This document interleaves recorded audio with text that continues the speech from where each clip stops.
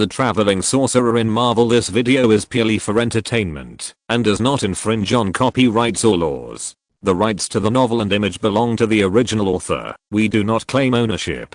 Don't like waiting and want to listen to this fanfic in full now? Subscribe to our Patreon, where you'll find the best fanfics. Chapter 201 for Magic. Jaffa's request was nothing to Li Feng. After all, Jaffa was not Aladdin. He had a foundation in magic. Although he was still an apprentice at an old age, it would be much easier to teach him magic. Li Feng did not even need to teach him personally. He could just give him a spellbook and let Jaffa learn by himself. However, Li Feng was a little curious. Don't you like wealth and power?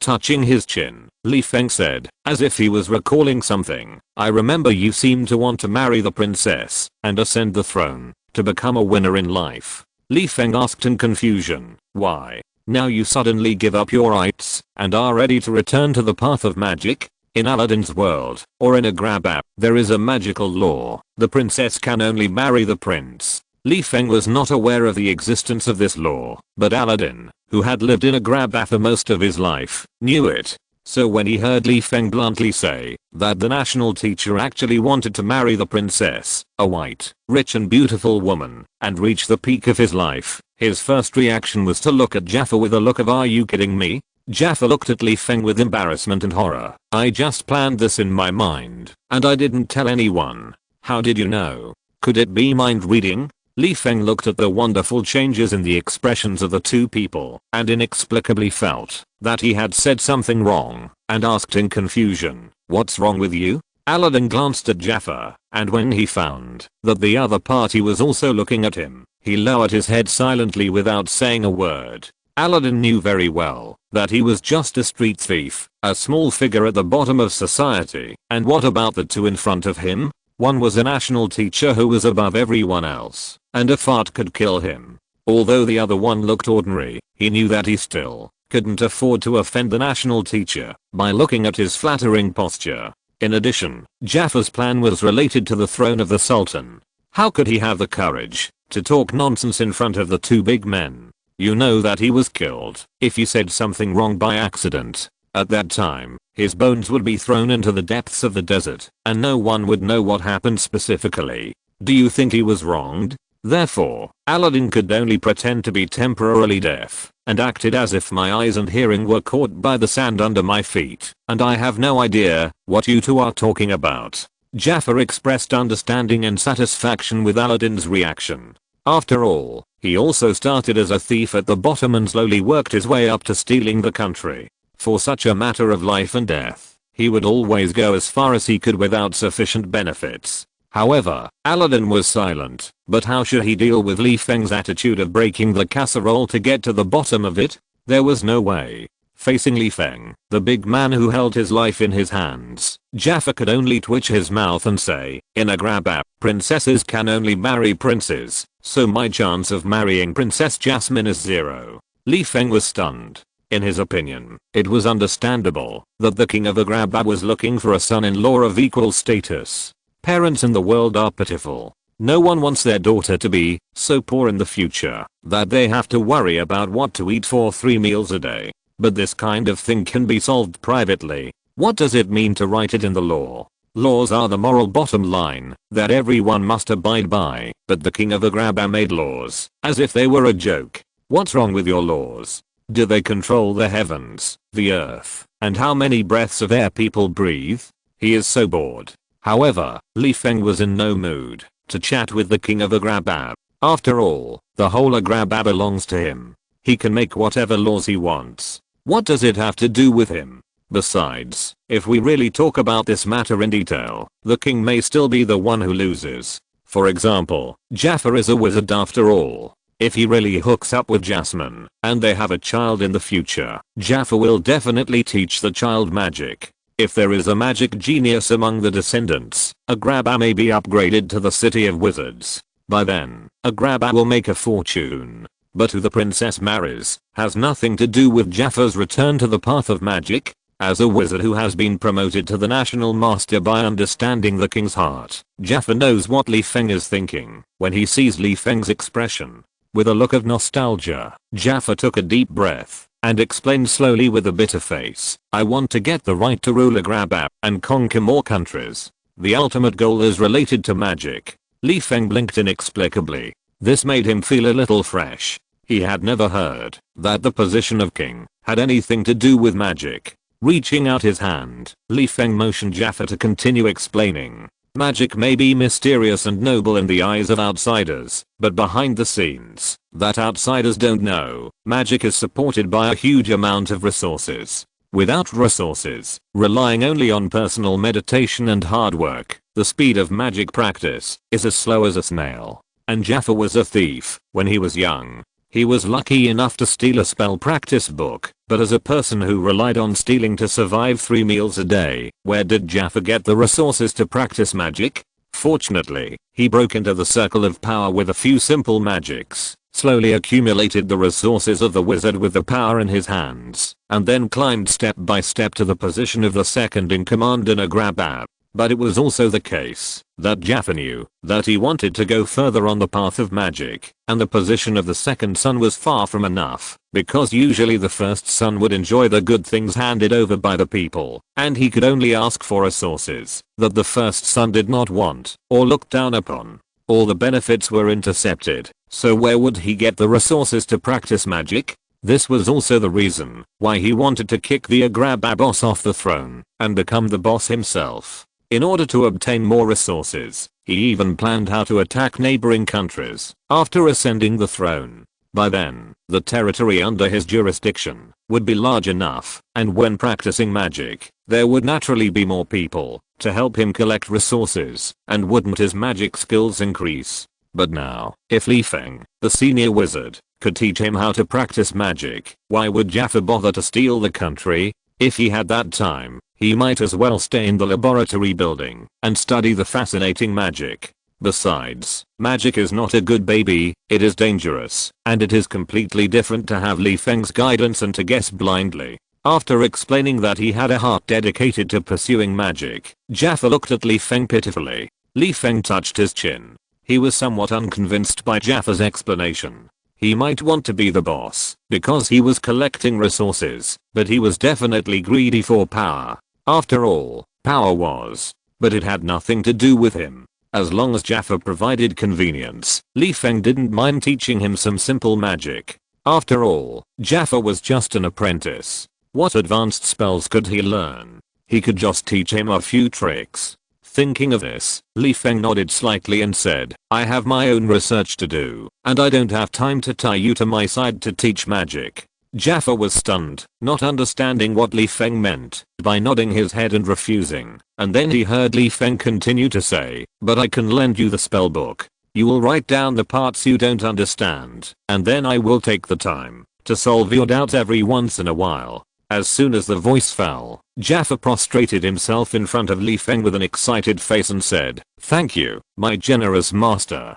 Li Feng was somewhat unaccustomed to Jaffa's kneeling etiquette of thanks. He gestured to Jaffa to stand up and waved to open the portal to Aladdin's house, saying, Aladdin, take your treasure home. On the side, Jaffa glanced at Aladdin, looking like he had something to say. Aladdin was also a shrewd person. As soon as he saw Jaffa's appearance, he guessed that the other party might want to kill him in order to keep the Cave of Wonders and the secret of planning the throne of Agrabah. He was so scared that he picked up the bulging bag filled with gold and jewelry and went into the portal. At the moment, when Aladdin passed through the portal, the magic carpet, for some unknown reason, also wanted to follow Aladdin. Li Feng was immediately unhappy. If he hadn't had the experience of flying all night last night, Li Feng might not care whether he had a magic carpet or not. After all, he could fly by himself, and he could fly faster and more agilely than the magic carpet. But after relying on his own mana to the point of almost exhausting it, some of Li Feng's concepts have changed. If it were normal, Li Feng would turn into black mist and fly all over the sky, and he could afford this amount of mana. But if his mana suddenly ran out in battle, he would be a bronze scum in close combat, so how should he surrender to save his handsome face? Therefore, Li Feng naturally came up with the idea of making a flying tool, but most flying tools require him to provide magic power. So what is the difference between this and directly flying and still consuming mana? It just so happens that the magic carpet can fly by itself without consuming extra mana, so it would be strange if Li Feng missed it. Seeing that the magic carpet dared to leave without permission, Li Feng grabbed the magic carpet and threatened it viciously. "Little thing, follow me from now on, or I will burn you." Aladdin, who had just returned home, heard Li Feng's threat to the magic carpet, and his face twitched. After hesitating for 0.1 seconds, he handed the bag to Li Feng with a depressed face, and mustered up the courage to lower his head and said, "Respected master, can I use these golden jewels to buy a magic carpet?" Li Feng looked at Aladdin puzzledly, and before he could ask why, he heard Aladdin explain, "I know these jewels are nothing to you, but the magic carpet saved my life in the cave. I can't watch it burn. I'm willing to use my only wealth in exchange for the freedom of the magic carpet. Although these words reflect your kindness, I always feel that you are brainless." Li Feng rolled his eyes and said unhappily, "If I really wanted to burn the magic carpet, why would I waste my words with it?" Li Feng looked at the magic carpet in his hand, curled his lips with disgust, and said, "This thing looks like a picnic blanket. I'm not interested in flying on it. I just want to study how it can fly without anyone providing mana, so that I can create my favorite flying tool in the future. If you don't believe it, you can play with the magic carpet anytime." Li Feng pointed at Jaffa and said, "I will be living in Agrabah recently, and I will let Jaffa notify you where I am." After that, Li Feng waved his hand to close the portal without caring whether Aladdin believed it or not. Chapter 212. The moment the portal closed, Jaffa, who had been holding back his words, thought for a moment. He felt that Li Feng was too good to Aladdin. Not only did he allow Aladdin to safely obtain treasures that would allow him to live a carefree life for several lifetimes, but he also allowed him to play with the magic carpet at any time. Moreover, his tone of voice did not sound like that of a high-handed wizard.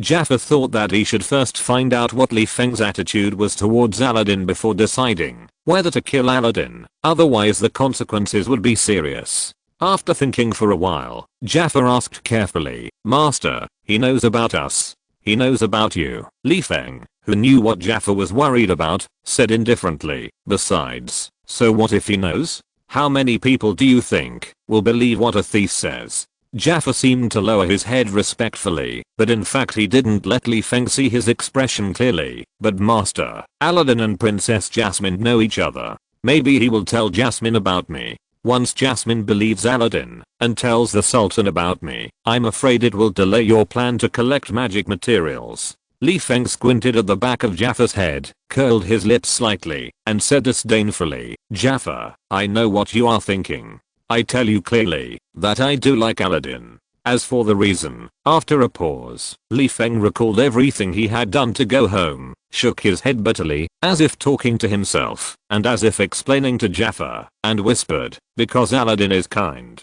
Hearing Li Feng's explanation, Jaffa felt inexplicably cold in his heart, and buried his head even lower. The things that you can't get are the most precious. Jaffa understands this principle, so he knows very well that Li Feng's slightly envious tone of saying that Aladdin is kind means that Li Feng is definitely not a kind person. Li Feng took a deep breath and put the memories behind him. "You should just help me collect magic materials." After that, Li Feng waved his hand to open the portal, signaling Jaffa to quickly roll into the Cave of Wonders. Seeing this, Jaffa sighed deeply in his heart. At this point, no matter what kind of person Li Feng is, for the sake of magic and his life, what else can he do except to enter the Cave of Wonders obediently to collect magic materials? After sending Jaffa into the Cave of Wonders, Li Feng maintained the portal so that Jaffa could enter and exit at any time, while sitting on the magic carpet, taking out the magic lamp from his shoulder bag and wiping it.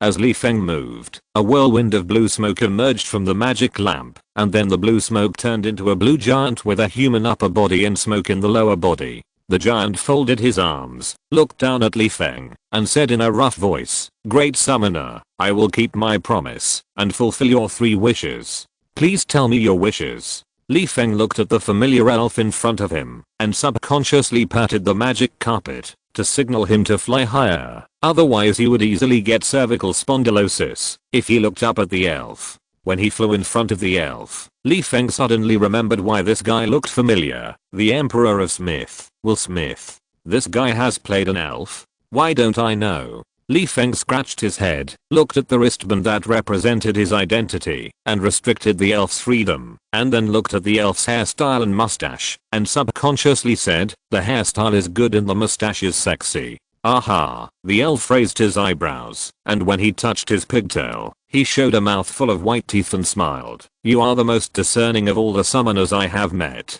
Shrugging his shoulders, the elf curled his lips and said, unfortunately, I can only fulfill 3 wishes for you. After speaking, the elf instantly shrank to the size of a normal human, twisting his waist like doing warm-up exercises, and asked, Dear wizard, the chat time is over. Let's get to work. Now tell me your first wish. Can I make the 3rd wish first? Li Feng looked at the elf with a smile. The elf flew to Li Feng in confusion, and looked at Li Feng carefully. Manner that tends to be dark. It is estimated that a wizard who has been corrupted by darkness and is greedy wants to make a wish to fulfill 3 wishes with the 3rd wish. Mr. Wizard, let me make it clear in advance. The elf pointed at Li Feng and said with a disdainful expression, you can only make 3 wishes. This is the rule of the elves. No one can make a 4th wish to an elf. Li Feng shrugged, I know the rules of the elves. Not only that, I also know that you can't bring people back to life, kill people or set fires, or make someone fall in love with someone else. It seems that you know a lot about elves. I like summoners who know their business, so that I don't have to keep introducing the rules.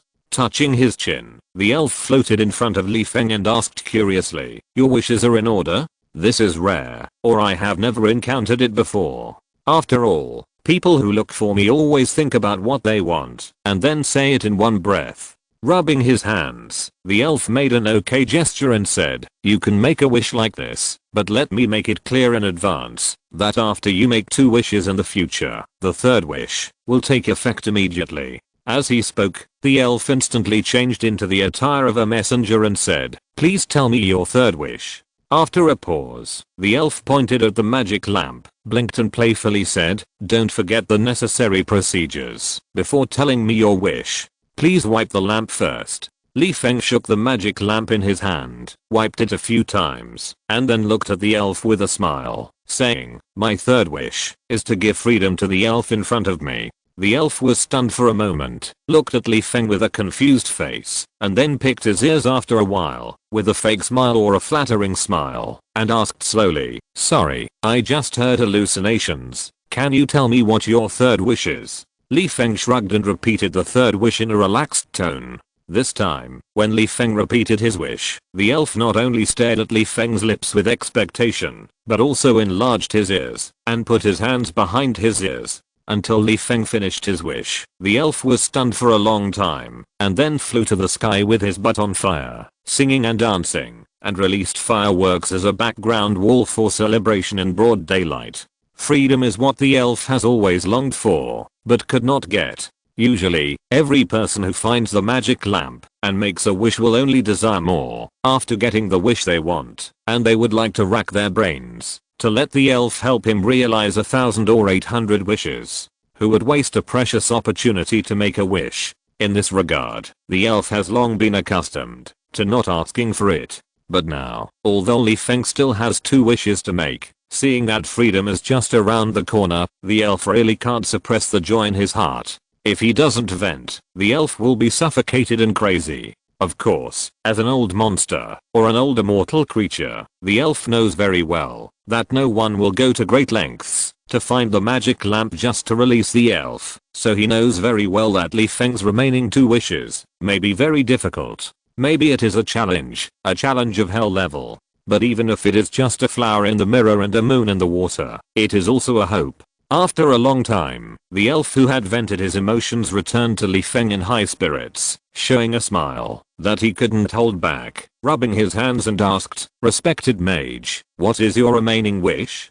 Power, wealth, or power? After thinking about it, the elf who saw through the ways of the world felt that he needed to remind Li Feng, and said with a grin showing his back teeth, respected mage, believe me, no one will be satisfied with these things. You will continue to cycle in desire until the day you die of old age. Li Feng nodded disdainfully. I know, I don't need to rely on making wishes to gain strength. I prefer the power I have practiced, which makes me more down to earth.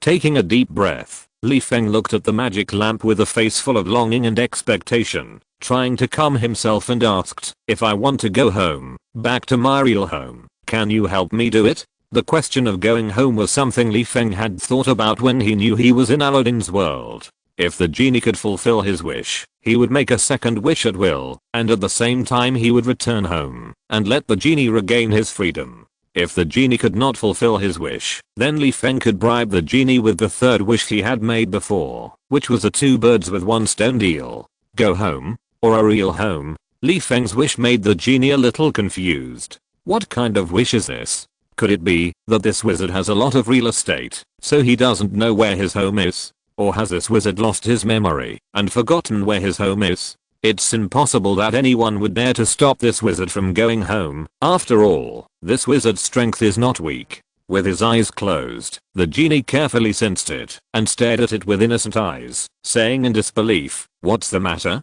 I can't sense where your home is. He, the genie, although not omniscient, is also one of the most powerful in the universe. As a result, he can't even find the home of the benefactor who is ready to give him freedom. This made the elf puzzled and embarrassed, and he asked slowly, respected mage, do you remember where your home is? The elf's question already showed that he could not fulfill his wish, which made Li Feng shake his head bitterly. Forget about home, I can find a way myself. Can I have some wine? I want to drink. The elf waved his hand and conjured a glass of beer and handed it to Li Feng. Seeing that the other party looked like he missed him, he opened his mouth several times to ask something and finally decided not to disturb Li Feng at this time. Just as the elf was about to return to the magic lamp, he suddenly heard Li Feng say, elf, chat with me. The elf thought about it. To be honest, he didn't want to go back to the magic lamp that was made of brass. He just felt embarrassed that he couldn't help Li Feng fulfill his wish. But since Li Feng had spoken, the elf was naturally willing to chat with Li Feng. After all, he had been in the magic lamp for too long and was almost claustrophobic. After taking a big gulp of wine, Li Feng suddenly thought of something and asked with narrowed eyes, if one elf can't fulfill my wish, then what if two elves join forces? If you're listening to this novel on a channel other than Fanfic World, it means they downloaded and uploaded it without effort. We cordially invite you to visit our channel, Mundo Fanfic Novelos. There you'll find the original version of this story and you can explore many other novels of various genres. We're waiting for you to immerse yourself in a world of incredible novels. Chapter 203, Pretending to be Drunk. The elf looked at Li Feng in confusion. As far as he knew, there was more than one magic lamp,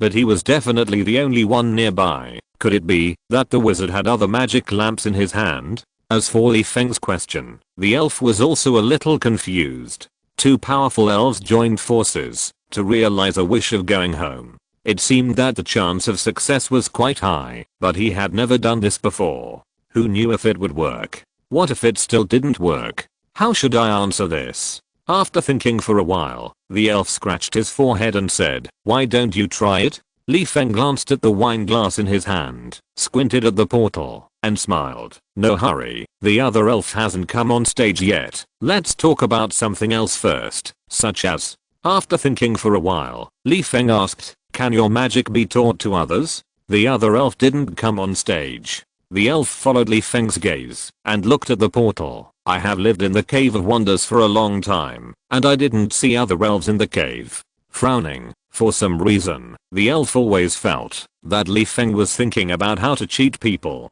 Tilting his head, the elf shrugged and said, in theory, the magic of elves can be taught to others, but the reality is that there are some spells that only elves dare to use because the price is too high, and you wizards can't afford this price. The elf tapped the bracelet on his wrist and explained, the reason why the elves can afford the price is also because of this thing. Although it restricts my freedom, it is also protecting me. Li Feng nodded, his eyes drifted towards Jaffa in the portal obscurely, touched his chin and said, maybe my first wish has been thought of. How about you teach me magic? The elf smiled and shook his head and said, of course, I can, but I advise you not to say that. Although the elves can fulfill any wish, the elf suddenly recalled that Li Feng's wish to go home could not be fulfilled by himself, and this was not one of the 3 unfulfillable wishes. Embarrassed, he changed his words and said, well, the elves can fulfill most wishes, but this is not the point.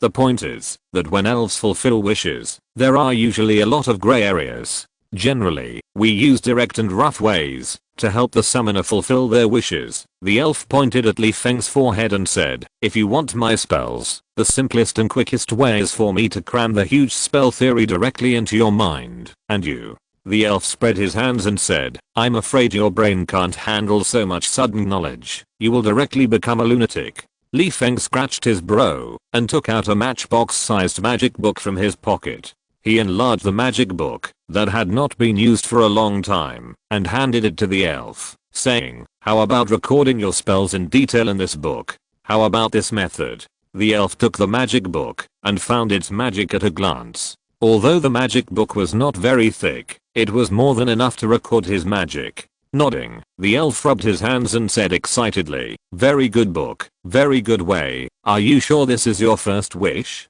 The elf couldn't help but be excited. Li Feng's third wish had been made in advance, and it was the kind that set him free. Therefore, as long as he fulfilled Li Feng's 2 wishes, he would be free from the elf's shackles. Now, seeing that Li Feng was about to make another wish, he would be one step closer to the previous freedom. It would be strange if he was not excited. On the other hand, Li Feng knew that knowledge is power. If the elf could not help him go home, then choosing knowledge was the best option. After all, the road home requires power. Thinking of this, Li Feng did not say anything, but just wiped the magic lamp and made a wish for the elf to record all the magic knowledge in the magic book. At the moment, when Li Feng made the wish, the elf picked up the magic book and rushed into the sky with joy, singing and dancing again, to vent his inner excitement. It can be seen that this elf likes singing and dancing. After a while, the elf flew back to Li Feng with a mouthful of white teeth,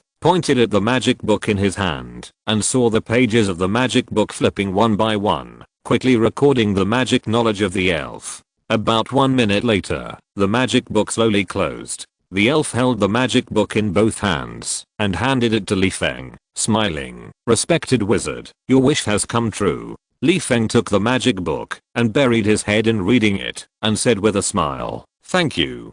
By the way, I want to congratulate you in advance. As long as you and another elf join forces to send me home later, the 3rd wish I made before will take effect immediately, and you will be free from now on. Li Feng's words have clearly told the elf what his remaining wishes are, which also makes the elf understand that his freedom is within reach. At this time, a trace of embarrassment suddenly appeared on the elf's face. I haven't thanked you for giving me freedom. Obviously, the elf just remembered that he hadn't thanked Li Feng before, which made him one of the most powerful in the universe. Embarrassed? After thinking about it, the elf felt that he could still make up for his gratitude and said in a flattering manner, is there anything I can help you with? For example. As he spoke, the elf scratched his head and looked around, waved his hand to summon some delicious food and fruits on the magic carpet, and said, how about some snacks? Li Feng touched his stomach.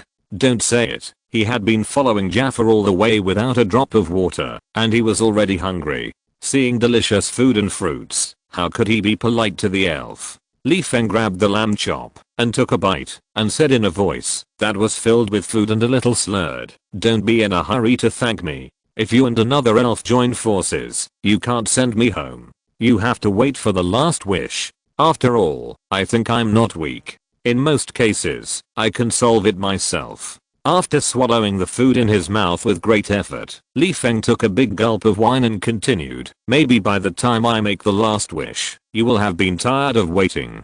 The elf smiled. He had been waiting for freedom alone in the magic lamp for who knows how many years. In terms of patience, he thought he was invincible. It's better to have hope than not to have any hope at all. Li Feng was stunned for a moment. His eyes drifted to the portal again, and he muttered softly, yes, it's better to have hope than no hope. He took a deep breath and slowly exhaled, hiding his emotions, and then Li Feng casually threw an apple to the elf, squinting and said, how did you become an elf in the first place? The elf took the apple and took a bite and was stunned for a moment. With a complicated but a smile on his face, he slowly told his past, while Li Feng drank the elf's story, pouring wine into his mouth in big gulps, and occasionally interrupted to discuss with the elf and express his own views. By the time the elf finished telling his own experience, Li Feng had become friends with the elf. Li Feng touched his bulging belly, glanced at the busy Jaffa, and said to the genie with a strong drunkenness, "I can't hold on anymore.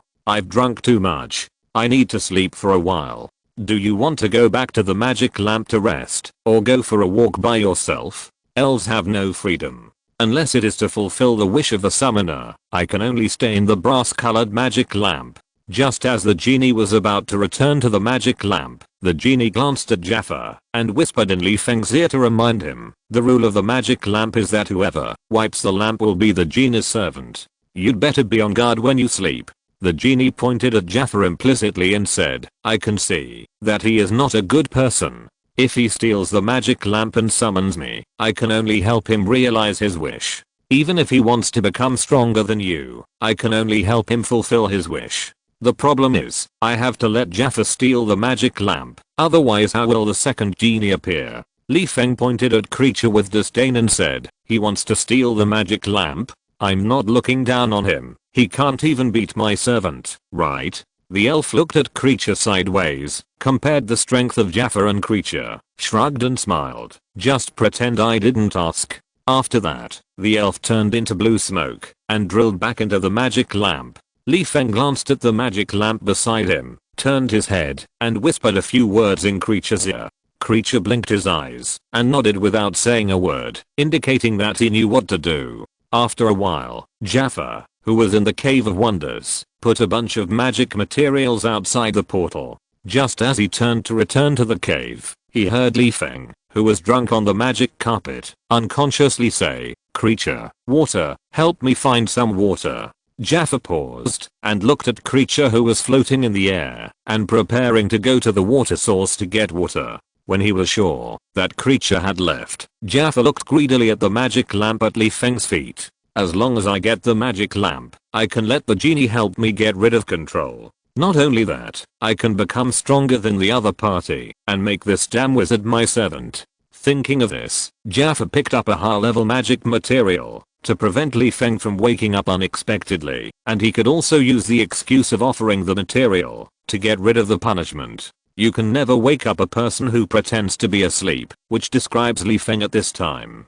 He was originally going to let Jaffa get the magic lamp, not to mention that Jaffa is tiptoeing towards him now. Even if Jaffa sets off firecrackers at this time, Li Feng, who pretends to be drunk, can only blink his eyelashes to indicate that it is too noisy, and then cover his ears and continue to sleep. Anyway, Li Feng will never open his eyes unless Jaffa gets the magic lamp. Jaffa has long been occupied by greedy desires, so how can he think about whether this is a trap set by Li Feng on purpose? Soon, Jaffa walked to Li Feng's side, quickly picked up the magic lamp, turned around and ran, while wiping the magic lamp, and summoned the genie. At the moment when Jaffa summoned the genie, Li Feng grinned and cast a spell at the magic lamp, saying, "Come here, magic lamp." Needless to say, the magic lamp naturally broke away from Jaffa's hand and flew towards Li Feng.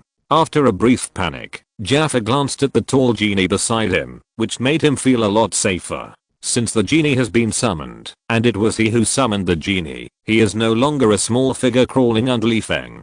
The only trouble is the slave contract on his body, but it doesn't matter, as long as he makes a wish stronger than Li Feng before Li Feng punishes him. On the other side, Li Feng shook the magic lamp in his hand, and said with a smile, "Do you think it's enough to be stronger than me? The magic lamp is in my hand. As long as I make a wish stronger than yours, or a wish stronger than the genie, you are still not my opponent." Chapter 204 The Second Magic Lamp.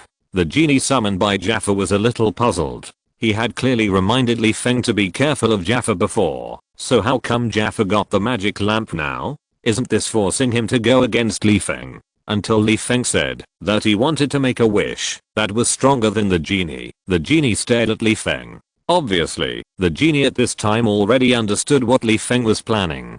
He knew that Li Feng was not ignorant of the genie, but knew too much, and he had explained to Li Feng in detail how he became a genie before. The point is that Li Feng kept asking questions during the explanation, and he broke down some details for Li Feng to answer, which made Li Feng fully understand the details of becoming a genie of the magic lamp.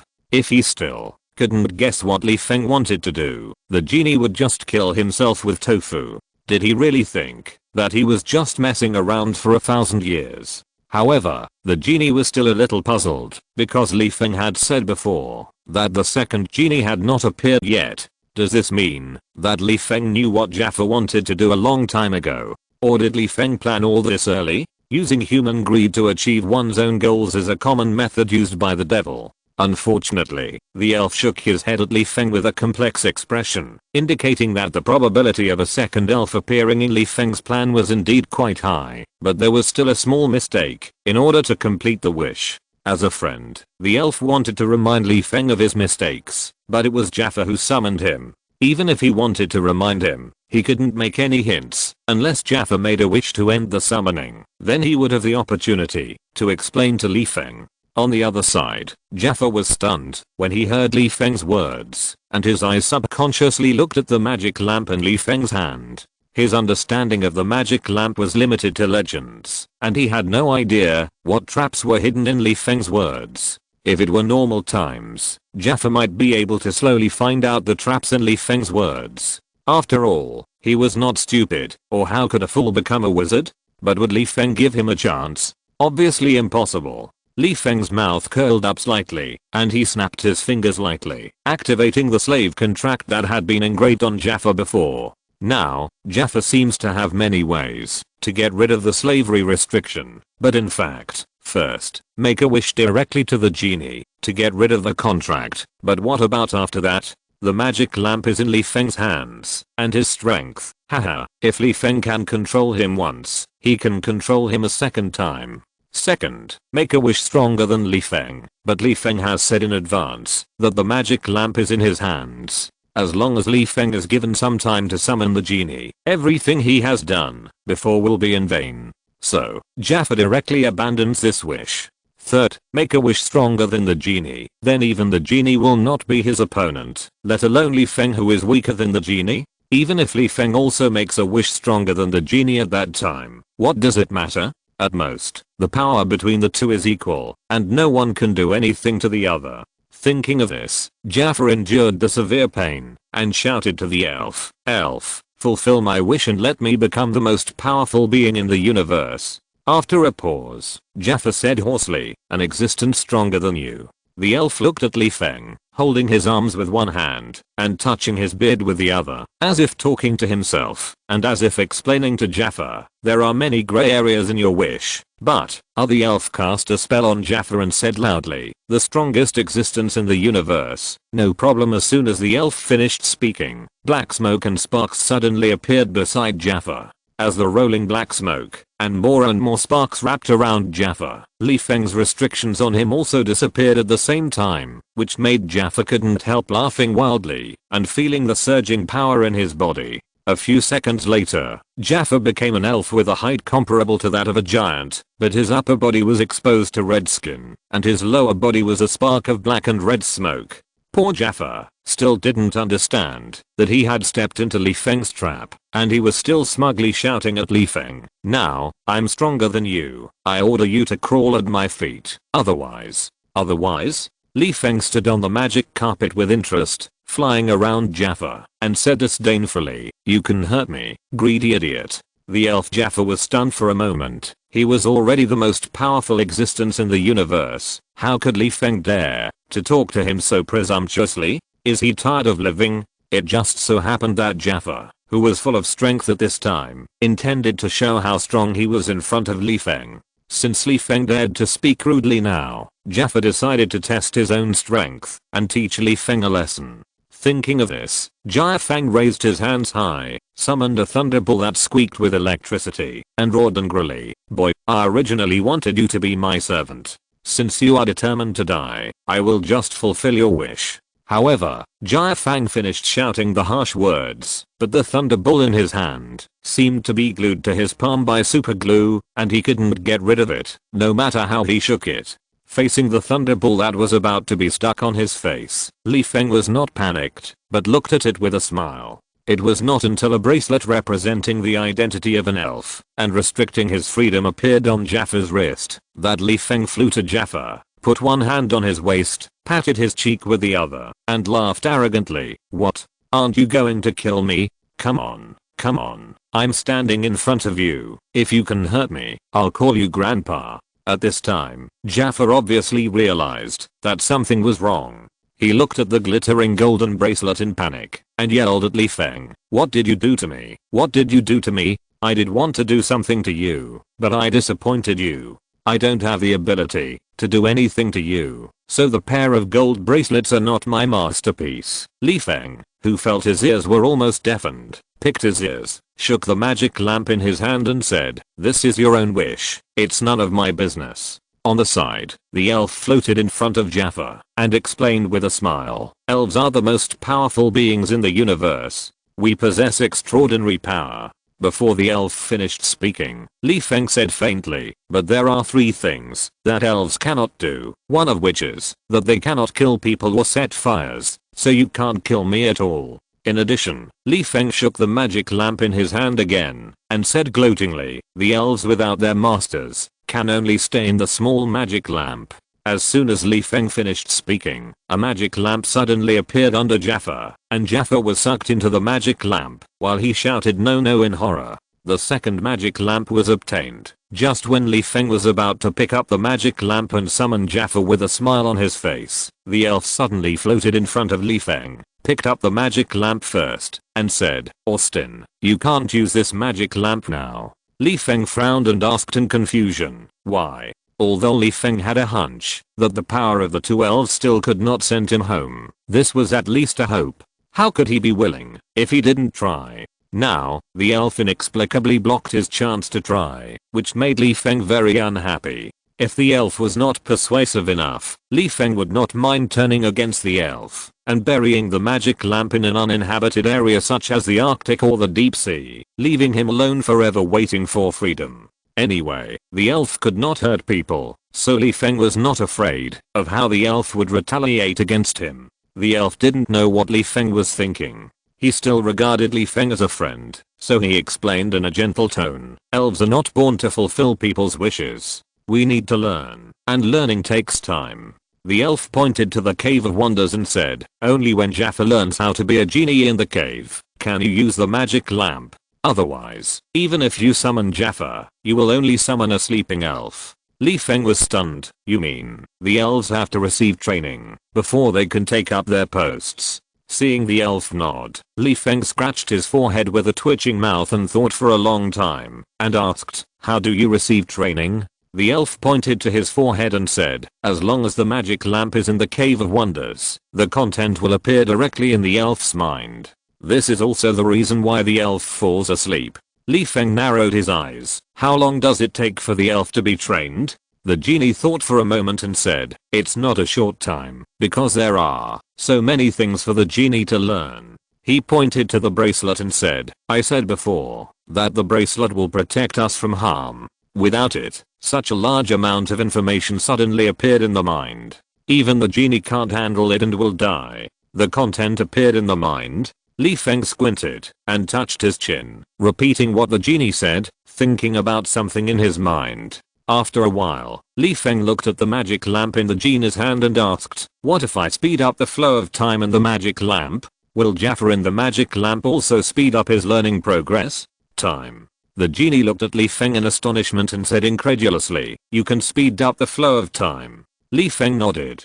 "This is not a secret. Maybe in the world of Aladdin, the field of time is magical, but in the Marvel world, he, the Ancient One will, and the future Doctor Strange will, in the future, everyone will not even give the time gem face, and collectively play time travel. Where do you think this puts the face of the time gem?" The elf stroked his mustache, thought for a while and said, "Theoretically, it's possible, but I still say that I don't know how long it will take for Jaffa to be trained before he can take up the job." After all, the time an elf sleeps is not calculated in years. After a pause, the elf pointed at himself and said, for someone with good talent like me, the sleeping time is still more than 100 years. As for Jaffa, I'm afraid it will be slower. It's okay if it can be done. What's the big deal about a longer time? At most, I can cast spells every day. Li Feng grinned and said, it's just right. I can take this opportunity to practice the spell of time acceleration. You know, in actual combat, I used more time stagnation, and the spell of time acceleration is much less used. Seeing that Li Feng had made up his mind, the elf didn't say anything more, waved his hand, and threw the magic lamp into the Cave of Wonders. Li Feng opened the portal, flew to the vicinity of the magic lamp on the magic carpet, and applied time acceleration to the magic lamp. Chapter 205 Melancholy Bird. While Li Feng was casting a spell on the magic lamp, the genie beside him blinked his curious eyes and carefully observed the magic lamp wrapped in water. After a long time, the genie saw something, and said in a positive tone, it seems that for us, Jaffa in the magic lamp is indeed accelerating his learning speed, but considering the power of your time spell, I'm afraid Jaffa is still learning for at least a year or two. After a pause, the genie added, this is the result of your daily spell casting. Hearing the genie's words, Li Feng waved his hand indifferently. Even if he stayed in the Aladdin world for 2 years, what if the genie Jaffa still couldn't wake up? The magic lamp is a magical item. At worst, he would take Jaffa and the genie back to the Marvel world to continue waiting. Besides, the genie calculated, based on his current spell power. Could it be that he spent 2 years practicing spells and the spell power remained the same? This is too much of an underestimation. Until Li Feng's mana was mostly consumed, he reluctantly ended the time acceleration practice, waved his hand to open the portal, and signaled the magic carpet to take him out of the Cave of Wonders. After leaving the cave, the elves were forced to return to the magic lamp to rest, because they were not in the time to fulfill other people's wishes. Li Feng, on the other hand, slowly recovered his mana, while taking out the magic book to study the magic recorded by the elves. However, as he continued to study, Li Feng frowned from time to time. The more Li Feng read about the magic of the elves, the more surprised he was. First of all, the elves can rely on their mana to summon food out of thin air, the kind of food that can really be digested by the human stomach and intestines. Such a level of magic scared Li Feng a little, because not to mention that he couldn't summon real food out of thin air. Even the big boss who could beat the gods into dogs couldn't do it. At most, the Ancient One could get food from other places, or simply use energy to make food that looks like food, but is actually energy. The problem is that this kind of energy food can't satisfy hunger. If you eat it to death, it will only give the empty stomach something to digest. If you want these energy foods to be converted into various nutrients needed by the human body, dream on. The more Li Feng looked, the more frightened he became. What is the difference between the magic of the elves and the real creation? The elves can only make some food, gold and jewelry, etc. So what's the next step?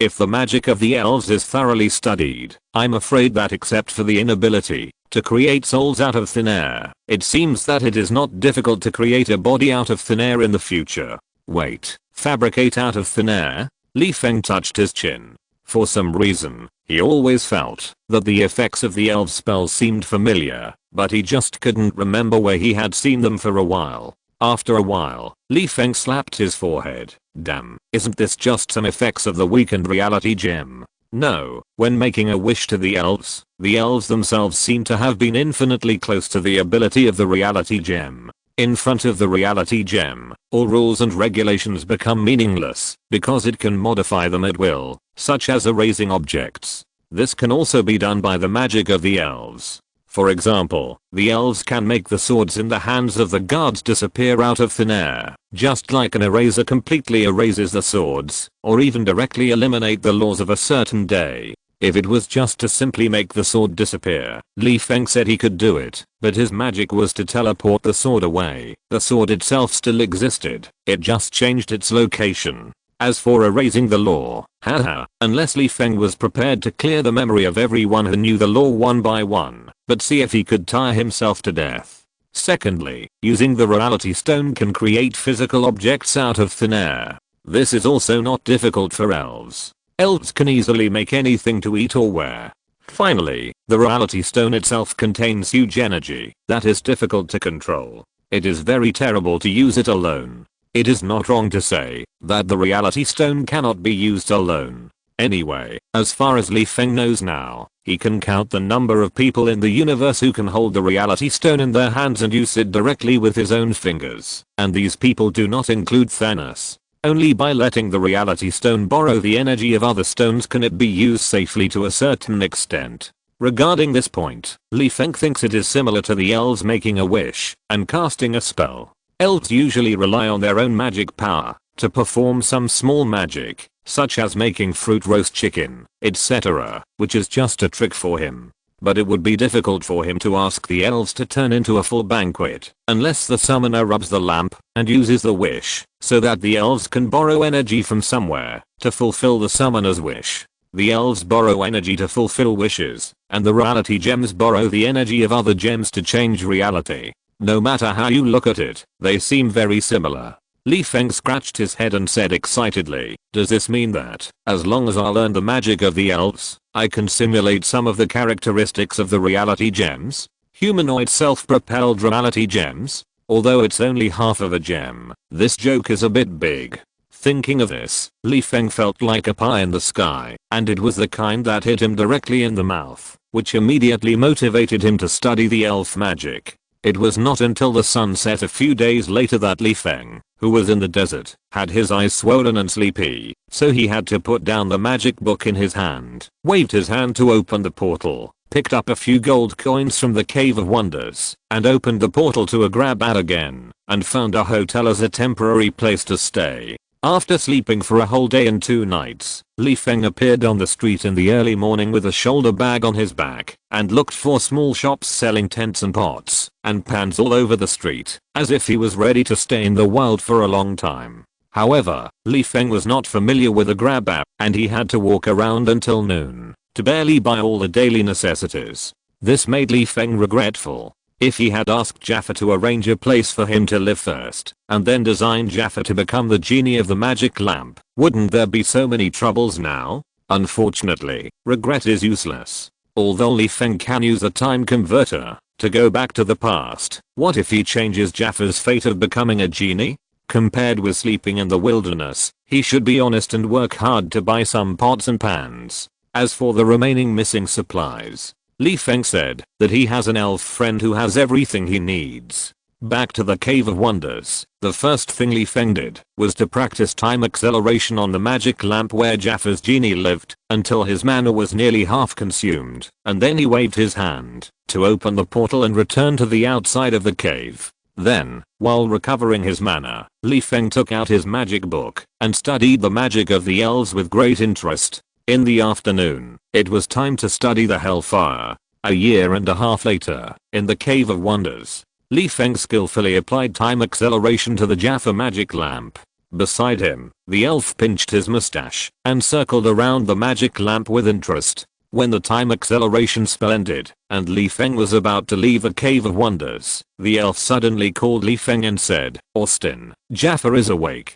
Awake. Li Feng didn't care about maintaining the portal, so he let the portal dissipate and picked up the magic lamp to wipe it. Jaffa's appearance was very similar to that of the elf, with a swirling smoke coming out of the mouth of the lamp. The only difference was that Jaffa was red, while the elf was blue. In addition, the newly appointed Jaffa seemed to be still not used to the lifestyle of the elves. He looked a little confused and at a loss after his appearance. Li Feng gently poked the elf beside him, and while looking at the fool like Jaffa, he whispered, "Is this guy okay? Why do I feel that he is unreliable?" The elf held his arms with one hand, touched his mustache with the other hand, and shouted, "Elf." After a pause, the elf turned his head to look at Li Feng. "I'm an elf, he is also an elf, and I feel weird when I call him an elf." After saying that, the elf raised his eyebrows, turned his head to look at Jaffa, and shouted, "Am I calling you Jaffa, or the red elf?" Jaffa, who came back to his senses after hearing the elf's call, looked at the summoner, but when he looked at Li Feng who summoned him, his face was inevitably filled with anger. This is normal, after all. He became an elf because of Li Feng's design, although he was also too greedy. This is also the law that elves must abide by, not harming humans, otherwise Jaffa would wish to crush Li Feng to ashes with his own hands. Due to the rules of the elves, Jaffa took a deep breath and pretended not to talk to you. He gritted his teeth and said to Li Feng, "Say your wish." You know, Li Feng curled his lips and said jokingly, "In order to train you, I spent a lot of time so that you can sleep for hundreds of years, and now for only 1.5 years. In the end, you still look indifferent, which really makes me sad." Jaffa was in no mood to chat with Li Feng. Seeing that Li Feng didn't say his wish, he looked at his magic lamp and said, "Don't disturb my rest if you don't have a wish." After that, Jaffa was about to get back into the magic lamp. The petty Li Feng pursed his lips, feeling a little excited inside, but his tone was very calm, and said, "Jaffa, my wish is that you and the elves join forces to send me home, back to my real home." Jaffa looked at the elves blankly. Just for this broken wish, 2 elves have to join forces? Although he was complaining in his heart, Jaffa just wanted to complete Li Feng's wish and leave. He really couldn't keep a normal heart in front of Li Feng. Besides, instead of chatting with Li Feng, it would be better to go back to the magic lamp, study the loopholes in the elf code, and then find an opportunity to kill Li Feng. But after he and the elf worked together to sense where Li Feng's home was, he looked at Li Feng dumbfounded. The elf was a little curious. At the beginning, Jaffa's wish was to become a stronger existence than him, so theoretically Jaffa was indeed stronger than him. But now the 2 elves still can't find Li Feng's home, let alone send Li Feng home. What's going on? The elf, Austin, where is your home? We can't even sense where it is. Li Feng smiled falsely, silently opened the portal, and left the strange cave with 2 magic lamps. The elf looked at Li Feng's lost expression, and followed Li Feng without saying a word, while Jaffa laughed loudly with his mouth wide open, as if he had picked up a big bargain. Jaffa didn't care while Li Feng was lost. As long as he saw Li Feng was defeated, he would be happy. On the sand dunes, Li Feng held the barrel of wine in both hands and poured it into his mouth, looking into the distance with lifeless eyes. After a long while, when the whole barrel of wine was finished, Li Feng stood up and smashed the barrel, then patted his butt and returned to the tent. Damn, what's the point of being sad? It's not like there's no hope of returning home. Chapter 206 Hellfire Roasted Metal Thighs. The next day, outside the tent, Li Feng squatted on the sand with a nesting doll beside him, chewing an apple, while looking at the small fire in front of him with a sad face, and a metal thigh in the fire.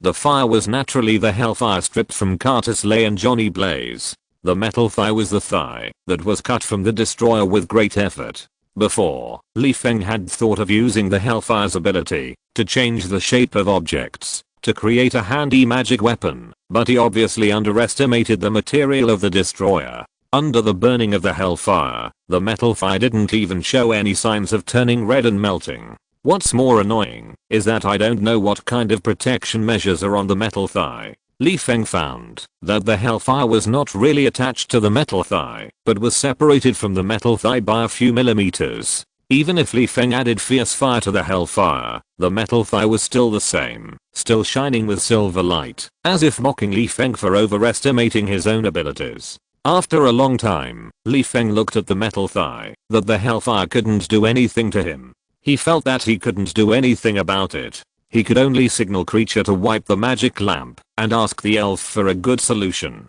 The elf stretched out of the magic lamp, rubbed his eyes full of eye mucus, and asked with a yawn, "Austin, why did you come to me so early in the morning?" Before he finished speaking, the elf found the metal thigh in the flames, looked at Li Feng in confusion, stared at him with surprised eyes and smiled. "Austin, don't tell me that you are tired of human food recently. You are going to roast the metal thigh to eat. Did you summon me for some cumin and chili salt?" While speaking, the elf conjured up a bottle of stomach and digestion tablets and handed it to Li Feng, saying, "I think this thigh is quite big. Maybe you need this?" Li Feng rolled his eyes. He knew that the elf was joking with him, but is the stomach and digestion tablet reasonable? It should be a brace, the kind of pure steel, otherwise how can he bite off the metal thigh? It doesn't seem right. What material is the destroyer made of? No matter what, pure steel braces are definitely not biteable. Li Feng casually conjured up an apple and threw it to the elf, pointing to the metal thigh, and said, "Do you have a way to change the appearance of this thing?" The elf's eyes lit up when he took the apple. This was conjured up by Li Feng out of thin air. What does this mean? It means that Li Feng has initially mastered the magic that originally belonged to the genie. A wizard who is not even a demigod actually analyzed the magic of the genie without any guidance, relying only on self-study. And he succeeded in performing it? Exclamation mark. The elf would be surprised. But when the elf took a bite, he found that the apple was not conjured out of thin air. Except for the water, the rest of the flesh was a ball of energy. This thing tasted like drinking boiled water. Moreover, even the water was not conjured out of thin air. The elf guessed that this was Li Feng extracting water from the air and injecting it into the flesh. Although apples are not as good as drinking boiled water to quench thirst, this is Li Feng's good intention, although the taste is a bit worse. While chewing the apple that tasted like boiled water, the elf looked curiously at the metal thigh in the flame that frightened him. The elf subconsciously stepped back a few steps to avoid being stained by the flame. Although he was protected by the elf bracelet, this small flame could not burn him to death, but he would also feel pain. He was not that kind of person. The more pain, the better. After a long time, the elf narrowed his eyes and asked, "What kind of flame is this? It feels like it can ignite my soul. And what is that metal thigh? I sense that there is an unknown divine power on it, and it is an extremely powerful one."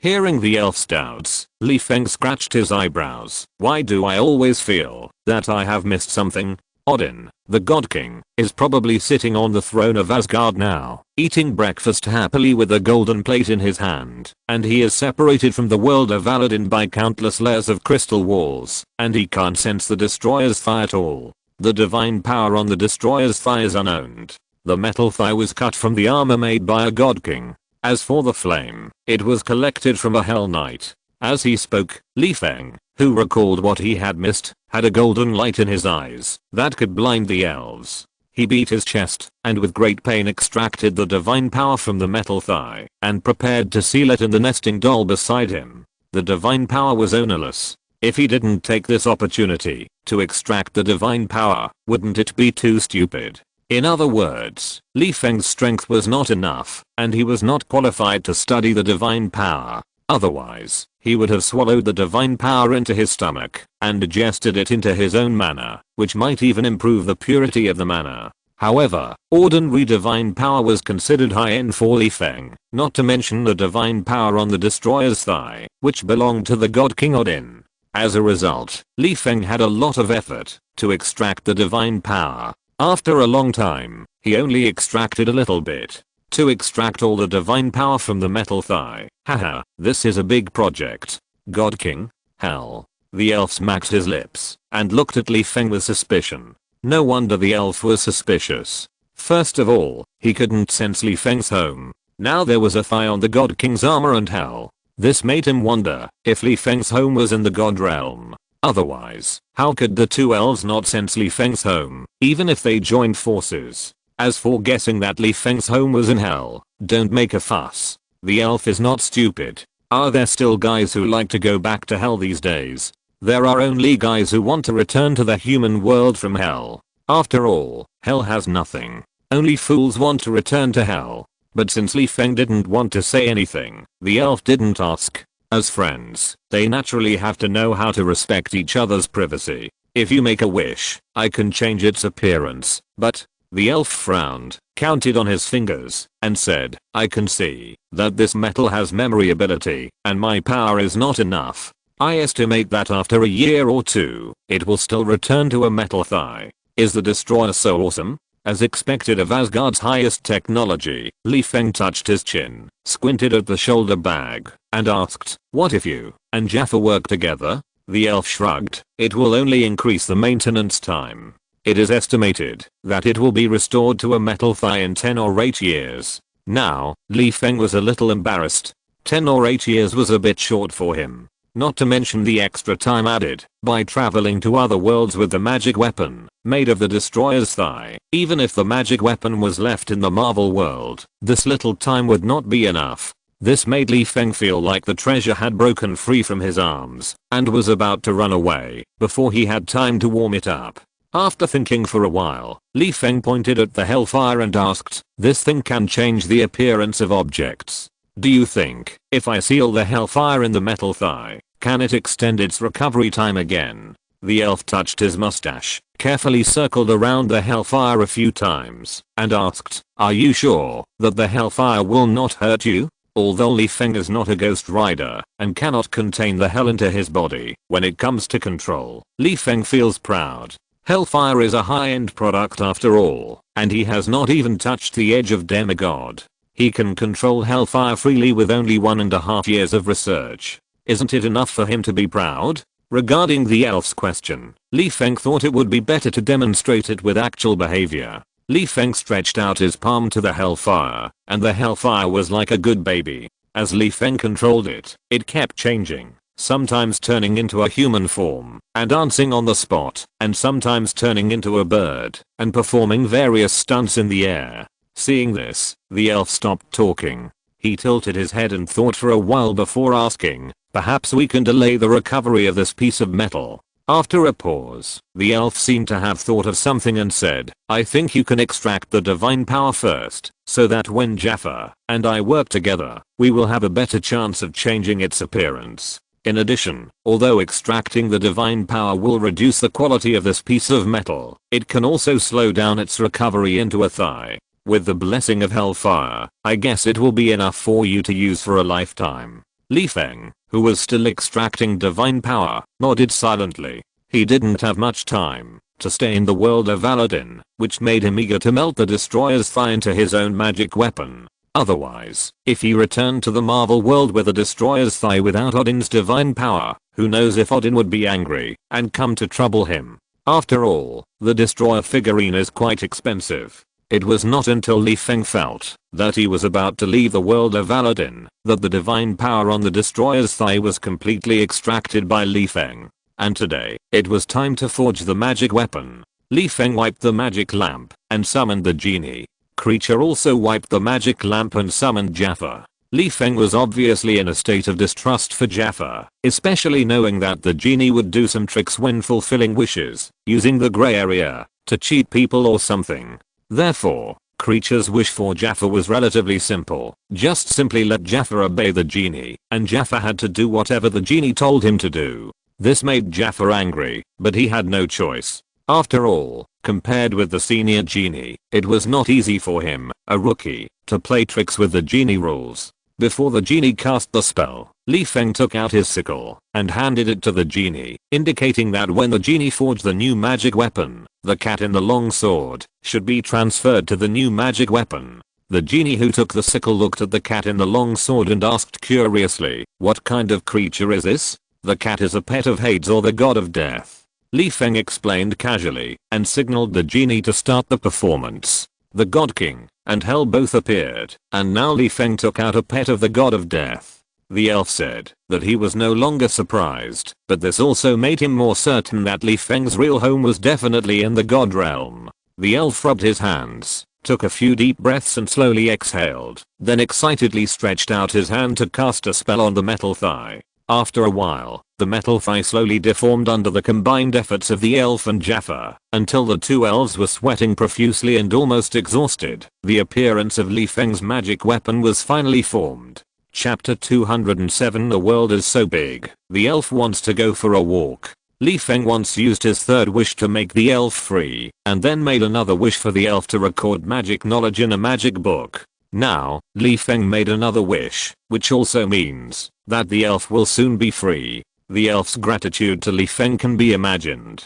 In order to let Li Feng get the most satisfactory magic weapon, the elf panted and asked, when the metal thigh was about to take shape, "Austin, do you just want to change the shape of the metal?" Seeing Li Feng nodded affirmatively, the elf shook his head slightly and smiled. "Are you sure you want a magic weapon, not a weapon?" Li Feng was a little puzzled.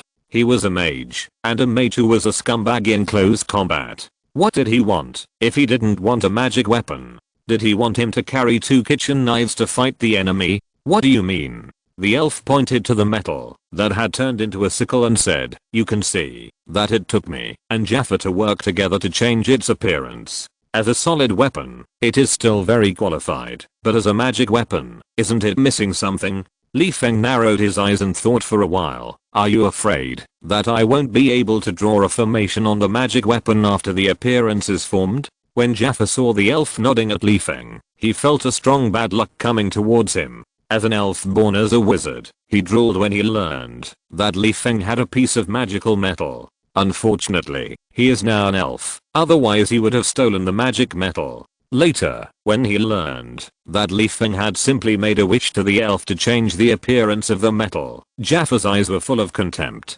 He is now the strongest elf, and even he needs to work with another elf to change the appearance of a piece of metal. Why can Li Feng draw a formation after the magic weapon is formed? Considering the hatred between him and Li Feng, Jaffa was too lazy to remind Li Feng.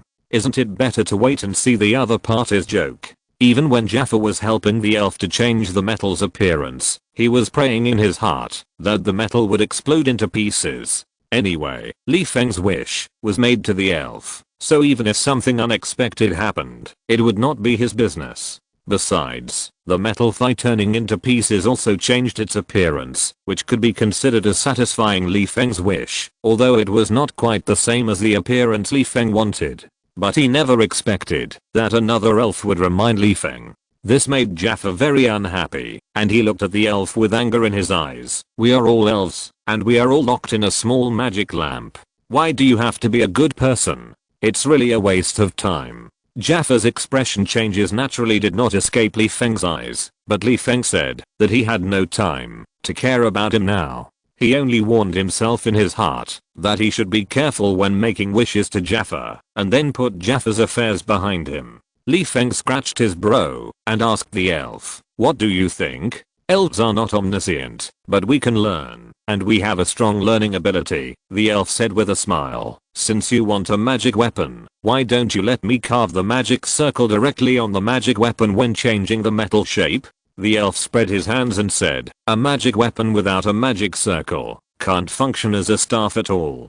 Before, Li Feng had thought about carving a magic circle, but when he learned that it was difficult to change the shape of the destroyer's thigh, Li Feng subconsciously thought of the positive carving and the seal. The so-called positive carving is to cut from the background to make the font stand out, and the strokes are displayed on the three-dimensional lines of the flat object. And another advantage of positive carving is that it is non-slip. After all, the handshake part is too smooth, which is not a good thing for weapons. The only disadvantage is that Li Feng needs to prepare a lot of extra magic materials to apply on the surface of the sickle. Now that the elf has offered to help, Li Feng pondered for a while and asked, "Carving the magic circle on the magic weapon is a delicate job. If you are not careful, you may end up with scrap metal. Are you sure?" The elf patted his chest and abdomen with a look as if to tell you that he would do the job, and said with a bit of pride, "Don't worry, I have a strong learning ability, and I promise not to let you down." Li Feng glanced at the magic weapon, took out the magic book from his shoulder bag, and handed it to the elf, saying, "Then thank you for your help." After that, Li Feng took a few steps back and was thinking about how to make a cool flying tool when he saw the elf conjure up 3 heads with 6 pairs of eyes staring at the rapidly flipping pages in his hands. Li Feng's mouth twitched. "Your speed of turning the pages reminds me of a devil, whose speed of changing his face is about the same as yours." After hesitating for a while, Li Feng asked slowly, "Are you sure you can learn the magic circle and the rune text this way?" The elf was fully studying the knowledge in the magic book at this time. After hearing Li Feng's words, he did not raise his head and showed a hand and gestured to Li Feng with an okay gesture, looking like he was concentrating on learning and did not want to be disturbed. After a long time, the elf closed the magic book and split himself into hundreds of palm-sized elves. All the elves stroked their mustaches and circled around the sickle that was about to take shape. After a while, one of the elves asked, "Austin, have you thought about carving any magic circle before?" Of course, Li Feng nodded and pointed to Shashuo casually, controlling the sand to gather into a sickle that looked like the shadow scythe in LOL. Of course, it was just a suspicion. After all, if he wanted to make a sickle like the shadow scythe, Li Feng said that he was afraid that he didn't have enough metal in his hand. As the sand sickle continued to take shape, the elf returned to its original form. He stroked his mustache and began to carefully observe the positive carving on the sickle, saying, in addition to the magic circle, there are also runes and rune characters. The elf turned his head and glanced at Li Feng. Are you going to make the magic weapon into a hodgepodge? Li Feng shrugged and pouted, saying, that's just the beginning. Maybe as I continue to grow, I will add something new to the magic weapon. You are awesome. The elf gave Li Feng a thumbs up and said with a smile, I have lived for 1,000 years, but this is the first time I have seen such hard metal. When you draw the magic circle, you must tell me what tools you used to carve the magic circle. Tell you? By then I will have left this world, and I'm afraid that the difficulty coefficient of notifying you is higher than carving the magic circle. However, there are some things that Li Feng does not want to say casually, especially in front of the two elves. Although the elf looks kind now, think about how Jaffa became a elf, and think about what the elf would look like before living in the magic lamp. I'm afraid it's not a good thing. You shouldn't have the intention to harm others, but it's still necessary to be on guard against others. Li Feng smiled and nodded to the elf. While maintaining the sand sickle, he signaled the elf to continue watching. It wasn't until Jaffa, who was waiting on the side, became a little impatient, that the elf returned to the metal sickle and said to Jaffa, cooperate with me with all your strength. The elf, who was afraid that Jaffa would make trouble, thought for a while and added, whether Austin's wish has been fulfilled or not, I will judge, so you'd better be honest. Jaffa gritted his teeth, glanced at Li Feng indignantly, nodded silently, and floated beside the elf. As mentioned before, carving a magic circle is a delicate job, which made the elf not only split two finger-sized clones to check the sickle, but also let the elf's main body transform into 5 heads, so that 10 pairs of eyes can monitor the changes of the sickle at all times. In this regard, Li Feng expressed his admiration. With so many eyes, 360 degrees of no blind spot viewing the magic circle, and the ability of the elves themselves, if the magic sickle could still be useless, what else could Li Feng do, except sighing that he was suffering from bad luck? As time went by, no matter how special the metal material was, it could not resist the power of the elves. Finally, a day later, a sickle shining with silver light appeared in front of Li Feng. When the elves transferred the cat to the blade of the sickle, Li Feng could not help but step forward and grasp the handle of the sickle and touch the sickle up and down like stroking the cheek of a lover. After a while, Li Feng opened his magic eye and looked at the cat in the blade and injected mana into the sickle handle. The cat in the blade instantly ignited hellfire, and in the blink of an eye it turned into a skeleton cat with hair and skin removed, leaving only the skeleton burning. At the same time, a stream of hellfire also ignited on the blade of the sickle. The elf, who was originally exhausted and panting, subconsciously stepped back a few steps when the hellfire ignited and smiled. How is my craftsmanship? No problem, I'm very satisfied. Li Feng gave the elf a thumbs up and said while extinguishing the hellfire, congratulations, you are free from now on. As soon as Li Feng finished speaking, the bracelet on the elf's wrist suddenly fell off and fell on the sand, turning into gold powder and disappearing. Then, the originally tall elf became the size of a normal person, and his skin color was no longer blue. Although the elf knew that he would be free after fulfilling Li Feng's wish, when freedom really came, he still seemed a little unbelievable, touching his wrist for a while, and then touching his cheek. Austin, the elf grinned, revealing his back teeth, and said happily, tell me something. Tell me what? Li Feng scratched his brow, patted the sickle in his hand, and said, give me 10 more magical instruments like this? Go away. The elf rolled his eyes. It's tiring enough for me to change its appearance. Do you still want to wholesale and retail sickles in the future? Li Feng casually put the sickle into his shoulder bag, walked forward to pick up the elf, patted his back, and joked, I think this thing is very expensive. I guess I can buy a planet after selling a few. Thank you. The elf hugged Li Feng tightly, his eyes moist and said, thank you. After the hug, Li Feng gestured to creature to prepare fine wine and delicious food to celebrate the elf's freedom, and asked, what are your plans for the future?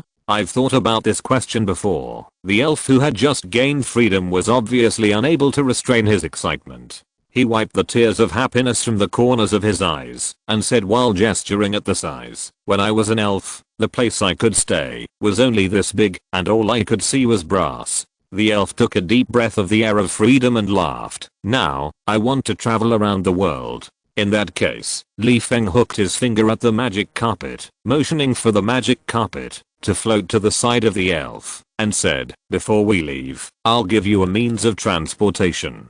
The elf turned his head to look at the magic carpet, hugged Feng again, and said, "Thank you, my friend."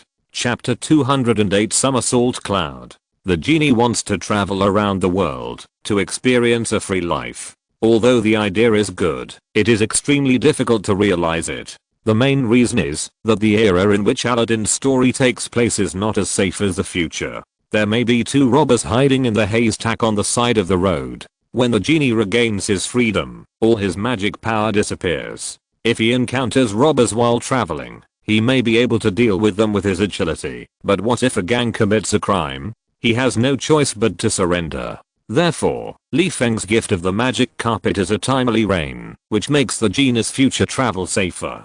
In addition, after Feng and the elf enjoyed a sumptuous meal, Feng waved his hand to open the portal connecting to the Cave of Wonders and said, "Traveling also requires money."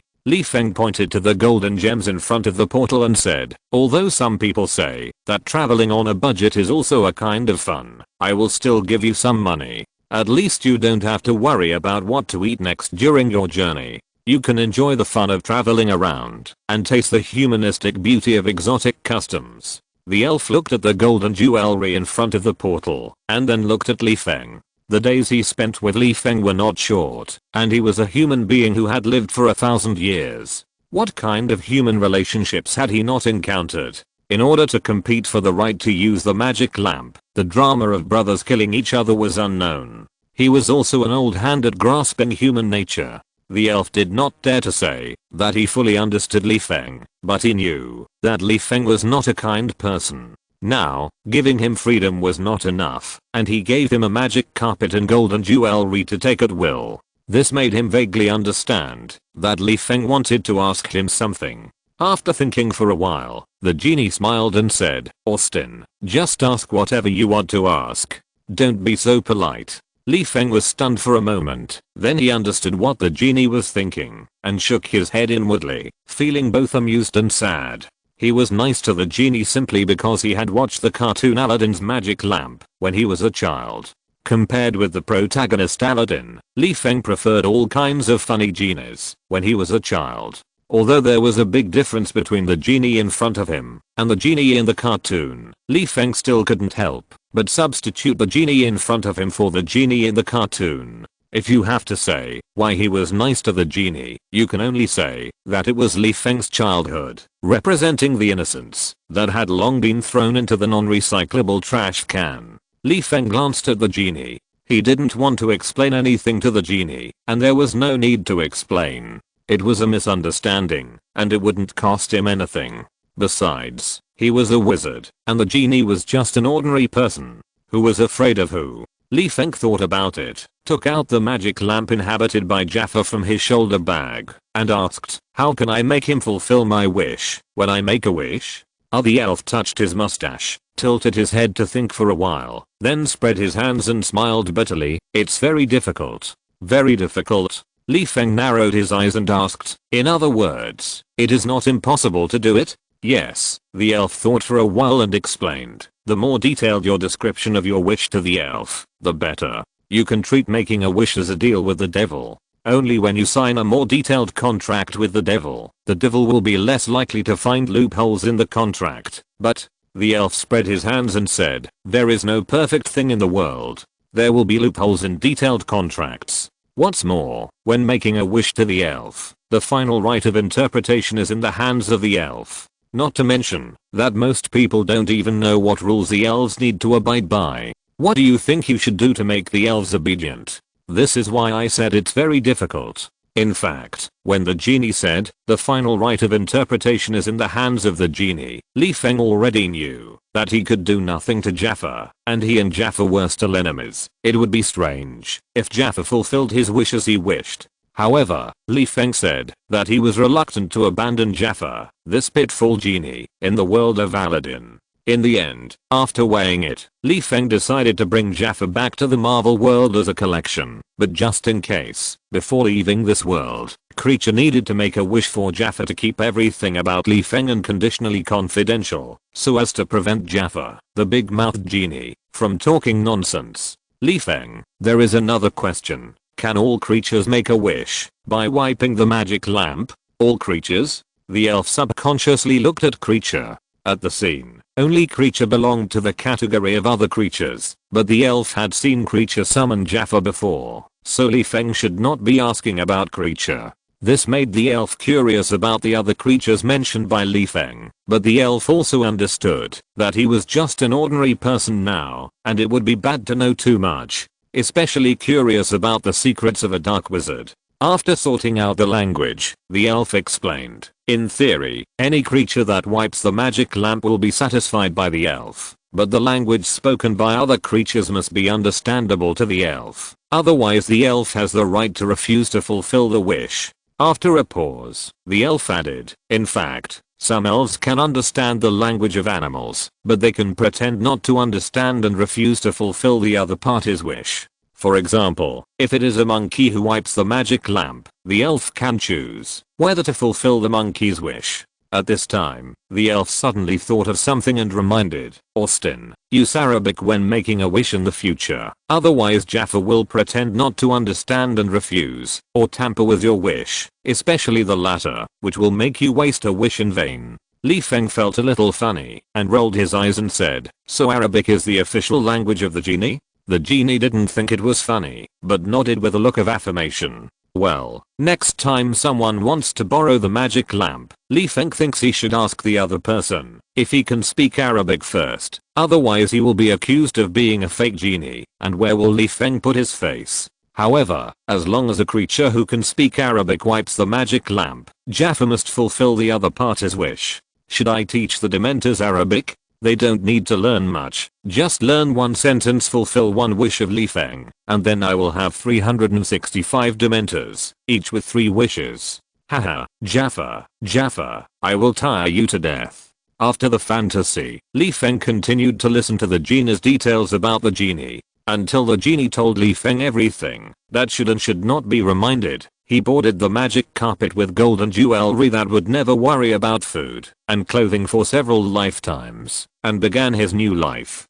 It was not until the elf's figure disappeared into the sky that Li Feng turned around and walked to the strange sickle that had been discarded before and said in the language of the dead, "Wanke, bring your people out." After a while, 365 dementors were floating in the sky above Li Feng, covering the sky and the moon. The scene looked quite spectacular. Then the dementors scattered and looked for food freely. Li Feng didn't care where the dementors found food. He just told them not to go to a grabber to eat. Then he sat on the sand dune and took out a bunch of odds and ends to build a new home for the dementors. In the past, the dementors lived in the sickle. The room was a bit crowded, but the sickle at that time would not emit hellfire. Considering safety, it was still a good residence. But now Li Feng's new sickle is different. There is hellfire burning at the door from time to time. Even if Li Feng controls this thing, there is still a chance that the dementors will be burned to ashes if you are not careful. For example, when the battle is tense, Li Feng is busy waving the sickle with hellfire to fight the enemy in close combat. At that time, did he still have the mind to worry about whether the dementors were set on fire by hellfire? Of course, you should kill the enemy first, and then worry about how many dementors were burned to death. Therefore, considering the safety of dementors in the future, Li Feng simply did not carve the traceless retraction spell on the sickle, and directly built a new residence for the dementors. At the same time, the new home of the dementors is also Li Feng's flying prop. This is also the reason why Li Feng does not mind giving the magic carpet to the elves. After all, it is quite difficult to carve the home of the dementors on the magic carpet. In addition, the reason why Li Feng does not need the magic carpet is that the wizard who designed and made the magic carpet did not design the magic carpet for combat. The magic carpet was designed to fly smoothly from the beginning. For example, the magic carpet is a luxurious private airliner, which is mainly stable and for the enjoyment of the owner. The maneuverability is far worse. After all, the better the maneuverability, the more turbulence and airsickness it will cause. Li Feng is a combat wizard. What is the difference between driving a magic carpet in the air and being a target? What he needs is a flying prop with the performance of a fighter jet, which is convenient for him to evade danger flexibly. As for airsickness, Li Feng dared to boast calmly that he would never get airsick in his life because the crossing gate had trained him to face all kinds of dizziness calmly. In the following days, Li Feng devoted himself to the flying props until he felt that the quantum energy in his body was weakening. Li Feng then summoned the dementors who were out looking for food. Not to mention, the dementors were quite satisfied with their new home. The internal space was large enough, which was much more comfortable than the small room of less than 10 square meters where a family of 3 was squeezed in before. Even now, the family of 3 would not bump into anyone when rolling around in the room. This is because the dementors would not produce air vibrations when speaking in the dead language. If they spoke in human language at home, they would probably hear echoes in the room. As for the appearance, the dementors did not mind, but Li Feng did, especially since this was his first time to make a figurine. How could he not make it beautiful? For this reason, Li Feng specially made the flying tool highly recognizable and a flying tool that he had longed for since childhood, the somersault cloud, or a black somersault cloud that could be invisible. Of course, the performance of the knockoff cloud is far better than the original one. After all, this is Li Feng's first time making a figurine, so it is worth forgiving. After the dementors moved into their new home, Li Feng carried his shoulder bag and returned to the sky above a grab app, waving his hand to open the portal. In the Marvel world, Li Feng felt someone nearby monitoring the RV as soon as he stepped on the floor of the RV. Scratching his head, Li Feng took out his sickle and put on his cloak. Just as he was about to open the door, a dangerous warning suddenly came from his heart. What's going on? Dare to ambush me at my door? Chapter 209 Cordless Bungee Jumping. Knowing there is a tiger in the mountain, but still going there, is definitely not a description of a person like Li Feng. He cherishes his life, but is not stupid. Knowing there is danger outside the car, he still rushes out to test it. Is he courting death? Li Feng retracted his hand that was about to push open the door and turned his head to look at the changes in the car. There was no trace of rummaging in the car, nor any signs of fighting. Even the placement of the items in the car had not changed. The tables, chairs, and benches were still the same as before he left. The mummy abomination standing in the corner was still in the same shape when he left. Obviously, no one can break into his RV without permission. Scratching his head, Li Feng looked at the car door and window with a little puzzlement. This time, Li Feng found something unusual. There were traces of violent disassembly on the car window. Unfortunately, his doors and windows are protected by magic. Although the magic defense will be reduced because he is not at home, it still blocks these uninvited thieves from entering the car. But what is going on? Who is targeting me? Li Feng was a little puzzled. I didn't provoke anyone. It couldn't be the robbers who targeted me, right? Fortunately, there was an incompetent security guard at home. Li Feng walked up to the disgust, pointed at the window and scolded. I told you to watch the house before leaving, and you just watch the house like this? Those thieves didn't break into my house, so you just pretend nothing happened? The disgust felt very wronged after being scolded. He did obey Li Feng's orders to watch the house, and he watched it very closely. Didn't he see anyone coming in? As for getting off the car to drive away the thieves, it's not that he can't, but he doesn't dare. Just when Li Feng was scolding vigorously, the disgust interrupted in the language of the dead. Master, it's not thieves who come. What I see is a group of fully armed soldiers acting in an orderly manner. Li Feng was stunned. Soldiers? Could it be SHIELD? The abomination shook the bandage in his hand and pointed at his mummy-like face. If it was a thief, I wouldn't even have to get out of the car to do anything. I could scare them away with my appearance. But soldiers won't be scared away easily without an order to retreat. With a strong sense of grievance, the abomination explained, "I was afraid that, as soon as I opened the door and got out of the car, a group of people would rush out to contain me, and someone from the other side would take the opportunity to break into the car. So the strategy I decided on at the time was to wait for them to break in through the window, and then I would sneak attack them. After all, they couldn't carry large containment equipment into a small car, and I had the ability to stop them." Disgust glanced at the car window, not knowing whether he was sighing at the sturdiness of the car window, or regretting that he could not move his hands and feet. His ugly mummy-like mouth pursed, and he said with a hint of dissatisfaction, "In the end, they only used explosives to blow up the car window 3 times, and gave up entering the car after seeing that the car window was intact." After a pause, Disgust said with a tone of contempt, "If my men had this kind of virtue and patience, I would have dealt with them long ago. If you can't smash the window, you can use the laser knife to cut it. You can always cut into the car. Look at what you can do." Feng rolled his eyes. "Why don't I give you a day to try with the laser knife and see if you can cut into the car?" While speaking, Feng walked to the car window and asked, "Do you know where the other party comes from, and what are you doing here?"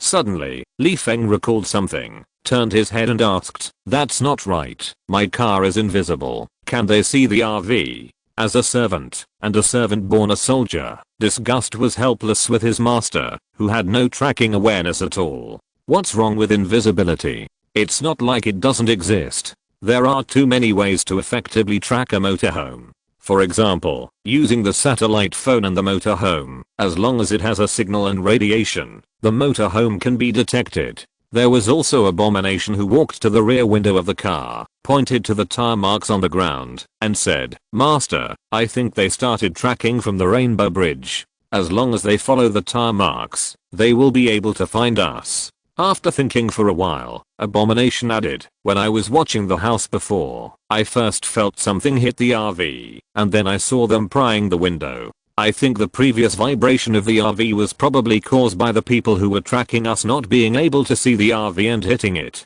Feng walked to the rear window, glanced at the tire marks, then looked around, and asked, "So you saw how many of them there are? Do you know where they came from? Also, did they hang a bomb on the car door that would explode as soon as I push the door?" "I don't know if there is a bomb on the car door, and I haven't counted how many people there are on the other side." Abomination hesitated and said helplessly, "As for who is coming, I can analyze a little bit then." Feng turned his head to look at Abomination, and asked curiously, "Tell me about it. I don't know where these soldiers come from, but I guess there is the shadow of General Ross behind them." Abomination organized his words and explained, "First of all, not many people know that the Master is a wizard, plus the Master has been in the United States, and now we are also in the United States, so I prioritize excluding foreign forces and only consider local forces. Considering that among the local forces the Master has contacted, only SHIELD and General Ross have the authority to mobilize the army, and the Master has a good relationship with SHIELD, right? After all, the Master has just solved the troubles of the Devil Prince and Princessa for them. SHIELD should not turn against you immediately." Hearing this, Feng curled his lips in disdain. "SHIELD is not as good as you think, especially Fury. The speed at which this guy turns his face can refresh your understanding." However, Feng did not want to explain, and stretched out his hand to signal Abomination to continue.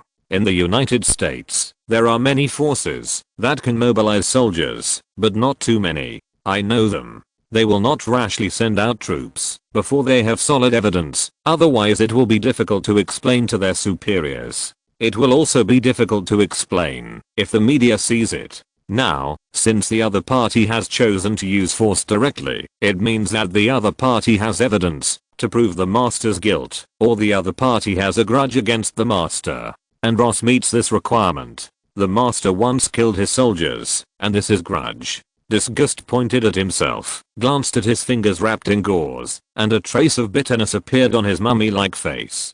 He said, "And I was once General Ross's test subject. When the Master took my body in public, I'm afraid that General Ross, who was obsessed with the Super Soldier project, would have resented you. But as a test subject, life or death is actually not important. With the existing means, we can also study it, based on various blood samples. Therefore, General Ross, who has a grudge against the master and wants to take my body back, is the most suspicious. Didn't this guy say he was going to enter politics? He should give up being a super soldier, right? Li Feng asked in confusion. Why? Ross wants to run for president while holding military power. Does he want to be the emperor and have everything? How is that possible? The country we are in is not such a system. Disgusted looked at Li Feng, who had no idea about the conditions in the United States, with contempt. It's difficult to explain, so I'll just be frank. It takes a lot of resources to achieve political achievements in the political arena, and Ross is a veteran soldier after all. His former military friends are still friends, and he naturally has a lot of military resources in his hands. As long as he takes out these resources, he can exchange them for political achievements or someone's support, allowing him to go further in politics. So this guy used the super soldier's information to exchange for political resources? Li Feng scratched his head, squinted and said, so it's because of you that my RV was blown up. Disgusted. Boss, I'm just a failed test subject. I don't have that much charm. But you are different. You are a wizard, and the noise of your fight with the destroyer in the town before did not escape the satellite. Although no one knows what your big face looks like, General Ross will definitely recognize you. Who do you think is more attractive between the two of us? Feeling that Li Feng's political thinking was hopeless, Disgusted explained helplessly, politics is about making as many friends as possible, and as few enemies as possible. So even though many people who play politics don't have the power to mobilize the army, there is always one friend behind them who can mobilize the army. And General Ross, a newcomer in the political arena, has both experience in researching super soldiers and is in urgent need of support. So after the master showed his prowess in the small town, who knows how many people would like to ask him who the master is? After all, he and the master have talked on the streets of New York. That's why I said before that there is the shadow of General Ross behind these soldiers, not that these people are General Ross's subordinates. Finally, Disgusted concluded, in other words, a guy who plays politics knows that you are a mage, and now he is using the evidence in General Ross's hands to arrest you, or he is using General Ross's experience in researching super soldiers to study you. Li Feng tilted his head and thought for a while. So you analyzed for a long time, just to make me understand that, if I want to know who this group of people are, I can just ask Ross? Seeing the abomination nod, Li Feng rolled his eyes and said unhappily, are you going crazy because you have been alone for too long, or do you want to show off your intelligence analysis skills? So much nonsense. After that, Li Feng waved his hand to open the portal to the sky, licked his lips, kicked the abomination into the portal and said, now, let me see your strength. After the abomination was kicked into the sky, I don't know whether it was because he was excited about being able to move his hands and feet, or because he was teleported too high. He said that he couldn't bear the pressure in his heart, and he roared all the way to the ground. It was not until Li Feng sat in front of the car window with a glass of beer and threw a peanut into his mouth that the abomination returned to the ground with a loud bang. With the sky full of ash, the abomination moved his hands and feet and climbed out of the pit while turning his head to observe something. Then, the abomination seemed to have discovered something, opened his mouth as big as a hippopotamus, roared in the direction of the empty space, and ran towards a pile of dry grass with big strides. After a while, Abomination grabbed a soldier wearing a ghillie suit from the haystack and threw him into the air. Don't say, Abomination's hands were very strong, and the soldier was thrown very high. Listening to the soldier screaming and returning to the ground, Abomination felt that he liked high altitude bungee jumping, and the kind without a safety rope. It was so exciting. Such a fun and exciting thing should be shared with everyone. With the spirit of sharing happiness with others, Abomination ran to the next hidden soldier with a big grin. If you're listening to this novel on a channel other than Fanfic World, it means they downloaded and uploaded it without effort. We cordially invite you to visit our channel, Mundo Fanfic Novelos. There you'll find the original version of this story and you can explore many other novels of various genres. We're waiting for you to immerse yourself in a world of incredible novels. Chapter 210, A Big Head. When Li Feng saw the soldiers in ghillie suits being forced to play ropeless bungee jumping, he didn't feel anything. They were hiding at the doorstep of his house and ambushing him. He was killed anyway. This wasn't a game of house. He couldn't afford to call a halt and quit at any time. Since the forces behind the soldiers wanted to deal with a mage, they had to be prepared to sacrifice themselves. Even if the soldiers didn't know what they were going to face, they could only blame themselves for their bad luck if they died. But suddenly, when Li Feng found that the other party had dropped a peculiar sniper rifle, his face suddenly became unsettled. His eyes bulged, and he cursed in his heart. Damn, energy weapon. Was this the source of the danger he just sensed? Li Feng was not a military fan, and couldn't tell the types of sniper rifles apart. He only knew that most of the guns with long barrels belonged to the category of sniper rifles. But even those who didn't know much about sniper rifles knew that there was no faint blue light on the butt of a sniper rifle. The faint light was not obvious during the day, but it was probably like a bright light at night. Which idiot gun designer dared to design a sniper rifle like this? Are you afraid that others can't find the sniper? There's no need to be so obvious if you want to trap the sniper. Li Feng is sure that the soldier is definitely not holding a conventional weapon, otherwise the gun designer will be waiting to be beaten by the soldier. When it comes to what forces in the Marvel world hold energy weapons, the first thing that pops up in Li Feng's mind is the Red Skull.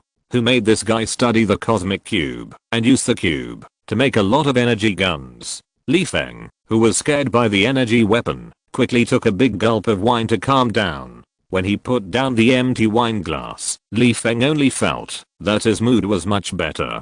Sure enough, there is nothing in this world that wine can't resolve. Creature, another glass. Li Feng, who was full of wine, handed the wine glass to Creature, stroked his eyes with his right hand, opened the Dharma Eye to find the soldiers hidden nearby, and watched the hatred playing hide and seek with the hidden soldiers. Just as Li Feng was watching enthusiastically, a phone rang in the RV. Li Feng was puzzled and hooked his finger at the phone, and it floated into his hand. Before he could ask, Carlson's urgent voice came from the other end of the phone. Austin, stop the abomination. Li Feng curled his lips in disdain, and neither paid attention to Carlson, nor hung up the phone. He just put the phone aside, and let Carlson's voice come out of the microphone. He drank beer with interest, and enjoyed the drama outside the window. Perhaps the abomination found the second hidden soldier accurately in seconds, and threw him into the sky. The remaining soldiers probably thought that their hiding place had been discovered by the abomination long ago, so they took off their camouflages, and raised their energy weapons to greet the abomination. When the abomination was alive, his tendon muscles not only ignored bullets, but also used his chest muscles to block shells. It can be seen how strong the defense of this body is. It is not an exaggeration to say that it is the best candidate for breaking rocks with chests.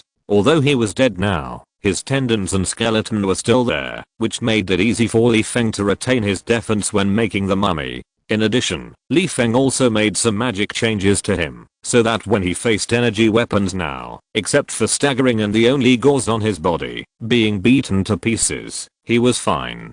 Hate looked at the fewer and fewer gauze strips on his body, and the nameless fire in his heart was almost visible to the naked eye. This was the only gauze in the house, and now it was all broken. From now on, he would be naked.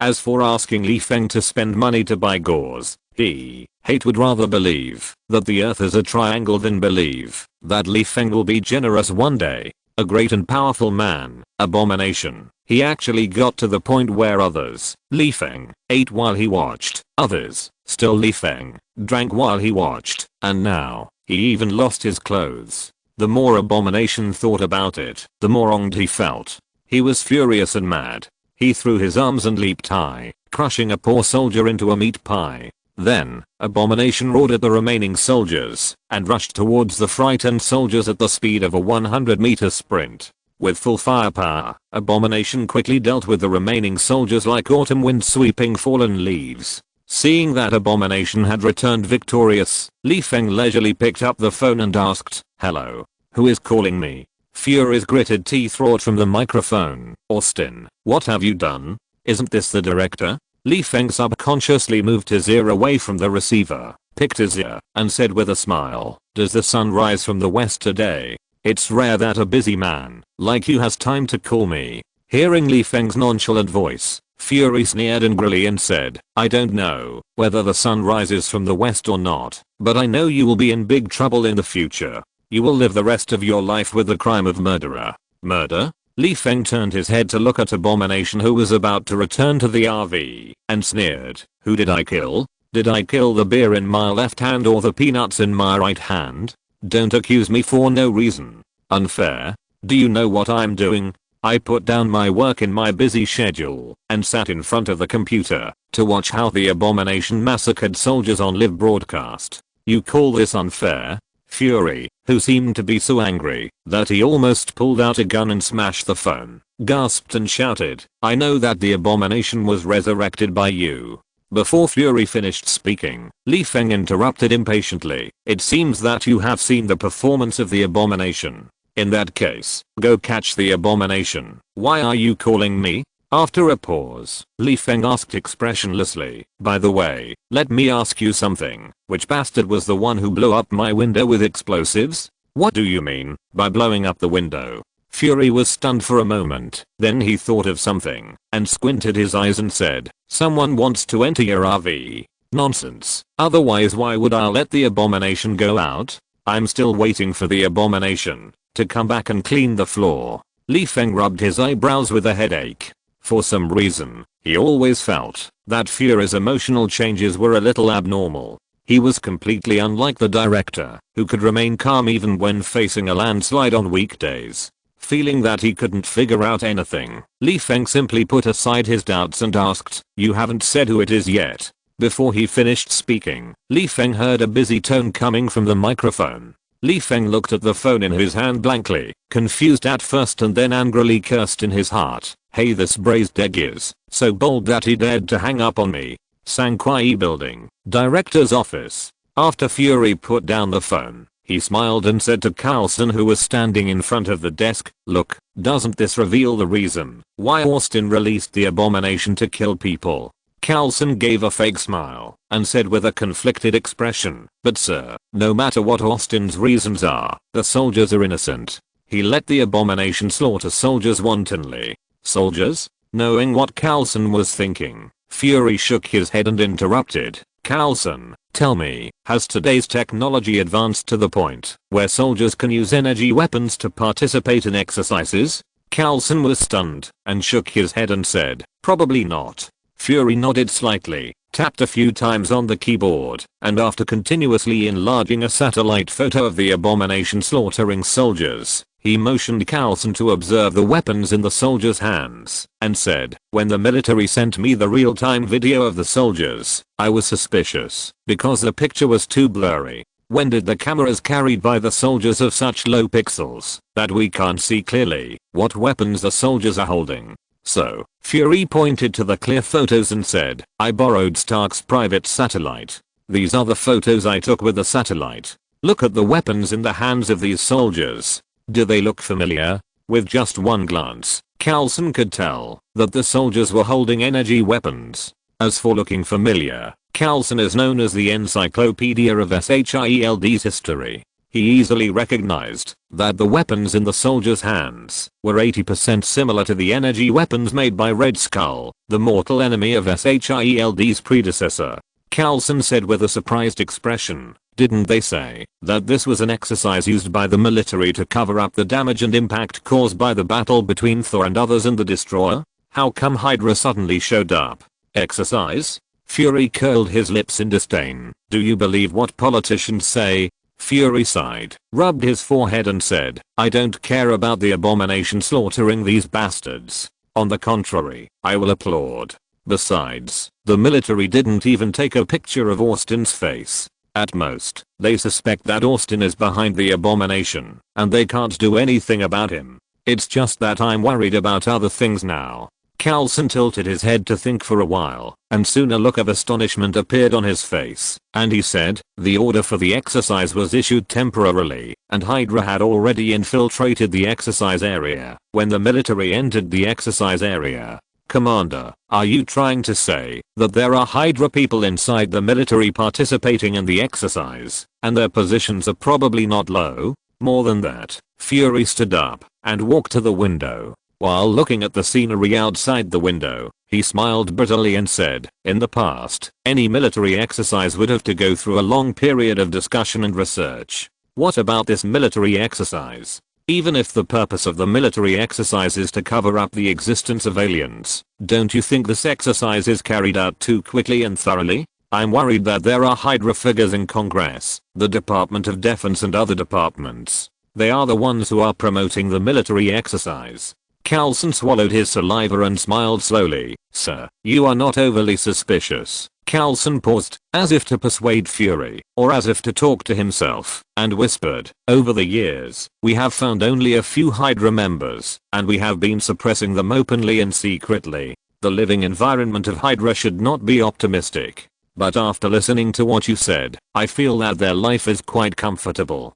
Fury turned his head and glanced at Coulson. There were some things that Coulson didn't know, but that didn't mean he didn't know either. And as he sat in the position of director for longer and longer, he vaguely realized that there were Hydra members around him. But whenever he wanted to dig deeper, the suspects were either hit by a car or died on the field, which made him feel overwhelmed. Can't I just enjoy the privileges of the director in peace? So many things happened all day long. Chapter 211, Constant Phone Calls. When Li Feng ended the call, Creature looked at Abomination, who was still some distance away from the RV, and walked in front of Li Feng with a glass of beer, saying, Boss, Creature feels that Abomination is a bad servant. Li Feng seemed to know something, and while taking the beer with a wry smile, he said with lifeless eyes, I know. Seeing Creature blinking his puzzled eyes, Li Feng thought for a while, and pointed to the display screen next to the driver's seat, snapping his fingers to set up a barrier to isolate the sound. At the beginning, Banger found a gadget on the display screen that should not appear in the RV at the signal of Li Feng. For some reason, Li Feng did not dismantle it, even though the gadget is still there now. As for the function of this little thing, Li Feng was neither clear nor in the mood to understand it. It was nothing more than positioning or eavesdropping surveillance, or all of the above functions. Maybe Jarvis has recorded everything that happened in the RV and told Stark truthfully. Now, Li Feng is going to talk to Creature about something that he doesn't want outsiders to know, so he naturally has to set up a barrier first.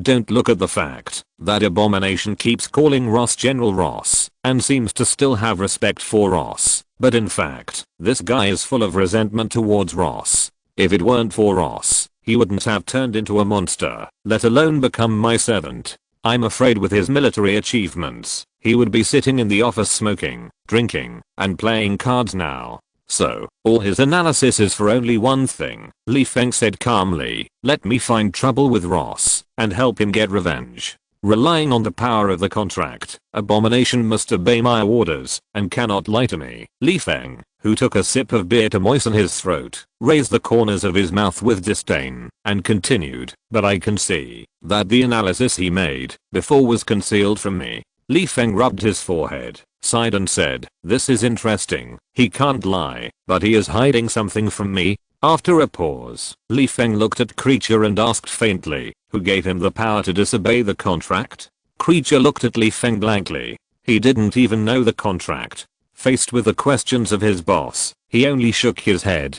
Li Feng, who had no intention of asking Creature to answer, took a sip of beer and said, secondly, I don't have the ability to tamper with Emil Bronski's soul, so he has rich combat experience in his lifetime, and this also allows him to retain human thinking ability.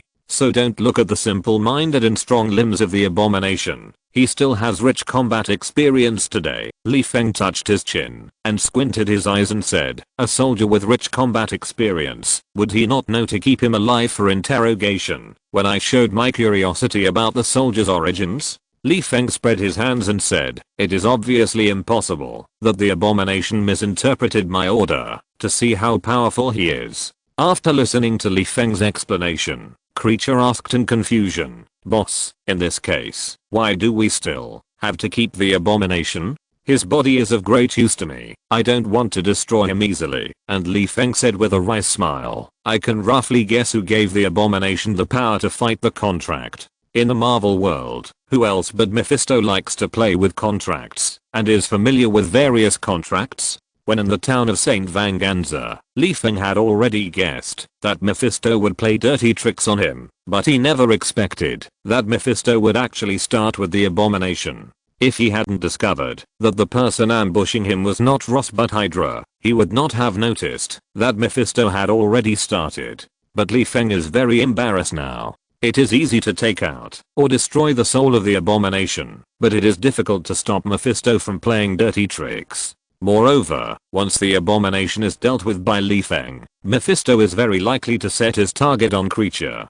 If Creature is seduced by Mephisto, Li Feng believes that it is difficult for him to find abnormalities because Creature occasionally has a mental illness on weekdays, and who knows what Creature will do. Now, it is better to pretend to be stupid and pretend that he doesn't know about the abomination because he really can't do anything about Mephisto. Rubbing his forehead, Li Feng took a deep breath and slowly exhaled and said to Creature with a serious expression, I want you to monitor the actions of the abomination. After a pause, Li Feng looked at Creature's big eyes and ordered, monitor under the premise of ensuring your own safety. I don't want to lose your loyalty. Hearing Li Feng's caring words, Creature jumped up excitedly from the spot, and after completing the Thomas backflip performance in the air, he bowed deeply to Li Feng. Watching Creature muttering to himself, the boss cares about me, the boss needs me, while excitedly wiping here and there with a rag, Li Feng smiled and shook his head and turned to look out the window. When seeing the abomination about to walk into the RV with a step that did not recognize his relatives, Li Feng glanced at the energy weapons scattered around. The energy on these weapons all came from the cosmic cube, which was still quite precious to Li Feng. Even if these energies could not allow Li Feng to comprehend the laws of space, it would be good to use them to make space equipment. Thinking of this, Li Feng ordered through the contract, Abomination, collect the energy blocks on the weapon. Abomination, who inexplicably heard Li Feng's voice in his brain, looked at Li Feng in the car window in a daze, grinned and turned to walk towards the energy weapon. Abomination was eager to return to the RV later. After all, in the RV, he was either cleaning or staying in a corner in a daze. Although he stood still in the military posture, he was a soldier and liked to fight on the front line. He didn't like being a sculpture. When Li Feng was a little impatient, the slow-moving abomination collected all the energy and returned to the RV. After handing the energy block to Li Feng, Abomination silently squatted back in the corner and continued his sculpture career. After Li Feng casually put the energy block into the nesting doll, he waved his hand to open the portal and drove the RV back to New York. Back at home by the lake, Li Feng got out of the RV and stretched his body. Just when he was about to go to the lakeside lounge chair to bask in the sun and replenish calcium, the phone in the RV rang again. Li Feng scratched his head in confusion. Usually the phone is just a decoration. Why are there so many calls today? Or is today a phone call day? Shrugging his shoulders, Li Feng, who didn't want to go back to the RV, continued to walk towards the recliner and shouted, Creature, call and get some beer and snacks. As he spoke, Li Feng was already lying comfortably on the recliner and casually conjured up a pair of sunglasses. After a while, Creature came to Li Feng with a big glass of beer, side dishes and a phone behind him. He handed the phone to Li Feng and said, Boss, it's Dr. Shavig. Li Feng blinked inexplicably, took the phone and said, Hey, Eric, why did you think of calling me? On the other side of the phone, Shavig said with a slightly tired and surprised tone, Austin, are you in New York? Of course, Li Feng noticed that Shavig was a little too cautious and nervous when he spoke, narrowed his eyes, and whispered, Are you in trouble? I'm not really a trouble. Shavig hesitated and said, I'm in New York now too. Can I come to you? I want to ask you something. How could Li Feng refuse Shavig's small request? He hoped that Shavig would try to find him, so that he could promote friendship and save trouble when he asked Shavig for knowledge in the future. After confirming that Shavig was in a small square in a certain block in Manhattan, Li Feng put on the invisibility cloak and rushed all the way on the black somersault cloud. After a while, Li Feng lifted his cloak to reveal his messy hair, walked to the slightly haggard Shavig, frowned and said, "Eric, what's wrong with you? Why do I feel you look much older?" Shavig smiled bitterly and said, "It's okay." When he saw Li Feng's messy hair, Shavig couldn't help laughing and said, "What's this style? Which hairstylist designed it for you? He is really brave." Li Feng touched his hair in a daze, then recalled something and said indifferently, "I recently figured out a flying tool, but I forgot that flying too fast would mess up my hair." "Don't talk about me." Li Feng casually adjusted his hair, sat next to Shavig, and asked curiously, "Did something happen?" Shavig shrugged. "What else could it be? Recently, either the CIA came to my door or the CIA came to me to ask about Thor. I'm annoyed by them."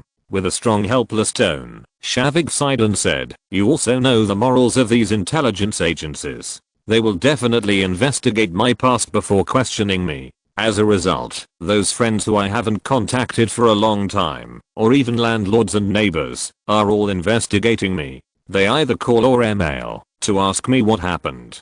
Thor doesn't mind me telling his story." Shavig covered his face and smiled bitterly, "But the government obviously won't let me talk nonsense. I have no way to explain to my friends. As a result, many friends mistakenly think that I have made a big mistake and keep their distance from me. I even lost my job." After listening to Shavig's complaints, Li Feng couldn't help laughing and said, "It's not a big deal. It's just a temporary job." Li Feng patted Shavig on the shoulder and smiled. "Why don't you just treat it as a long vacation for yourself? Come to my house to rest for a few days, go fishing and drinking every day." When Shavig heard Li Feng talking about wine, he immediately recalled the tragic end of being drunk by Thor. He was so scared that he shook his head and said, "No, I quit drinking. It's not that I don't have a job now, but..." Shavig looked around and whispered, "Today, SHIELD came to me and said they wanted to give me a job and let me study the Rubik's Cube.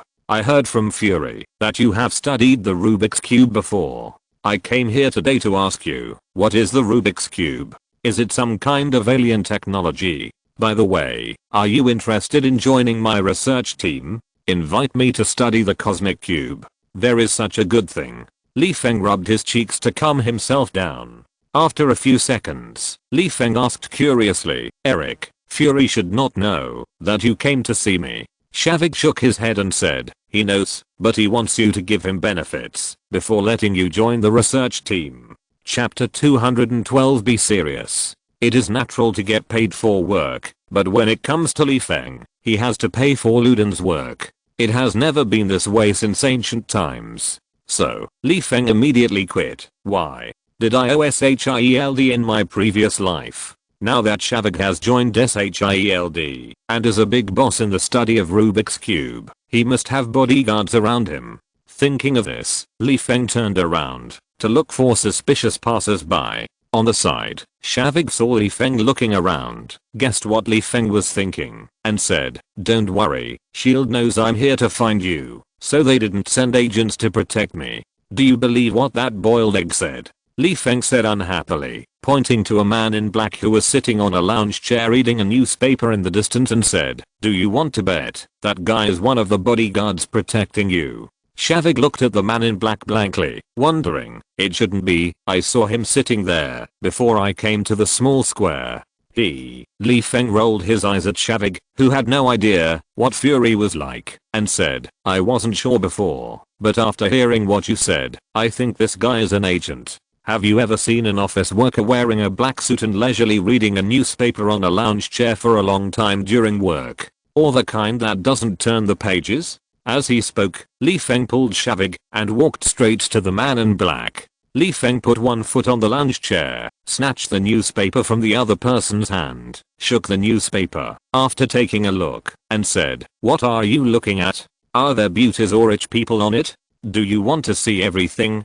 Be careful, I will tell Ludan that you were absent from work and let him deduct your year-end bonus." Man in black, I glared at you because I'm scared by your ruffian air. The man in black said carefully, "Sir, do we know each other?" Obviously, the man in black thought that Li Feng was bluffing him and only regarded Li Feng's words as a test. Li Feng pointed at the ear of the man in black and said in an impatient tone, "The boiled egg I'm looking for is your chief fury. Ask him. Why did he ask me for help and ask me to pay him? Where is justice? Where is the law? Believe it or not, I will sue him in court." When Li Feng pointed at the ear of the man in black, the man in black subconsciously reached for the communicator in his ear, but his face froze as soon as he raised his hand. Damn, am I not confessing myself? When the man in black heard the nickname boiled egg given by Li Feng for the chief, he couldn't help but laugh. Although he immediately restrained his expression, he knew he was finished, because not only his teammates, but also Fury were in the communication channel.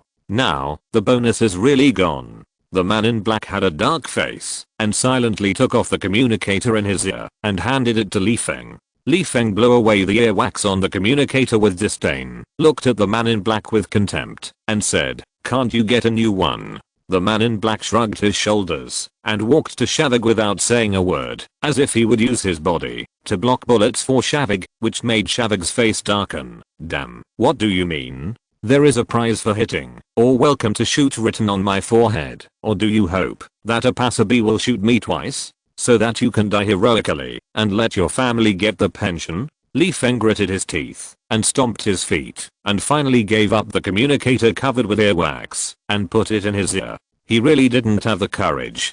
There was no choice. Li Feng could only cast a spell on the communicator under the glare of the man in black, and turned it into the size of a basketball. Li Feng tapped the communicator and said, "Hello, hello, is there anyone inside? If there is, sing a song for me." On the other side of the communicator, Fury was silent for a while, then sighed and said, "Austin, you are not young anymore. Can't you be more serious? More serious?" Li Feng scratched his head and said in standard Mandarin, "I know Natasha is pretty, but I don't know if she is good or not." After a long time, the sound of a car starting came from the communicator, and Fury's helpless tone said, "I understand Chinese. I will translate the original words and convey them to Natasha. In addition, you and Dr. Shavig wait for me here. I will pick you up. Pick us up. Did I agree to join the research team?" Li Feng turned his head and glanced at Shavig. Indistinctly, he seemed to understand that Fury's real purpose in looking for him was not to study the Rubik's Cube, but to have other requests. First, he took advantage of my desire to study the Rubik's Cube and force me to make some promises or give out some benefits. Then he used my promises or benefits to help him deal with some tough things. In this way, he not only asked me to help study the Rubik's Cube, but also solved the tough problems. This is really getting something for nothing. But this is my impression of Fury. After understanding all this, Li Feng curled his lips and said disdainfully, "Fury, you are an adult already. Can you be more steady in doing things?" "What do you mean?" Fury asked, puzzled. Li Feng licked his lips and said, "You should ask for help with the attitude of asking for help. Believe it or not, I will take Eric away from here immediately." Fury's face froze, and he said stubbornly, "I don't understand what you are saying."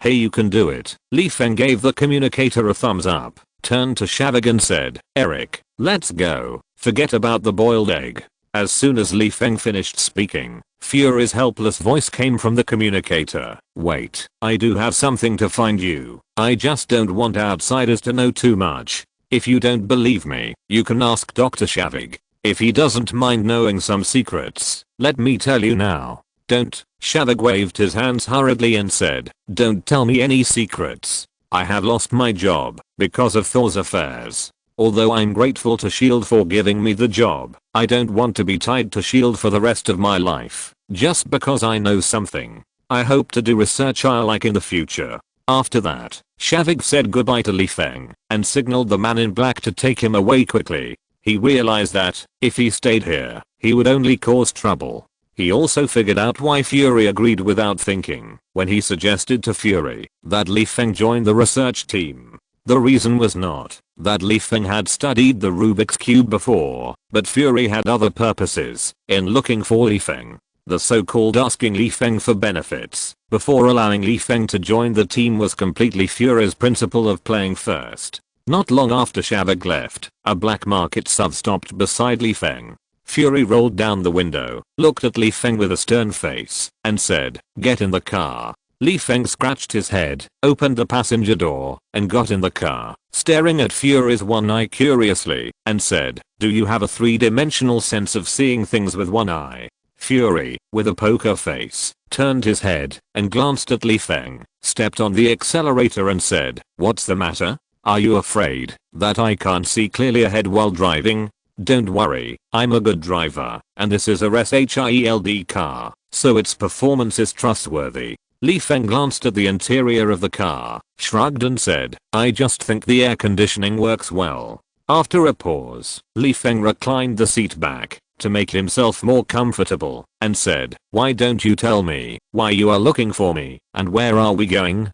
"Don't worry, I can't bear to sell you for money." Fury looked at Li Feng, who was sitting awkwardly, with contempt, and asked faintly, "Remember when you were fighting the destroyer, you opened a portal to Antarctica in order to save Thor?" Li Feng tilted his head to think for a moment, and said uncertainly, "It seems to be the case." "What? The destroyer melted Antarctica? Then you ask the Asgardians for compensation, or let Thor find a way to freeze the ice back? Anyway, my ability is weak, and I can't restore the Antarctic icebergs." Seeing Li Feng's attitude of killing without caring about burying, Fury's mouth twitched, and he said unhappily, "Don't you wizards care about the ecological environment of the earth when fighting? If it doesn't work, you can open a portal to the universe, but what's the matter with opening it on Earth? Do you think I want to destroy the environment?" Li Feng spread his hands and said with an innocent tone, "It's because the destroyer is too difficult to deal with, and my mirror space is directly scrapped and cannot be used. Otherwise I will have to imprison this piece of armor until the end of time." "Mirror space? What is that?" Fury asked with narrowed eyes. Li Feng rubbed his forehead, sighed and said, "What do you care? We are talking about Antarctica. You are off topic, don't you know? Okay, let's talk about Antarctica." Fury tilted his head and thought for a while, then said, "During World War II, the US military organized a secret experiment. An originally frail young man participated in the experiment. After he was injected with a super soldier serum, he led a team to fight against the enemy on the battlefield. Captain America." Li Feng, who knew who Fury was introducing before Fury finished speaking, became serious for a rare time. He sat up straight and lowered his head and asked, "Legend has it that he was frozen in Antarctica. Did you find him?" "Legend?" Fury looked at Li Feng and asked, "You knew where the captain was a long time ago. How did you know it? Who else knows the legend you mentioned?" The corner of Li Feng's mouth twitched obscurely. He let the cat out of the bag again. "I just heard about it from my friend's friend.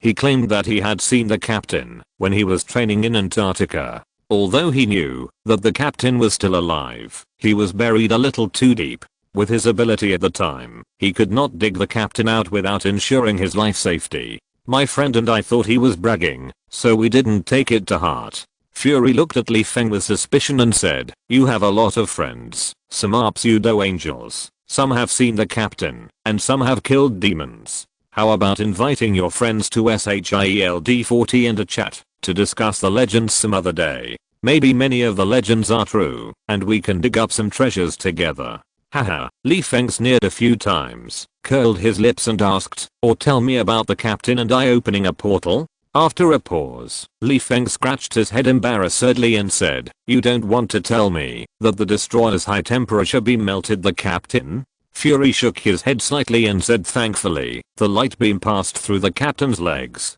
Although his life is not in danger, the captain's body is in some trouble. The captain's upper body is wrapped in ice, and the ice in his lower body has not only melted, but his legs are also injured by the high temperature light beam. It takes a long time to treat these energy injuries, and they may not be fully recovered. Also, we have detected that the captain's cells have begun to recover. If the ice covering his face is not removed in time, the captain, who may wake up at any time, will be in danger of suffocation." Chapter 213, Becoming the villain you once kept your distance from. As the car turned around in the downtown area, Fury soon drove into the parking lot of a building and took Li Feng to the elevator. After getting out of the elevator, Li Feng looked around curiously. Fury did not stop him, but introduced, "This is a rehabilitation center for injuries of S.H.I.E.L.D." Sighing, Fury shook his head slightly pretending to be distressed, and said, "I don't like coming here, but I have to come here, especially after every major mission. I will come to see the recovery of the wounded in person. Whenever I see some agents have to retire due to injuries, my heart." At this point, Fury shrugged and gave Li Feng a look that he imagined. Li Feng glanced at Fury. If Fury didn't like this, Li Feng believed it. After all, it was conceivable to see Fury's feelings when he saw his subordinates who he had cultivated with great difficulty leaving with a large amount of pensions. But if he said that he would often come to see the wounded, haha, anyway, I don't believe it. After a while, Fury took Li Feng into an operating room. In the operating room, two doctors in warm protective clothing each held a laser pen around the operating table, carefully removing ice from the sleeping captain. They didn't even look at Li Feng and Fury who broke into the operating room. It seemed that they only wanted to remove the ice from the captain as soon as possible. As long as they didn't disturb their work, it didn't matter who came to see the captain. Li Feng walked to the operating table in silence and saw that most of the ice on the captain's upper body had been removed, leaving only a thin layer of ice close to the skin. However, this thin ice was at least 70 years old. Although it was not as hard as steel, it was close to the captain's skin. It would take a long time to remove it without hurting the captain. Fury felt a little cold in the operating room, subconsciously tightened his windbreaker, stood behind Li Feng, and looked at the captain, and said, "Do you have any suitable spells?" Before Fury finished speaking, Li Feng, who was silent, stretched out his hand with magic light, and pressed it on the captain's chest. With the output of mana, the ice on the captain's body instantly turned into ice mist and floated in the air. This is why Li Feng has learned the magic of the genie. Although he cannot directly wipe the ice off the captain, he can still transform it into ice mist. Then the ice mist slowly drifted to a corner under Li Feng's control, forming a miniature iceberg. Li Feng's decisiveness surprised Fury. The man lying on the operating table was not an ordinary hero, but the captain who represented the American spirit. Fury didn't believe that Li Feng didn't know the importance of the captain. For the captain's life safety and to avoid being sprayed to death by the Security Council, Fury was even ready to bleed. Who knew that Li Feng helped the captain to thaw before he even asked for benefits, which made Fury very puzzled. "What do you mean? You are attracted to the American buttocks. I tell you, it is impossible for you to do it." Fortunately, Li Feng's attention was on the injuries of the captain's legs at this time. If he turned around and saw Fury's constipated expression behind him, Li Feng would have to turn the frost on the ground into Fury's head.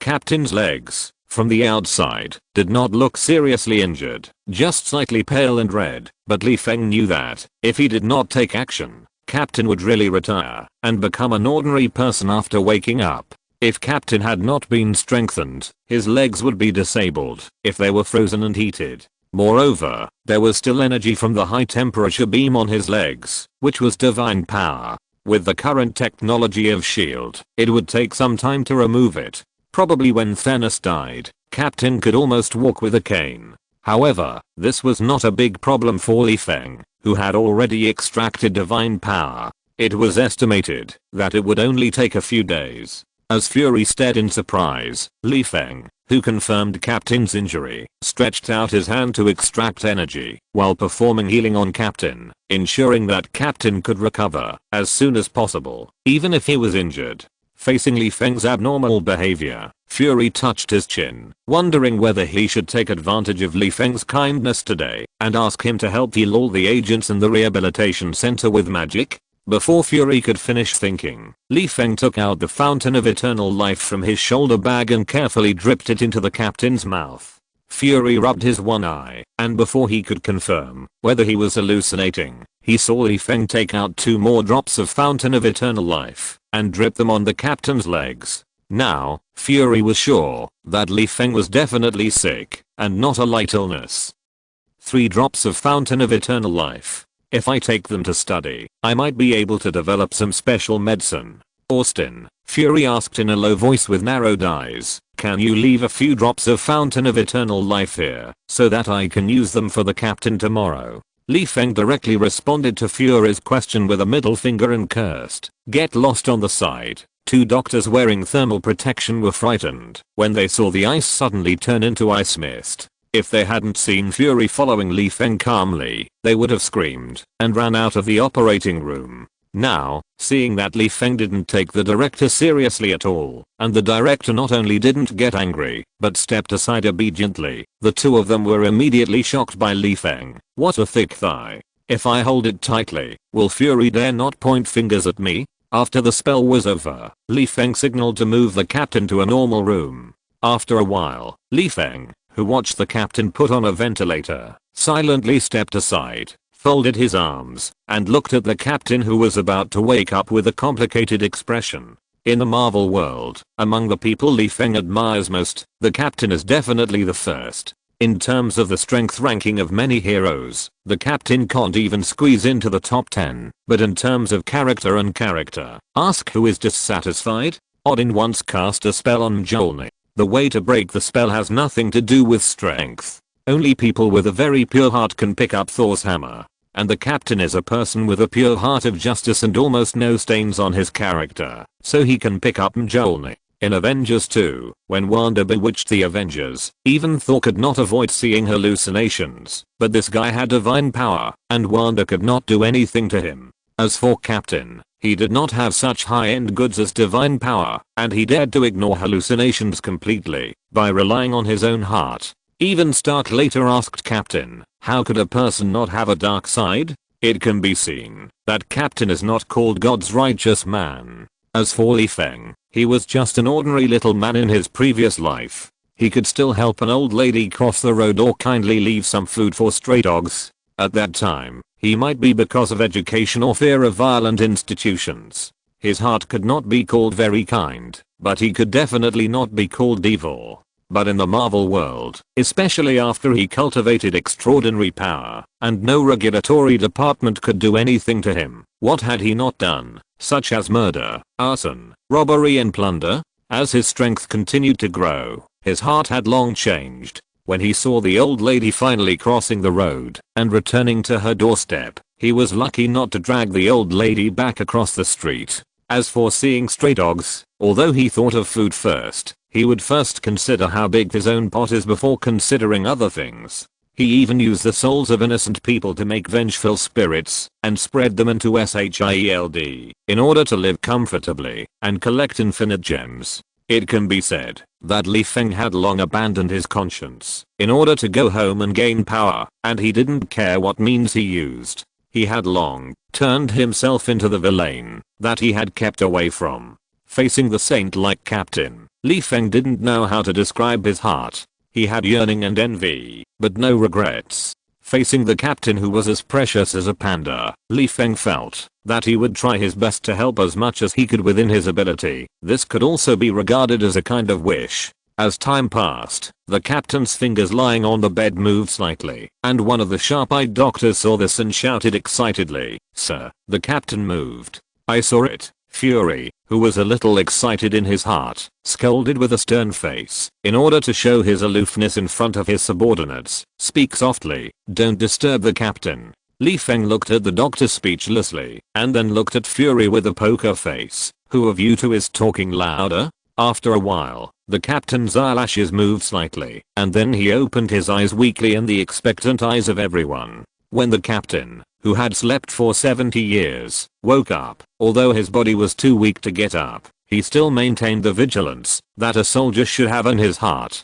The captain glanced at Fury and others, carefully looking at the surrounding environment, and asked, "Where is this?" "New York." Fury, who saw that the captain was on alert, said in a flat tone, "Soldier, the war is over." The captain licked his slightly chapped lips, thinking about something, and asked with difficulty, "Who are you? Why am I here?" "Fury, you have been asleep for 70 years. I'm the director of SHIELD, the previous life of SHIELD. On the side, Li Feng, who had remained silent, conjured up an apple out of thin air and handed it to the captain when Fury introduced SHIELD and said, "You need this." The two doctors who were examining the captain were stunned when they saw Li Feng conjure up an apple. When they saw the captain took the apple, they hurriedly said, "The captain has just woken up, and his stomach has not started working yet." It is best to activate the gastrointestinal function with liquid food now. Li Feng shook his head slightly, conjured up another apple, and handed it to Fury and the doctor, motioning for them to try it. This is just ordinary water. The doctor and Fury took the red apple in silence. Is this water? Are we blind, or do we have a malfunctioning sense of touch? Only after Fury took a bite of the apple and his taste buds told him that it was just water that looked like an apple, did they continue to introduce the history of SHIELD to the captain. The captain saw that Fury finished the apple in just a few bites, and after thinking about it, he also took a bite of the apple in his hand. To be honest, except for the feeling of moisture in his mouth, there was no taste of fruit pulp. This made him look at Li Feng curiously and asked, has the current technology advanced to the point where water can be disguised as fruit? Li Feng shrugged and said in a tone of disbelief, this is magic. Chapter 214, Fairy Tale? History? The captain thought that Li Feng was joking about the word magic. After a polite smile, he frowned and looked at Fury and asked, are you saying that I have been frozen for nearly 70 years? Fury shrugged and said, there is no need for me to tell a lie that cannot stand up to scrutiny. He pointed to the window and said, perhaps you should take a look at the outside world and compare it with the world in your memory. The captain looked at Fury seriously, struggled to get up from the bed, and prepared to see the outside world with his own eyes. Seeing this, two doctors hurriedly stepped forward to help the captain to the window. After a while, Li Feng saw the captain looking at the world outside the window with a melancholy face. After thinking for a while, he said, are you thinking about the dance you owed me?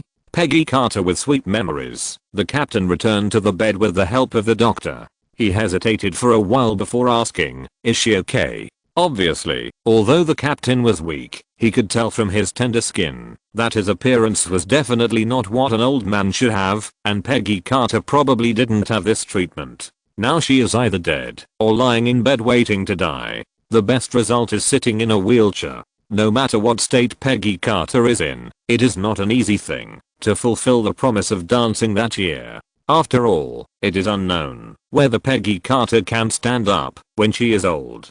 Who knows whether Peggy Carter will have a fracture when dancing with him, or be tossed to God by his bad dance steps. And what if Peggy Carter gets married? Is he a mistress? He is actually almost 100 years old, but he looks like a young man. He competes with an old man for an old woman who is almost 100 years old? He can't do this. Fury, it's okay. Peggy Carter is enjoying her old age like a normal old person. After saying that, Fury walked to Li Feng thoughtfully and asked in a low voice, do you want to help Peggy Carter regain her youth? After thinking about it, Fury asked half guessingly and half affirmingly, can the fountain of eternal life replenish the consumed lifespan and restore youth? Or do you have a spell that can restore human youth? Li Feng spread his hands, indicating that he did not have a spell to restore youth. At the same time, he explained casually, the reason why the fountain of eternal life is called the fountain of eternal life is because it is the main ingredient of the immortality potion. Fury was stunned when he heard about immortality. When he stared at Li Feng with his one eye, he saw Li Feng smacking his lips and said regretfully, it's a pity that the destruction of the environment has long caused the auxiliary materials to become extinct. Extinct. Fury narrowed his eyes and asked curiously, does that mean that someone has collected the materials before or someone has become immortal for this? Li Feng guessed what Fury was thinking, with the corners of his mouth slightly raised, and said disdainfully, why, you want to talk about history with those two immortal women? Save your energy. Immortality does not mean having power. The two of them hid for 2000 years before being killed, which is enough. Besides, they are immortal. Li Feng patted Fury on the shoulder and sneered, this thing is a bit attractive. Who do you think a small force like you are? It's not even your turn in the queue. Fury's eyes turned, and he asked with a smile, I think SHIELD is quite powerful. How about you tell me where SHIELD ranks? Li Feng is not stupid. He naturally heard that Fury was asking him how many major forces there were on Earth. He rolled his eyes and ignored Fury and said to the captain, Captain, Steve. Steve smiled politely at Li Feng and said, just call me Steve. After all, the war is over and I'm at the age of retirement. The title of captain is no longer suitable for me. Want to retire? then you have something to wait for. Li Feng scratched his head and said, okay, Steve, have you heard of the story of Aladdin? Steve didn't understand what Li Feng meant by asking him about Aladdin and nodded blankly, indicating that he had heard of it. But Fury on the side was different. His expression instantly changed to a constipated face, and he looked at Li Feng with resentment. Some time ago, Mephisto in the Bible ran to the earth and had a few cordial conversations with his subordinates. Later, the mythical EC ran to the earth. These were originally characters in bedtime fairy tales. Now, Li Feng's fairy tales came out of his mouth again. Needless to say, Aladdin is probably not a simple fairy tale. This made Fury want to point at Li Feng's nose and ask, are there any pure fairy tales in this world? How many bedtime stories do you want to ruin? Fury gestured to Li Feng to shut up with a headache. After the two doctors left the room and locked the door themselves at his signal, he rubbed his nose, sighed, and asked, Austin, do you think I should contact the Triskelion headquarters now and order the agents to collect and analyze all the fairy tales to see which ones are fairy tales and which are historical facts? Li Feng curled his lips, shrugged and said, from your tone, you want me to help analyze what is a fairy tale and what is history? Without waiting for Fury to nod, Li Feng gave Fury a look that said go play and said to Steve, since you know Aladdin, you should be familiar with the magic lamp.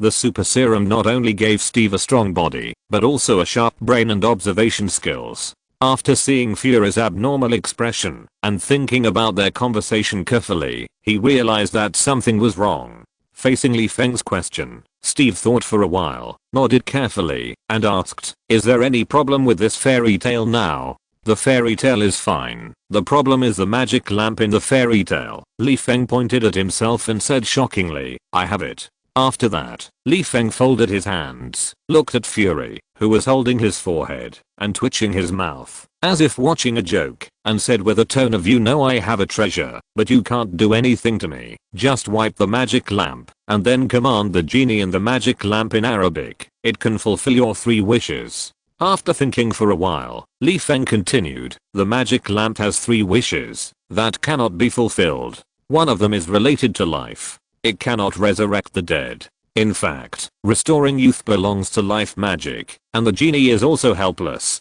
However, it is still possible to restore the physical strength of a person's youth for a short time. At least it is still possible to make Miss Peggy Carter dance with you with physical strength. Steve lowered his head to think for a while, and asked, is there really magic in the world? Li Feng shrugged. In fact, the magic world has always existed, but it is not known to the world. Why do wizards choose to live in seclusion? Steve asked curiously. This is also the question that Fury has always been curious about. A mage is a noble existence. Once a mage appears in front of the world, I'm afraid that no matter what kind of star, he will not be able to withstand the speed of attracting fans. Moreover, those who yearn for extraordinary power, how much money and connections are willing to spend to become a high-ranking mage? For those mages who are not doing well, are these not attractive? If it were before, Fury would be curious. He has seen how tight Li Feng's mouth is. It is obviously impossible to ask anything from Li Feng. But now it is different. Looking at Li Feng's attitude towards Steve, maybe he can really get a promise. Unfortunately, Li Feng shook his head and said, if you are curious, I can find a time to explain it to you, but you have to swear not to tell the reason to anyone, even if you write it down in your diary. Steve looked at Li Feng seriously and raised his eyebrows when he looked at Fury. Obviously, Steve knew why Li Feng chose to tell the secret alone. After nodding to indicate that he knew, Steve said puzzledly, looking at Fury's expression, I guess he doesn't know that you have the magic lamp. Why did he tell me the secret of the magic lamp? What do you want from me? I like you. Li Feng gave an answer that stunned Steve, and then scratched his head a little embarrassedly and said, at the beginning, I tricked the genie of the magic lamp badly, so you'd better not mention my name when using the magic lamp, otherwise your wish will only be discounted by him. In addition, the genie of the magic lamp is not as simple as in fairy tales. You can completely imagine him as a devil. Devil? Now, Fury knows that the devil is real. When he heard Li Feng compare the elves to the devil, He subconsciously asked, making a wish to the devil has a price, and the results are usually not good. What is the price to make a wish to the magic lamp? Or what do you need to pay attention to? Li Feng shook his head. There is no price, and even if there is, it is not paid by you. As for what you need to pay attention to, Li Feng thought for a while, looked at Steve, and said, Arabic is the official wishing language of the genie of the magic lamp. Only by making a wish in Arabic can you command the genie. In addition, the wish you make should be like signing the most stringent contract. The more detailed the better, to the extent that the elf cannot win the lawsuit, otherwise the elf will kill you. Steve smiled bitterly and shook his head. I don't know Arabic, so forget about making a wish. Li Feng was not sure whether Steve still did not believe in magic in the world or was worried about something. After thinking about it, he waved his hand to open the portal and shouted, Creature, prepare the guest room, we have a distinguished guest. As he spoke, Li Feng helped Steve up and crossed the portal without caring whether Steve agreed or not. When the portal was about to close, he turned his head and said, Fury, Steve's leg injury needs a few days to heal. Let Steve stay with me during this time. By the way, it will also give the captain time to consider whether to use the magic lamp. Steve was a little confused when he saw the portal appearing inexplicably in the ward. It was not until the portal closed that he came to his senses and asked in surprise, is this magic? As soon as Steve finished speaking, Creature suddenly appeared in front of Li Feng. After blinking his big eyes and greeting him, he looked at Steve, who also had a curious look on his face, and said, Hello, respected guest, I'm Creature, and it's a pleasure to serve you. Steve glanced at Li Feng, who had kidnapped him, said to Creature, Hello, I'm Steve, and whispered in Li Feng's ear, what species of creature is this? A kind of elf. Li Feng helped Steve to the lake and let Steve sit on the recliner to rest. At the same time, he explained Creature to Steve, and reminded Steve about the taboos of house elves. After a long while, Steve enjoyed the magical medicinal food while looking at the magic lamp in his hand. He smiled bitterly and said, It seems that I have been away from the world for too long. Fairy tales are history. They have changed too much. I can't understand them. Chapter 215 Fury watching cartoons. A few days later, Steve, who was already able to jump around, stood in front of the wash basin and dressed himself up. After taking a few deep breaths at himself in the mirror, Steve held a bouquet of flowers in his hand, pushed open the washroom door with a slightly nervous expression, and said to Li Feng, who was eating beer and steamed buns on the dining table, Austin, I'm ready. Li Feng, who was competing with the meat bun, looked up at Steve, who was wearing a suit and tie, and couldn't help but spit out the meat bun, laughing. Brother, are you going to show how young you are in front of Ms. Carter, so that she will be jealous and jump up from the hospital bed to fulfill the original agreement? Steve's face froze, and he looked down at his suit. While handing Li Feng the photo of Peggy Carter's ward, he said faintly, How do you think I should dress?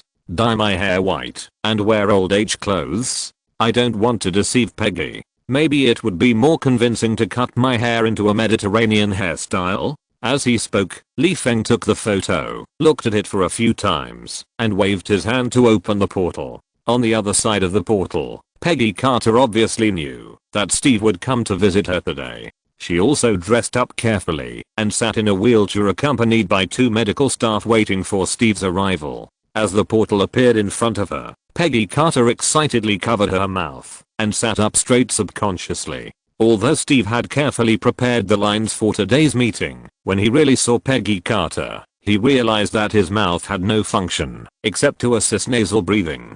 Peggy Carter seemed very calm. She waved to Steve and said, You're back. Yes. Steve walked quickly to Peggy, half knelt and reached out to touch Peggy's face, and asked foolishly, Are you okay? At the portal, Li Feng felt that he was scared. A young man was touching the wrinkled face of an old lady like a lover. Although he knew that this was true love, Li Feng still felt that he couldn't stand it. It was too inconsistent. Shivering for no reason, Li Feng took out the magic lamp from his shoulder bag and threw it to Steve, saying, Have you learned Arabic? Steve handed the magic lamp to Peggy Carter and shrugged, saying, I don't know Arabic, but Peggy does. I don't know if it was because Peggy was old or too excited, but she took the magic lamp with trembling hands.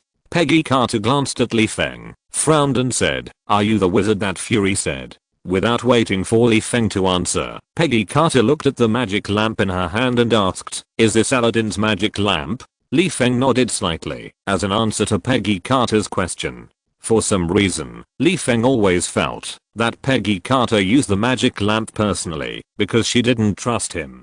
Although Steve was an old antique, he really wanted to learn Arabic, or a few words of Arabic for making wishes, which would probably take only a while. But now this task was actually operated by Peggy Carter herself. Li Feng touched his chin, thinking thoughtfully, did I compare the genie to a devil before, making Fury worry that I would frame the captain?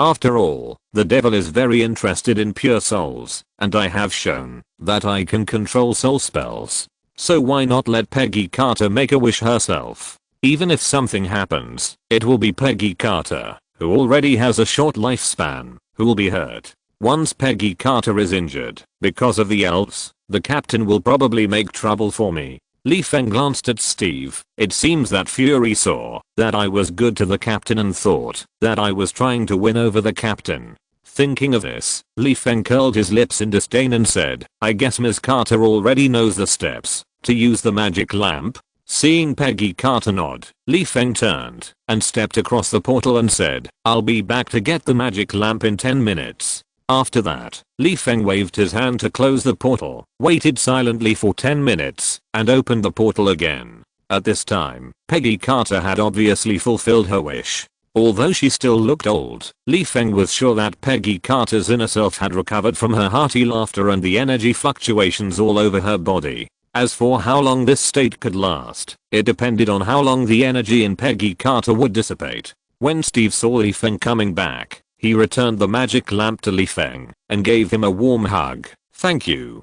Li Feng scratched his brow and smiled. I'll pick you up tomorrow night. Enjoy the scenery of London, especially the beauties. After that, Li Feng waved goodbye to Peggy Carter and turned to cross the portal. Back to the lake, Li Feng thought for a while, opened the portal, and came to Fury's office. Seeing Fury looking at him with a sullen face, Li Feng sat on the sofa without hesitation, crossed his legs and said, Fry, Shavig invited me to join the Rubik's Cube research team. I'm reporting here now. When do you plan to send me to your secret base? Fury silently closed the book in his hand, paused the video playing on the computer, and turned off the screen. He supported the table with his joints of both hands, crossed his fingers, and dragged his chin, and said expressionlessly, how can I be sure that you are going to help study the Rubik's Cube, not to steal the Rubik's Cube? Li Feng was stunned, rolled his eyes and said, are you stupid, or am I stupid? Such a bright mass of energy, you won't know if I take it away under your nose. Fury shook his head slightly. If it was before, maybe you wouldn't dare, but now the abilities of you mages will continue to improve. What do you mean? Li Feng asked puzzled. Fury squinted his one eye and looked at Li Feng, saying, you performed a magic trick of turning an apple out of thin air in front of Steve. Although the apple is fake, I don't know if you are hiding it. What if you can turn out a Rubik's Cube that looks real and steal the real Rubik's Cube? Li Feng really didn't know how to answer this question. If he said he could turn out a space gem, Li Feng couldn't do it, even if he squeezed himself dry. This is an infinite gem. You treat it as a candy bean on the roadside. But if you said he wanted to make a fake Rubik's Cube that could deceive scientific researchers for a short time, as long as the other party took it for testing, Li Feng felt that it was not too difficult. At this moment, he even thought of the raw materials for making a fake Rubik's Cube and used the energy block on the weapon used by Hydra when ambushing him. This thing was extracted from the Rubik's Cube, and it retained some of the characteristics of the Rubik's Cube. With the blessing of the elf magic, the chance of success is still quite high. But Li Feng would not be stupid enough to tell Fury about this. After thinking for a while, Li Feng spread his hands and said, the problem is that I can't make a treasure of this level of the Rubik's Cube. Fury was about to open his mouth to say something, but Li Feng waved his hand to interrupt him and said, you know what you want to say. You're just worried that I will steal the Rubik's Cube, right? Fury nodded straightforwardly, with an expression of yes, I don't trust you. Seeing this, Li Feng stood up and said unhappily, if I wanted to steal it, I would have stolen it a long time ago. It's not like I didn't have the opportunity. Before Li Feng finished speaking, Fury interrupted him faintly, you probably didn't have the strength to keep the Rubik's Cube at that time. At least you couldn't make an apple out of thin air at that time. Now it's different. You have the power to keep the Rubik's Cube. Have the power to keep the Rubik's Cube. Li Feng didn't understand how Fury knew that his strength was improving. This didn't make sense at all. Li Feng, who sat back on the sofa, squinted his eyes and looked at Fury from time to time. Since I entered the office, this guy has mentioned making apples out of thin air several times. Is there any causal relationship between them? After a long while, Li Feng asked tentatively, I will give you the magic lamp, and you will let me study the Rubik's Cube. Deal. Fury answered readily. Li Feng's mouth twitched, and he raised his middle finger and said, can I give you the Night God mask as well? Fury nodded seriously and replied, yes, and the Night God mask. That item is too dangerous, and must be handed over. Li Feng, haha. Li Feng sneered a few times, got up and walked to the desk, and said sneerily, how about I hand over the RV to you? Fury wanted to nod, but this was obviously impossible. The RV was equivalent to Li Feng's home, and it was his only home. If he took the RV away, Li Feng would be furious. At the desk, Li Feng looked down at the picture book of 1001 Nights on the table. He couldn't help laughing, and said with a glance at the computer, don't tell me you are watching Aladdin cartoons. Fury's face darkened, and he nodded with a twitch of his mouth. What's wrong with watching cartoons? What's wrong with being close to you?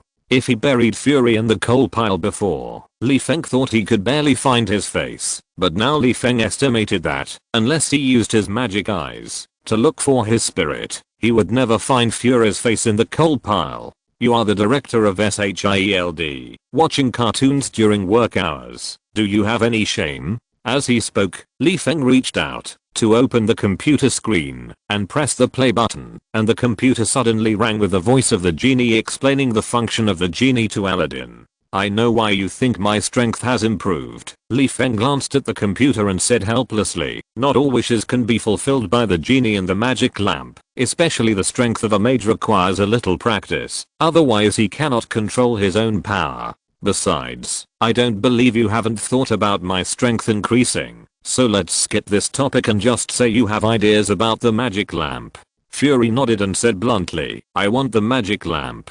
You really dare to think so? Li Feng sat sideways on the desk, looked sideways at Fury, and said with a smile, you know this is impossible, so your strategy is to ask for a high price first, making me feel dissatisfied, and then pretending to be reluctant to give up the magic lamp, and finally tell me your little purpose? Li Feng waved his hand, don't try this on me. You do nothing all day, and do a lot of trivial things. Looking at the increasingly unscrupulous Li Feng, Fury couldn't help but recall the Li Feng in the past. How good was Li Feng at that time? Although he was still a little difficult to deal with, he could still get some good things out of threatening him. It's not like now. Chapter 216 No one can fight. In the office, Li Feng casually opened a portal about the size of a computer screen and controlled it to move around. After a while, Fury looked at a portal moving directly above him with a stern face, and another portal was outside the computer screen.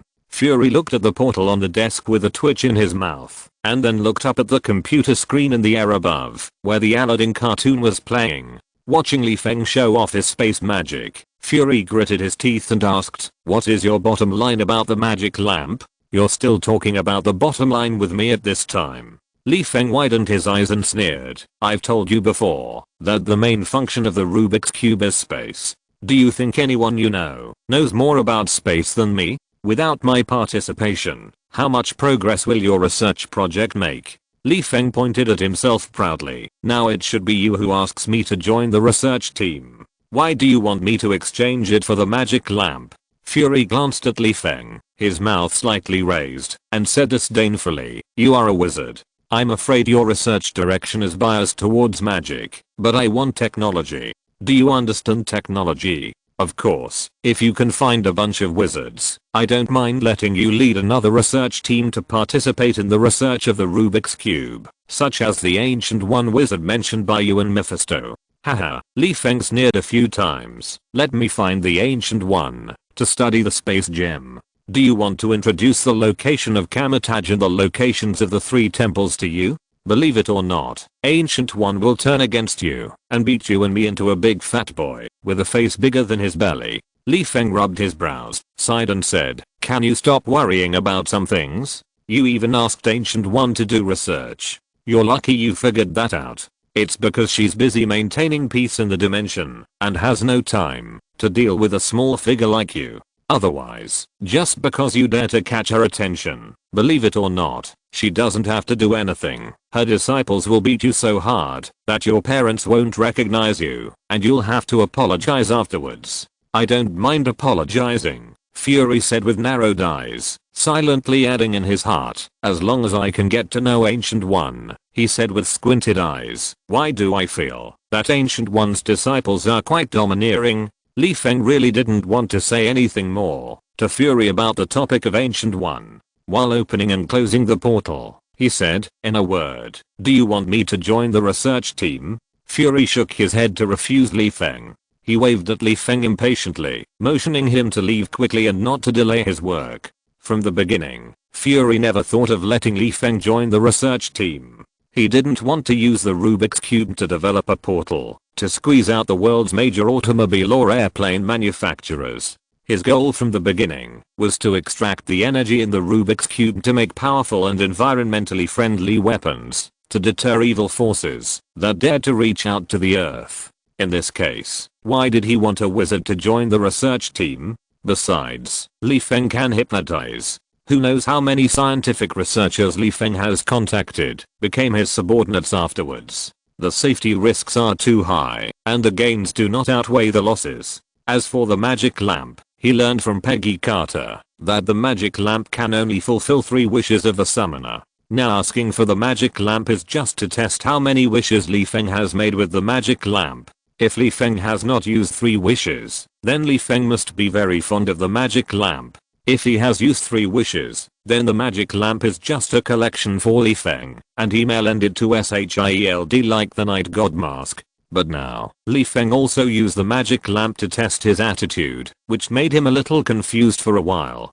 Did Austin use the magic lamp? Seeing Fury firmly reject him, Li Feng curled his lips and waved to open the portal. If you don't want to participate, then don't participate. At most, when Loki opens the portal, the space gem that is activated under close observation is in what state? But Fury knew that I never mentioned anything about the wizard, so why did he want to explore the magic world recently? Could it be that the recent Devil's affairs made him anxious? And Shavig, has there been a major breakthrough in the research of the Rubik's Cube? So it doesn't make sense that Fury doesn't need my help. Although Shavig is super intelligent, is the Rubik's Cube so easy to crack? Back at home by the lake, Li Feng, who still couldn't figure it out, scratched his head, put the problem behind him, and lay on a lounge chair by the lake with a magic book in his hand, drinking beer leisurely while studying elf magic. He needs to transform knowledge into power as soon as possible, because the mind gem is coming. Time flies. Li Feng, who was busy making a fake infinity stone, rarely put down the magic book in his hand and lay quietly on the grass, drinking beer while watching a documentary about a mythological story playing in the distance. This can be regarded as Li Feng doing his homework. After all, he himself does not know when he will travel to a mythological story. If he encounters a mythological story that is completely dark, how can he get the benefits? Not far away, a child-sized figure was surrounding a bonfire, sprinkling some spices on the food on the fire from time to time. It was a midnight snack prepared by Creature for Li Feng, a roasted leg of lamb with an alluring aroma. Just as Creature took the leg of lamb from the fire, the phone in the RV suddenly rang. Li Feng looked at the RV in confusion, hooked his finger at the leg of lamb in Creature's hand, and said as he let the leg of lamb float towards him, "Creature, look who is calling." After a while, Creature walked to Li Feng with the phone. "Boss, it's Mr. Fury's call." After hesitating, Creature said timidly, "Mr. Fury's voice sounds very anxious." "Fury, Why is this guy looking for me? Li Feng was stunned for a moment and casually floated the leg of lamb in the air. He took the phone and smiled. Lu Dan, I heard that you are very anxious now. Tell me what happened and make me happy. On the other side of the phone, Fury was in no mood to argue with Li Feng now and said bluntly, Loki has come to Earth. He not only stole the Rubik's Cube, but also controlled my subordinates. After a pause, Fury thought that Li Feng might not care about the fate of his subordinates, and added, it was your friend Shavig, who was also controlled and taken away by Loki. Is it finally here? Just in time, my fake infinity gem has been successfully made. Li Feng narrowed his eyes and said, what do you need me to do? As soon as Li Feng finished speaking, Fury's urgent voice came from the phone. Come to my office immediately, and someone will give you a mobile phone with a photo in it. After you are transferred there, someone will tell you what to do. After hanging up the phone, Li Feng stood up and twisted his waist. When his body started to move, he held a beer in one hand and a leg of lamb in the other, waved to open the portal, and came to Fury's office. Just as Li Feng stepped into the office, the door of the office was suddenly opened. An agent who was still wearing sunglasses at night walked quickly to Li Feng. Seeing that Li Feng's two hands were busy, he put the phone on the desk with a subtle twitch at the corner of his mouth and turned away. During this period, the guy wearing sunglasses did not say a single line. Li Feng glanced at the mobile phone showing a photo in the office, poured the beer in his hand into his stomach, and waved to open the portal. When Li Feng came to an underground base equivalent to the ruins, while chewing the leg of lamb, he heard a female voice behind him. Hello, Mr. Mage. Hearing the voice, Li Feng turned his head to look at the other party. Seeing that the other party was wearing a shield combat uniform, and it was a slightly torn combat uniform that revealed white thighs, Li Feng opened his squinting eyes like a pig and asked, I found a wild beauty. There are wine, meat and girls tonight. It seems that I'm lucky. Mariah Hill, you can call me Agent Hill. As the most popular person around Fury, Hill not only heard of Li Feng, but also knew that Li Feng had been single for many years. Although she was confident in her figure and appearance, she was not confident enough to attract Li Feng when she first met him. Hill understood that Li Feng was just playing a bad joke on him, and ignored Li Feng's words, and said quickly, since you can come to the base, Fury must have told you what to do. Li Feng shook his head, took a bite of the lamb leg and said incoherently, Fry said that someone will tell me what to do after this. The someone in Fury's mouth, is he referring to you? Hill narrowed his eyes, nodded and said, it's me. Hill pointed to the ruins around him and said, find all the injured as soon as possible, especially the scientific researchers here, and send them to the hospital as soon as possible. Give priority to rescuing scientific researchers? Perhaps this is the real reason why Fury asked me to come. It seems that Fury has made considerable achievements in his research on the Rubik's Cube. Li Feng turned his head to look at the ruins, brushed his eyes with his right hand, opened his Dharma eyes, and scanned the surroundings. Fury asked me to come here, not just to open a portal, to send the wounded to the hospital. As he spoke, Li Feng cast a spell to turn the stones, cement and other building materials in one place into a pile of fine sand. Then he cast a spell on the wounded behind the fine sand. After correcting the dislocated bones, he performed healing magic, while turning back to Hill and said, your Fury is very smart. I can find and rescue these people in time, and complete the rescue task at the same time. He can save a lot of medical expenses. Although Hill said that he had known about Li Feng's impropriety for a long time, he didn't know it until he met Li Feng in person. It was not impropriety at all, but he was simply sick in the brain. He couldn't even tell which was more important, scientific researchers or medical expenses. As Hill's mouth twitched, several injured people who were originally unable to move walked out of the sand in confusion, staring at Li Feng with curiosity and greed. This can't be blamed entirely on the greed in the eyes of these researchers. After all, the last second he thought he was going to die, and the next second the cement block pressing on him, and the steel bars in the cement instantly turned into sand. Such a magical scene. Any researcher who loves scientific research would want to slice Li Feng for a search. Li Feng just looked at the researchers with disdain, then turned his head to continue looking for the next injured person. Don't think I don't know what you are thinking, but unfortunately, none of you can fight. If you're listening to this novel on a channel other than Fanfic World, it means they downloaded and uploaded it without effort. We cordially invite you to visit our channel, Mundo Fanfic Novelos. There you'll find the original version of this story and you can explore many other novels of various genres. We're waiting for you to immerse yourself in a world of incredible novels. Chapter 217, Meeting Banner. After working for more than half an hour, Feng, who had his eyes open and hadn't blinked a few times, rubbed his dry eyes and said to Hill behind him, "In the entire underground base, anyone who can still breathe has been teleported to Fury's office. As for those who have died," at this point, Feng scratched his head helplessly, "their souls have left their bodies and my eyes can't see them. You need to spend time looking for their remains." Looking at Hill with a melancholy face, Feng sighed and said with a little apology, "Sorry, I can't help you with the rest." "No, you have helped us a lot. Thank you, Mr. Mage." Hill forced a grateful smile, pointed to the portal, and said, "Let's leave here too, and leave the rest to the people behind." Feng nodded, opened his eyes to search for spirits around again, and turned back to Fury's office, after making sure that there was nothing missing in the office, except for Fury, who was sitting on the sofa and applying ice to his wounds.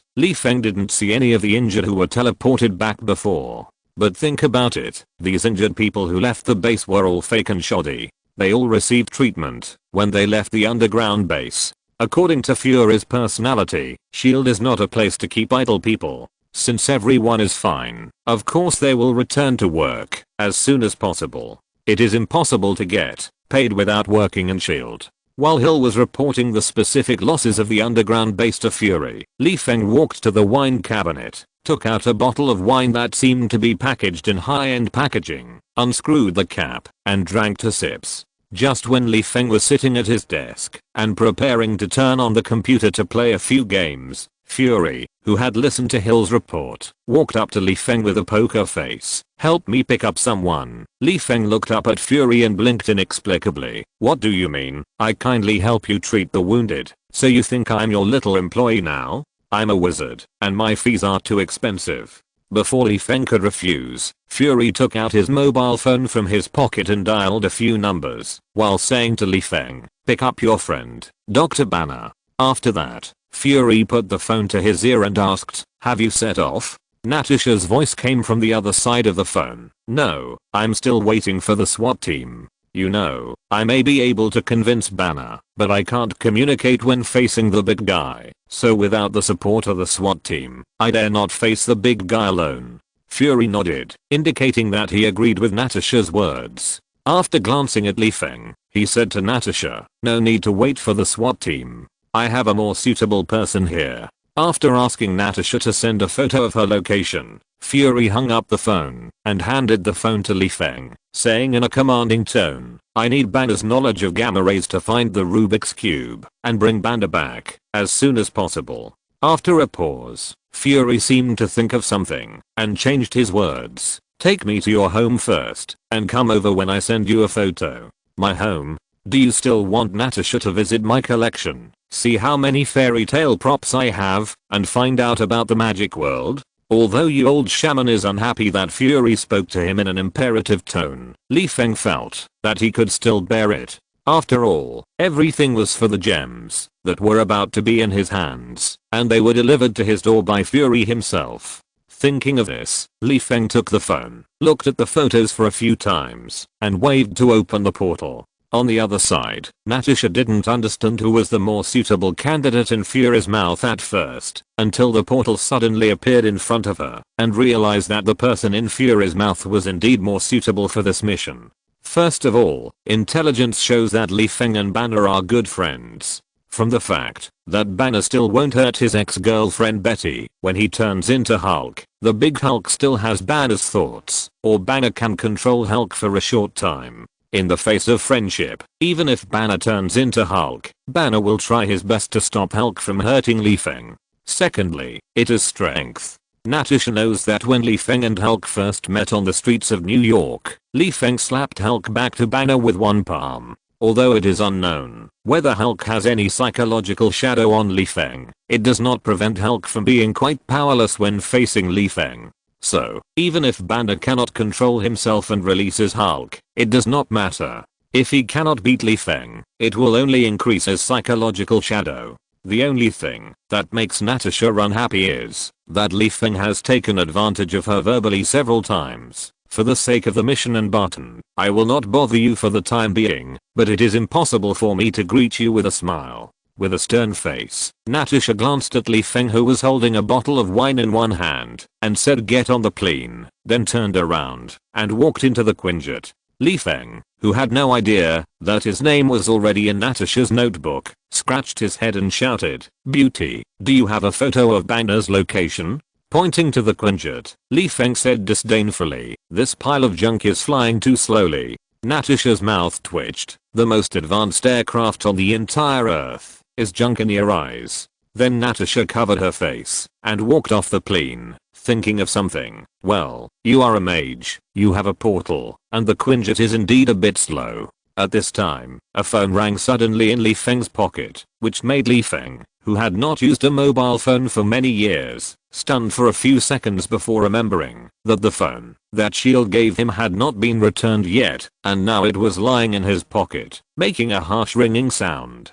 Seeing that Li Feng was stunned for a few seconds before taking out his phone, Natasha felt puzzled at first, and then after guessing the reason for Li Feng's daze, she launched a silent contempt attack on Li Feng. Seeing this, Li Feng said he was powerless to refute. Shanshan glanced at the phone and said, "The photo sent by your boss, do you think it is the location of Banner?" Natasha rolled her eyes. Is there any need to guess? If possible, she really wanted to take Li Feng's head apart to see what was in his head. She didn't say anything else. What did it mean to go on a mission with a bottle of wine in his hand? You should be thankful that you are not a secret agent, otherwise I can beat you up just because you drink on a mission, Natasha said with a bit of contempt and helplessness before Li Feng could refute anything. "Why don't you open the portal quickly?" "Yes, sir," Li Feng saluted while taking a sip of wine, and after opening the portal, he made a gesture of invitation and said, "Ladies first."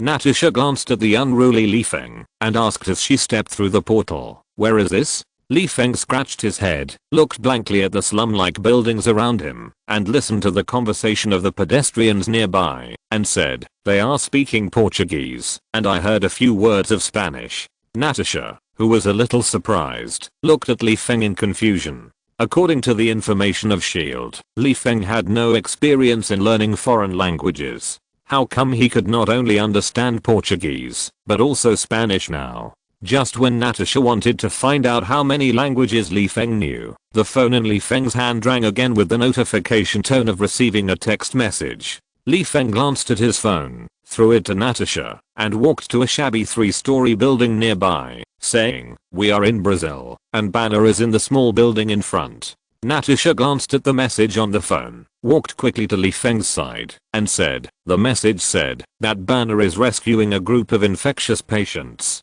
Before Natasha finished speaking, Li Feng snapped his fingers to cast a protective spell for Natasha, and said, "Don't worry, I know spells." After that, Li Feng strode into the small building, holding up the bottle in his hand and shouted, "Banner, I sent a bottle of good wine. Come out and have a few drinks with me." On the third floor of the small building, Banner, who was busy treating patients, got up in surprise when he heard Li Feng's voice and lay on the stairs, shouting with a little surprise, "Austin? It's me." Li Feng looked up at Banner, shook the half bottle of wine in his hand while walking up the stairs, and said, "Man, long time no see. I brought some gifts from a certain black-faced big man to see you." Banner saw Li Feng going upstairs without any precautions, and hurriedly said, "Austin, I have an infectious patient here, don't come up."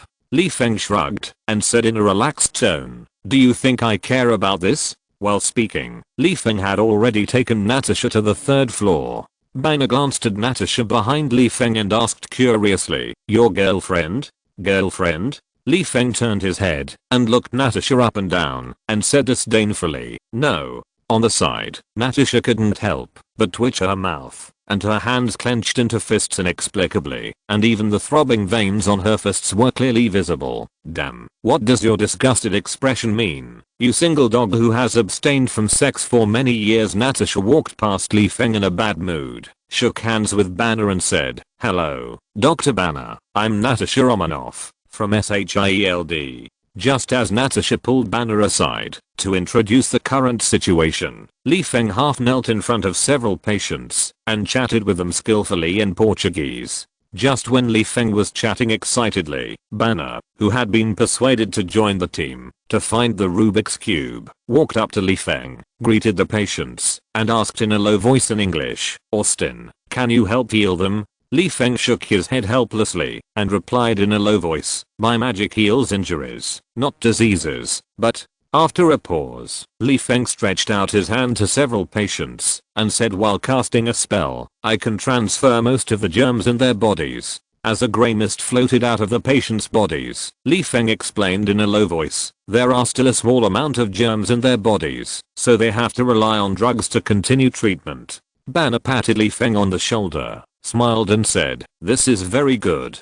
Fewer germs means they will suffer less pain. The most important thing is that the medical expenses will be less. They don't have much money to buy medicines." Li Feng shrugged, stood up, glanced at Natasha, and asked, "When are we going back to New York? I miss my big bed." Natasha raised her eyebrows, looked at Banner, and indicated that the return time would be decided by Banner. Banner thought for a moment, turned around and gave a few instructions to the patient who was still looking at Li Feng, as if he were looking at God, then turned to Li Feng and said, "Let's go now." Banner touched his belly and smiled shyly. "To be honest, I miss creatures cooking, too."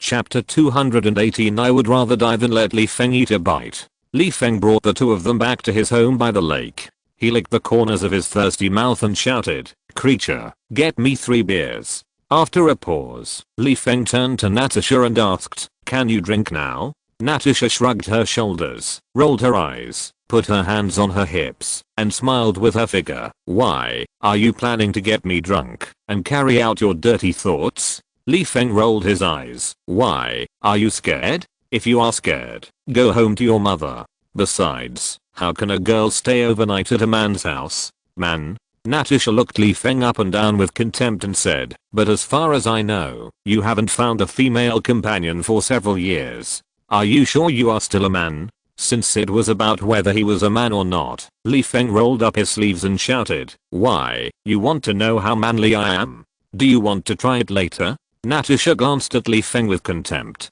The meaning in her eyes was self-evident. Just try it. Who's afraid of who? On the side, Banner looked at the two speechlessly, shook his head helplessly, walked quickly towards Creature, and smiled gently. "Creature, I'm bothering you again." Creature, holding a beer, looked up at Banner in front of him.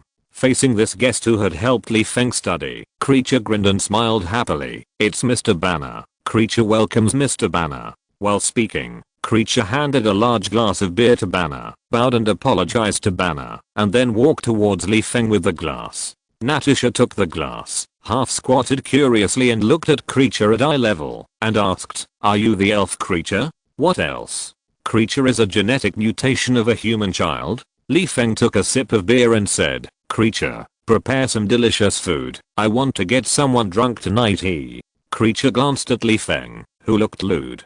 Compared with others, Creature knew Li Feng better, and also knew what Li Feng wanted most. In Creature's eyes, women may be the creatures that Li Feng needs least at present. After roughly guessing that his boss simply wanted to get the lady drunk in front of him and prevent her from boarding the RV, Creature looked at Natasha with a bit of disgust, turned around and disappeared in front of Natasha. As a senior spy, Natasha saw the disgust in Creature's eyes at a glance, which made her a little puzzled. Natasha, who couldn't guess Creature's inner thoughts, frowned and asked, "Austin, Creature doesn't seem to like me." Li Feng said that he understood Creature's performance, but he didn't want to explain anything to Natasha, and said casually, "Maybe Creature saw that I was interested in you, and was afraid that you would take his place in my heart, so he didn't like you." After that, Li Feng ignored Natasha and waved to Banner, indicating that he should go to the lunch chair by the lake and wait for Creature's food. to come out of the pot. On the lounge chair, Banner looked at the sparkling lake, and with Li Feng who could subdue Hulk beside him, he felt much better. Banner took a sip of beer and said in an apologetic tone, "Austin, I'm sorry for leaving without telling you." Li Feng waved his hand indifferently. "It's okay, I know you left because you were worried that Ross would cause trouble for me." After a pause, Li Feng turned sideways to look at Banner and said, "But don't you underestimate me? Ross alone is not capable of dealing with me." Seeing that Li Feng didn't take Ross seriously at all, Banner, who recalled that he had been hungry and cold and had to sleep with one eye open during this period, took a deep breath and said, "Maybe Ross can't do anything to you, but I can still cause you some small troubles." When talking about small troubles, Banner remembered something, glanced at Natasha who was listening to the side, looked at Li Feng and whispered, "I left before completing the teaching. Did you encounter any troubles?" Li Feng couldn't help laughing a few times, rubbing his hands excitedly and said, "There were troubles, but I finally completed it." Banner stared with wide eyes, swallowed his saliva in fear and asked, "Did you succeed?" "Damn, that's a nuclear reaction fireball." Seeing Li Feng nod his head affirmatively, Banner felt that the trouble caused by Hulk was actually nothing. Hulk swung his arms and worked hard to demolish for a long time, but he only flattened half of the street. As for Li Feng, the damage caused by a fireball was more than 10 times that of Hulk. How could Hulk, who made a living as a professional demolition worker, feel happy? Especially considering that Li Feng could run around the earth with a portal while casually throwing fireballs. His speed and efficiency were far better than Hulk. Should Hulk's title of demolition captain be handed over to Austin?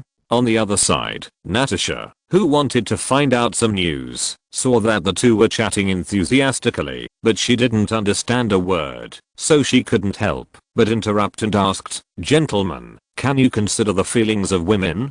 Can someone tell me what was successful?" Banner glanced at Li Feng. He didn't know how to say this. SHIELD is a law enforcement agency with a business license. Who knows what they will do to Li Feng? Li Feng himself didn't care about it, and he still remembered that Hydra had troubled him before, so the New York battlefield was not only to protect the Earth, but also a stage for Li Feng to show his strength from the side and warn all forces, "Don't mess with me." Maybe he will have to rub a nuclear reaction fireball to shock the four sides. Shrugging his shoulders, Li Feng looked at Natasha with a smile and said, "I asked Banner for nuclear physics at the beginning. Although there were some small episodes in the middle, I was able to rub a nuclear reaction fireball by hand in the end."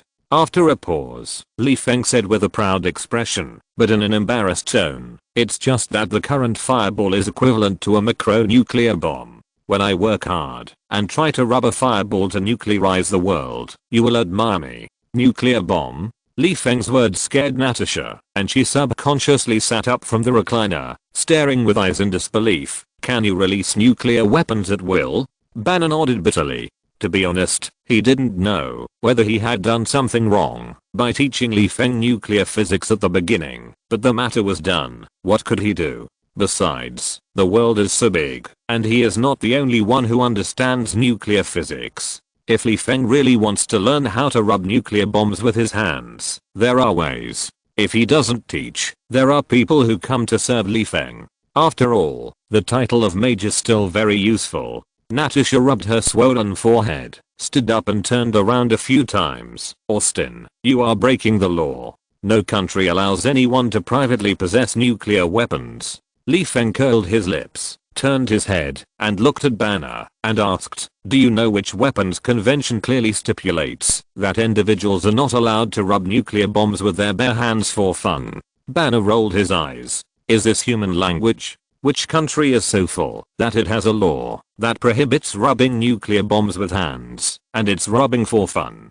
You thought of it. With helplessness, Banner shook his head speechlessly and said, "There are laws that prohibit individuals from holding nuclear weapons, but there are laws that prohibit others from rubbing nuclear bombs with their hands." Banner spread his hands and said, "I haven't heard of it." As soon as Banner finished speaking, Li Feng said to Natasha with a smile, "You said I broke the law. Please tell me which rule I broke." "Which law?" Natasha's face rose. She really couldn't answer this question. "You said Li Feng had nuclear weapons. The problem is that, if you dismantle this guy's house into parts, let alone find nuclear bombs, you probably won't even find nuclear weapon materials. If you say there are no nuclear weapons, people can just rub one for you to see. Natasha felt helpless, so she took out her cell phone from her pocket, walked to the lake and dialed a few numbers, saying, "Sir, do you know that Austin can rub nuclear weapons with his hands?"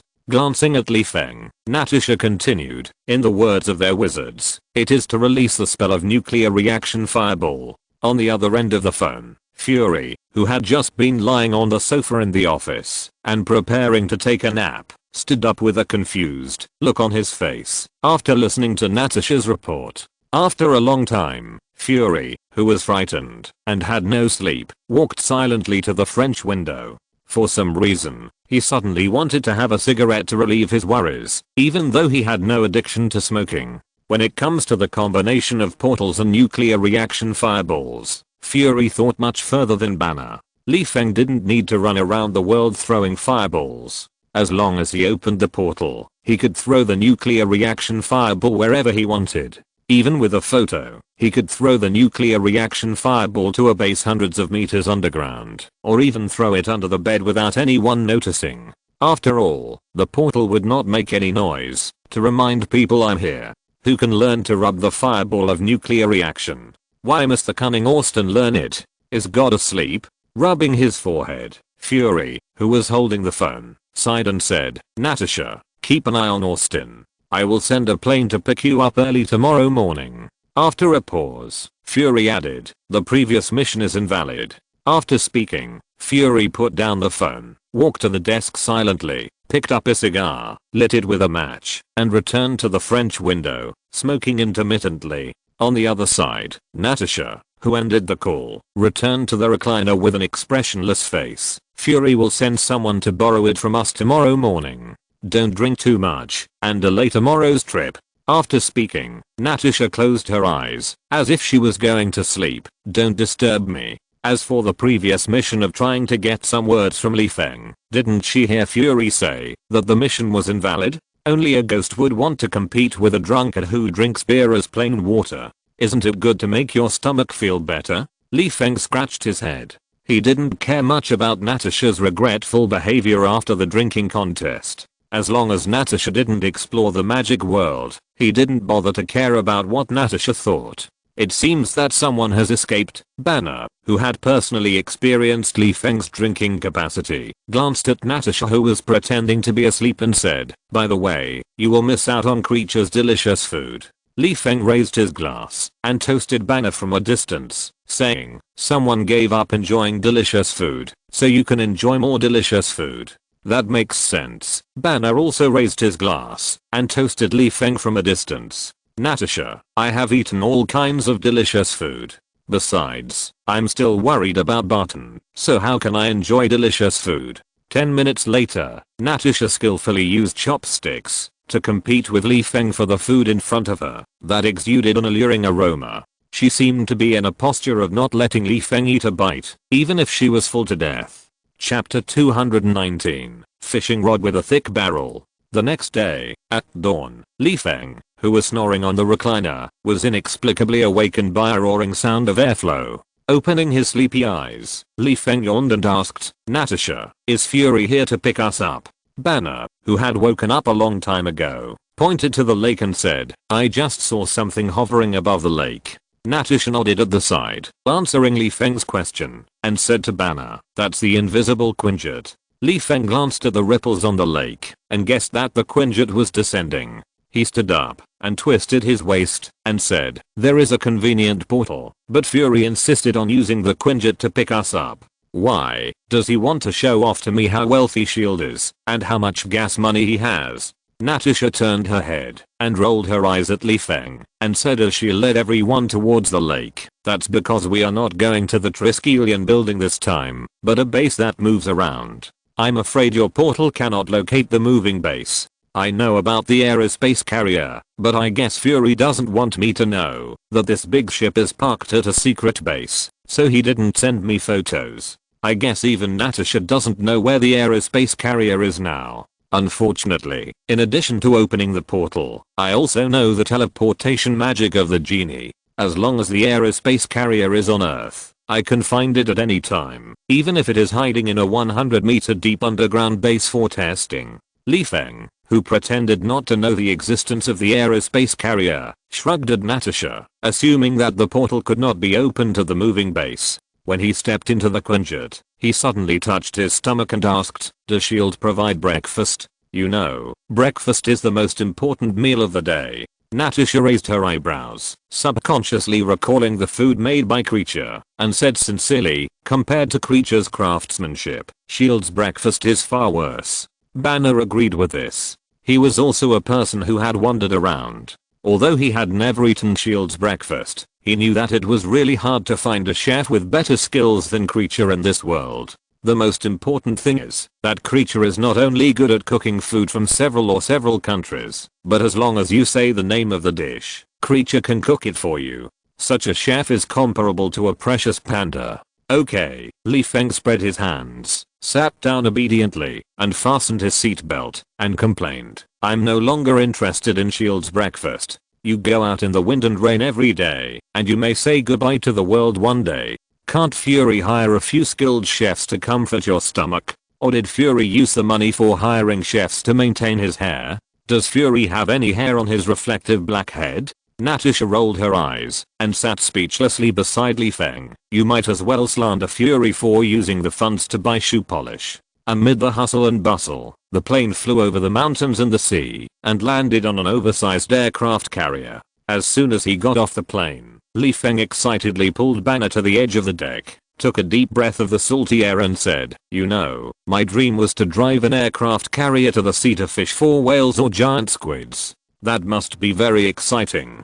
Today I finally came to the sea to play, and I must try the taste of sea fishing." After a pause, Feng turned his head to look at Natasha in the distance and shouted, "Beauty, do you have a fishing rod? The kind with a thick barrel. I want to fish big fish." "What the hell is a fishing rod with a thick barrel, you mentally retarded wizard?" Hearing Feng's words, Natasha subconsciously took a few steps back, preparing to stay as far away from Feng as possible. After all, idiocy is a disease that no one knows whether it will be contagious. Feng saw that Natasha looked like she was temporarily deaf, scratched his head, and asked in confusion, "What's wrong with her? Is her period coming?" Banner shrugged, indicating that he didn't know, and also said that he didn't want to offend anyone inexplicably because of random guesses. At this time, a quinjet landed in the distance, and then Carlson enthusiastically took Steve off the plane. After Steve got off the plane, he habitually looked around. When he saw Feng and Banner enjoying the sea breeze on the edge of the deck, Steve apologized to Carlson and quickly walked towards Feng, shouting, "Hey, Austin." Hearing someone calling him, Feng turned his head and looked in the direction of the voice. After finding that it was Steve calling him, Feng shouted enthusiastically, "Steve, I thought Fury let you enjoy your retirement life. I do want to, but Fury obviously won't let me go," Steve said, looking at Banner, and stretched out his hand to shake Banner's hand and said, "Hello, Dr. Banner."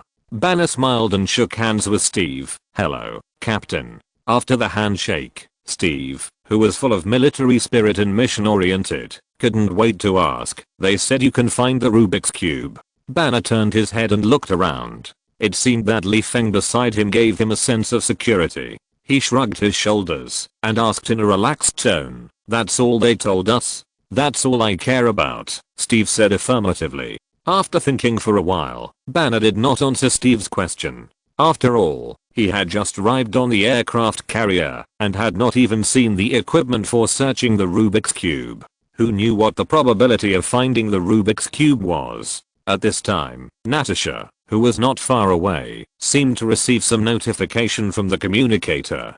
She walked up to Steve and said, "Gentlemen, you'd better go inside the mothership.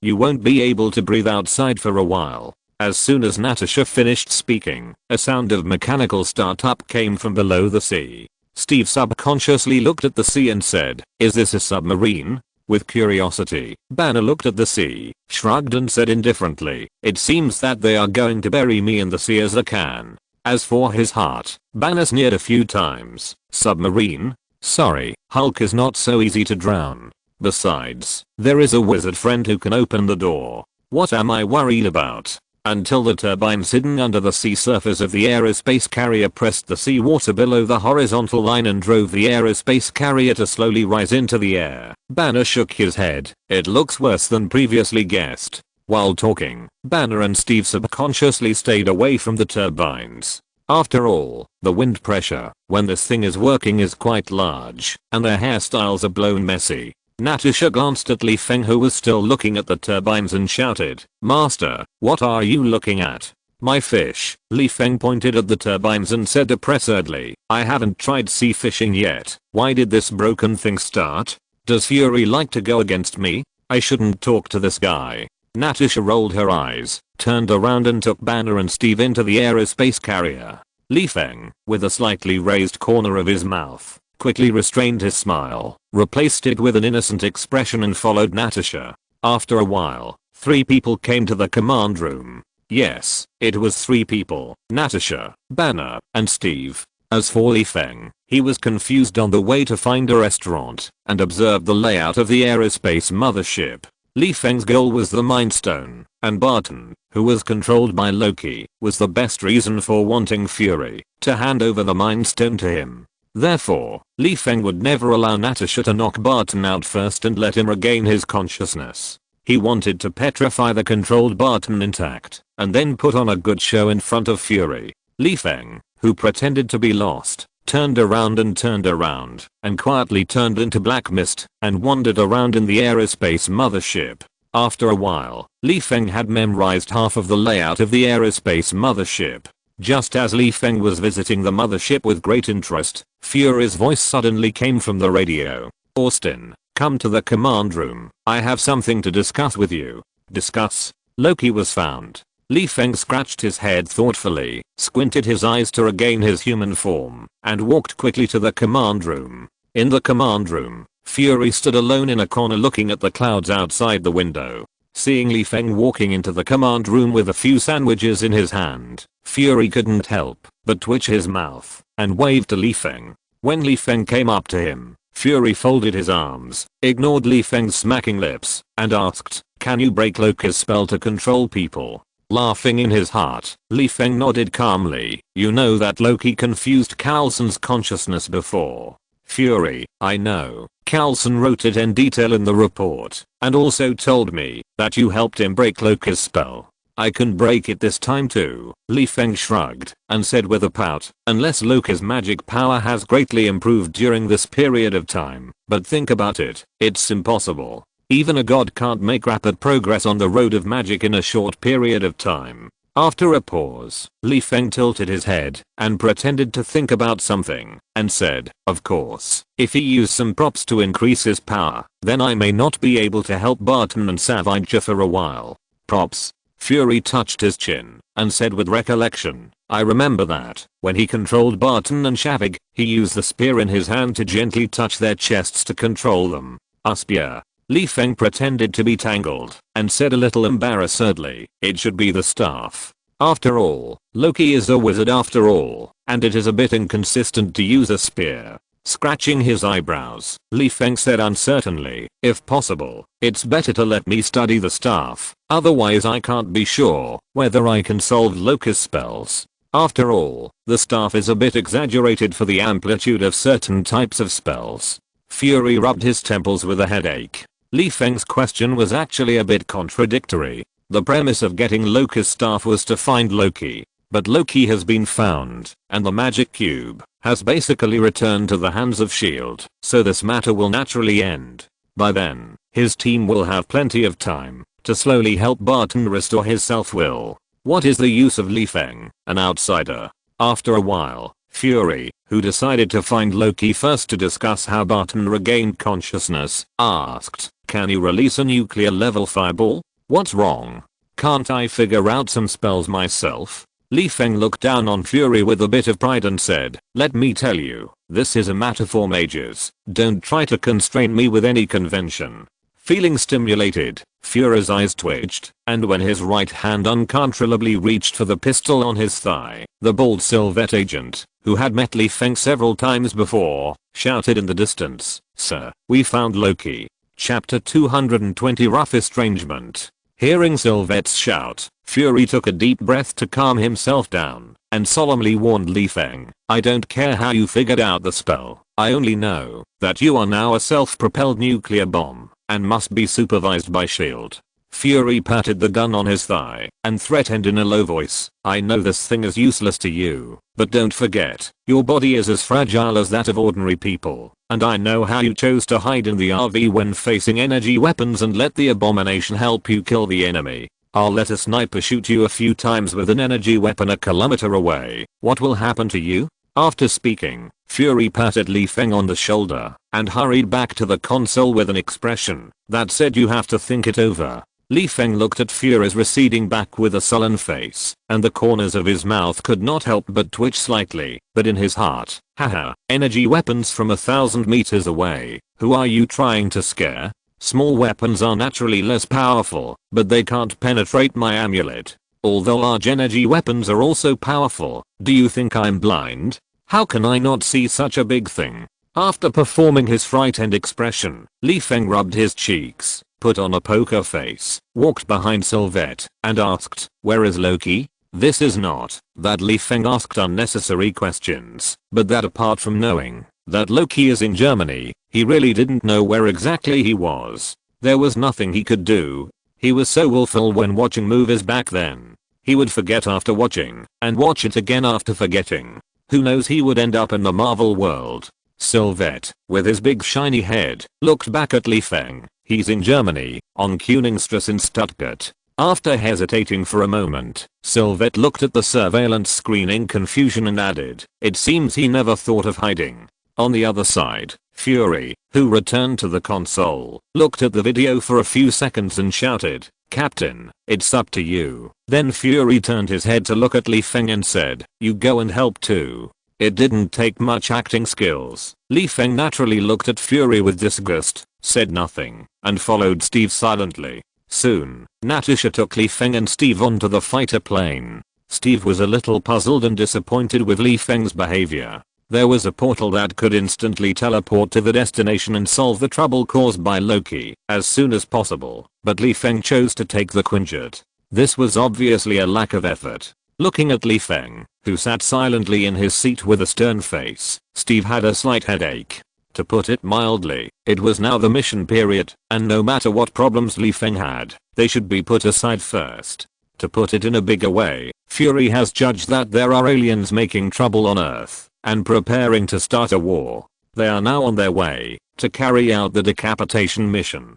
This is a matter of life and death for the Earth. No matter what major event can be compared with this mission. What is the matter with Li Feng's stinky face? After a long time, Steve sighed and asked as a friend, "Austin, what did Fury say to you that made you so absent-minded?" Li Feng looked at Steve blankly, then turned his head to look at Natasha, and said bitterly, "I figured out a powerful spell myself, but Fury thought I was too dangerous, and prepared to monitor me 24 hours a day, the kind that monitors me when I eat and sleep, or simply lock me up in a small dark room, talk to me when he needs me, and let me die alone in the small dark room when he doesn't need me." Steve frowned. Freedom can be said to be the symbol of the United States. On this land, freedom is a noble spirit. Look at the iconic building of the United States, the Statue of Liberty. This thing represents many meanings, including the people's struggle for democracy and the lofty ideal of freedom. Now, Fury actually wants to monitor citizens, based on his personal impression, and put his friend in jail without the support of the law? Natasha, who was driving the Quinjet, turned her head, and looked at Li Feng subconsciously after hearing what Li Feng said. As an agent, she knows how free the so-called American freedom is. There are cameras all over the streets, mobile phones in pockets, and computers on desks. Freedom that can monitor whatever color underwear you wear? Bullshit. This is the captain's simplicity. Before he could hear the provocative meaning in Li Feng's words, Natasha rolled her eyes at Li Feng. As an agent of SHIELD, some things should be pretended, especially when the communication equipment on the fighter is in normal working condition. After thinking about it, Natasha felt that she should say a few good words for Fury, at least not to let the captain's image of an upright director collapse. By the way, she also expressed her loyalty to Fury. Thinking of this, Natasha curled her lips and said, "Captain, ask Austin what magic he has mastered. You should know that we never thought of monitoring Austin 24 hours a day before." Li Feng sneered a few times and asked in return, "Is it because you don't want to monitor me 24 hours a day?" "It's because I have a portal and you can't monitor me at all." Natasha did not deny Li Feng's words. Similarly, she knew very well the reason why Li Feng interrupted Steve's questioning and said disdainfully, "Don't change the subject. I asked what magic you know." "Yes." Steve frowned and asked curiously, "Austin, what magic did you figure out that made Fury spend a lot of money to monitor you who can teleport?" Li Feng rolled his eyes at Natasha implicitly, pointed to the top of his head, and said, "A nuclear reaction fireball that was figured out by simulating the Sunday." After a pause, Li Feng tilted his head and said, "But I can't go to the surface of the sun for field research at the moment, so my fireball is made according to the principle of a nuclear bomb." Steve's face froze when he heard the word nuclear bomb. When he was thinking about how to persuade Li Feng not to use nuclear reaction fireball in the future, Li Feng asked slowly, "Steve, is my magic lamp useful?" Steve was a little puzzled and didn't understand what Li Feng meant by suddenly asking about the magic lamp. Natasha, who was busy flying a plane, was startled. When she understood what Li Feng wanted to express, she heard Li Feng say faintly, "Is the magic lamp dangerous? As long as you make a wish, you can reach the peak of your life, and you can also change the laws according to the summoner's wishes." Li Feng curled his lips slightly. "Maybe you don't know, I once borrowed a mask from SHIELD. That thing is very powerful. Let an ordinary agent put on the mask and beat a demon prince to the ground." After a pause, Li Feng emphasized, "And he beat him with bare hands." After thinking about it, Li Feng ignored the astonished Steve and continued, "Captain, if you have a chance, you can ask Stark. I have another prop in my hand. That thing is even more powerful. It's not an exaggeration to say it's a regret medicine." As for whether Li Feng was lying about the devil, Steve was not stupid. Li Feng said that an agent had used it. Wouldn't it be okay to ask Fury or find some information? But now that the Devil Prince and the regret pills have come out, Steve feels that he can no longer understand the changes in the world. He asked in confusion, "What prop is that?" Li Feng looked at Natasha, who was listening attentively, with a half smile, and then glanced at the indicator light of the communication equipment showing normal operation, and said shockingly, "Time converter, a prop that allows people to travel through time. I once took Stark to the past." As for what Stark experienced, Li Feng spread his hands and said, "You need to ask Stark yourself." "Damn, travel through time!" Exclamation mark. "And Stark can testify." Natasha's hand holding the joystick trembled, and she could not help but stare at Li Feng. God is really blind, allowing this scourge to get the props to travel through time. Feeling that he had said almost everything, Li Feng narrowed his eyes and said, "Steve, which of these magic props do you think will cause more serious consequences compared to the nuclear reaction fireball?"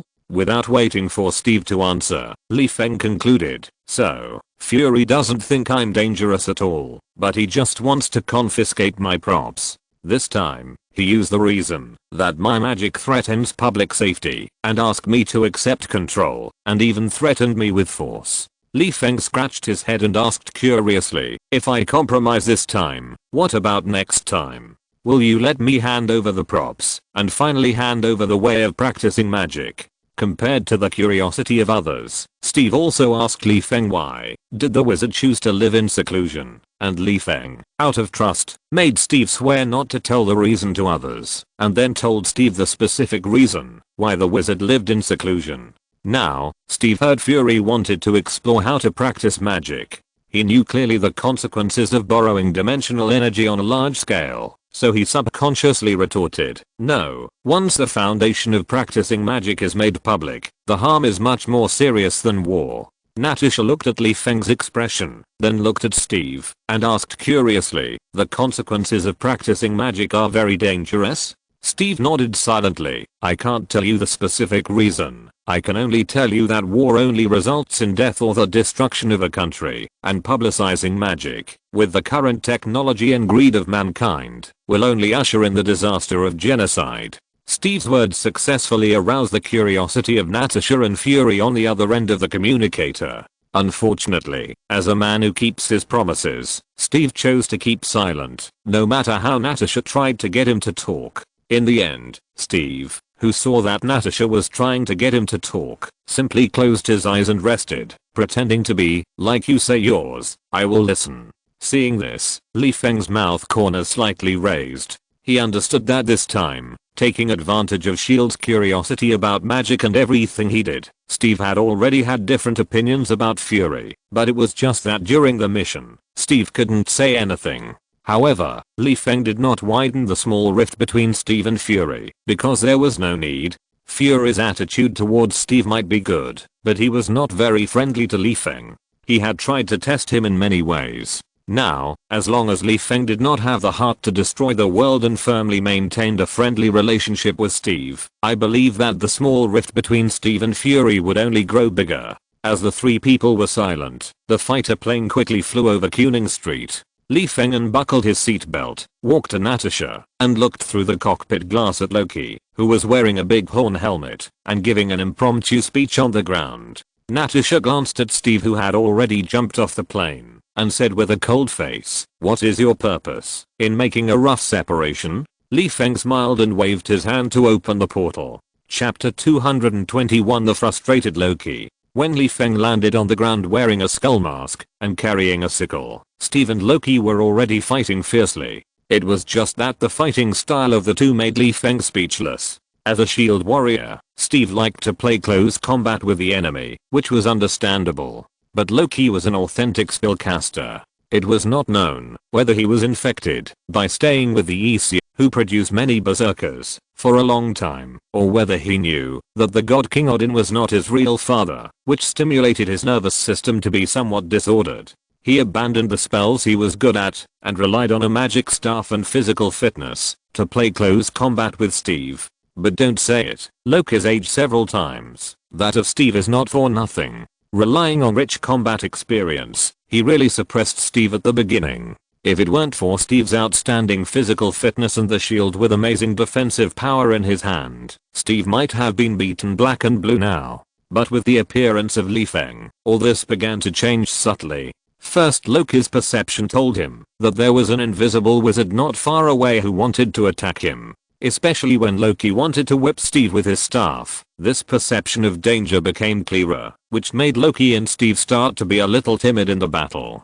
After a few times, Loki, who was extremely unhappy, threw the captain out again and searched for the source of danger according to his perception, wanting to determine which bastard was so blind that he dared to disrupt his battle rhythm. On the other side, although Steve was thrown away by Loki, he was still a veteran of the battlefield.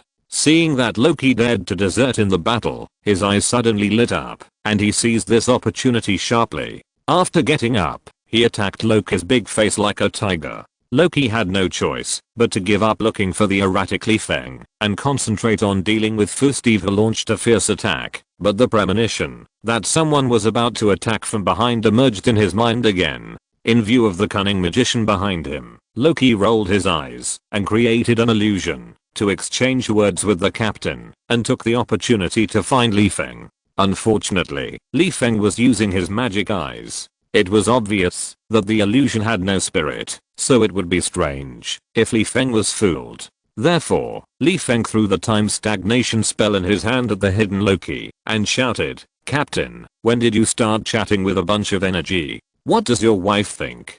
Be careful that I will tell on you and say that you have now changed your mind." Steve's mouth twitched. For some reason, he suddenly wanted to beat Li Feng with Loki, but except for the erratic voice in his ears, he could not see Li Feng at all. This made Steve helplessly pick up the shield and slap Loki's real body along the direction of Li Feng's attack, venting his resentment on Loki. On the other hand, Loki saw that his skill of illusion was completely ineffective against the sinister wizard, and he was quite helpless. Although he was a bait to sneak into S.H.I.E.L.D. in his plan, baits also need to have face. How could he be suppressed by a soldier who was obviously still human? Where would his face as a Apprentice be? How could he convince people when he ruled humans in the future? After all, how could a Apprentice who couldn't even do I can beat 10 have the qualifications to rule the earth? He was afraid that he would be laughed at. His so-called Apprentice was actually the Apprentice abbreviated as psychopaths. As for the fact that his opponents were actually 2 people, do you have photos? Do you have videos? Don't talk nonsense without evidence, or you will be held legally responsible. Just when Loki was so annoyed that he wanted to let go and finish Steve as soon as possible, a huge dynamic music suddenly sounded in the sky. Steve was stunned, subconsciously stopped and stepped back a few steps, looking up to find the source of the music in the air to determine whether the person coming was an enemy or a friend. Loki guessed who the visitor was. After all, such a distinctive and showy appearance was very consistent with Stark's identity. However, even though he guessed, he did not take the opportunity to attack Steve, because his perception clearly told him that the wizard hiding behind him was still aiming his spell at him. As long as he dared to move, the other party would immediately use the spell to smear his face. He was afraid that the soldier holding a shield in front of him would take the opportunity to slap his handsome face with the shield. Loki, who felt that this battle was too aggrieved, thought about it, and thought that he might as well surrender with the excuse that the other party had more people and more power. Anyway, his goal was to sneak into S.H.I.E.L.D. Although he sneaked into the enemy team as a prisoner, Loki said that he could endure it for the sake of his plan and a better future. Thinking of this, when Loki was about to raise his hand to surrender, a steel battlesuit suddenly jumped out in front of him and shot him away without saying a word. The huge impact caused the staff in Loki's hand to fall to the side. Then, Stark stood in front of Loki in a showy manner, pointed all the weapons on his armor at Loki, and kept them ready to be activated at any time. Just as Steve casually picked up Loki's staff, Stark said arrogantly with a strong middle school atmosphere, "You reindeer, try to move." Loki's face twitched, and he took off his armor to show his surrender, and sneered, "What's this? A barking dog doesn't bite, and a biting dog doesn't bark." Stark frowned.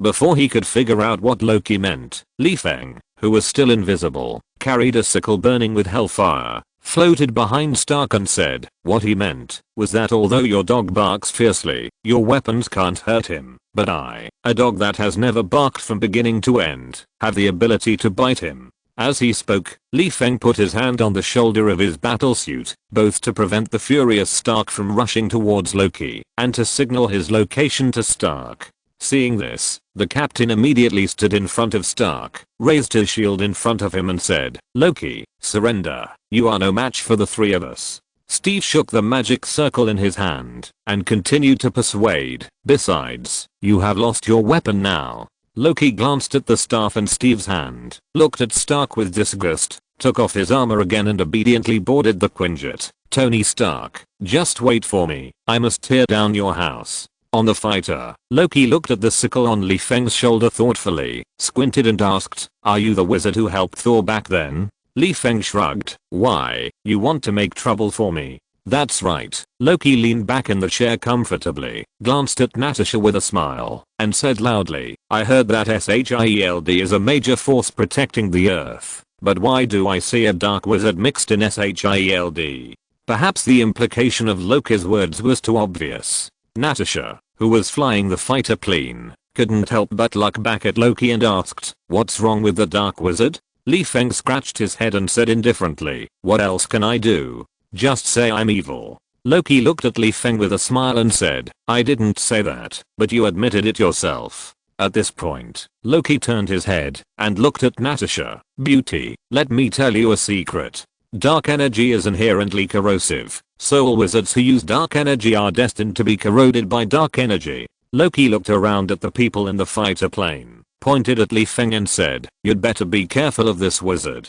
Don't think he's fine now, but in his heart, he may be swallowed by darkness at any time and become a man-eating dark monster." Steve, who already regarded Feng as a friend, heard Loki's words and subconsciously looked at Feng, who was silent and touching his chin thinking about something. Just when Steve was a little worried and wanted to speak up to show his concern, Feng suddenly clapped his hands at Loki, took 2 steps at a time, and walked up to Loki, said with admiration, "What a talent. Where did you learn this method of sowing discord anytime and anywhere? I want to learn it too. I don't mean anything else. I really want to learn the skill of sowing discord." Pointing at Natasha, Feng said with a studious attitude, "Just now woman said that I was trying to sow discord between Captain and Fury, and my methods were so low level that it was outrageous. At first I was disdainful, until I saw your methods. I realized that my methods were really low level.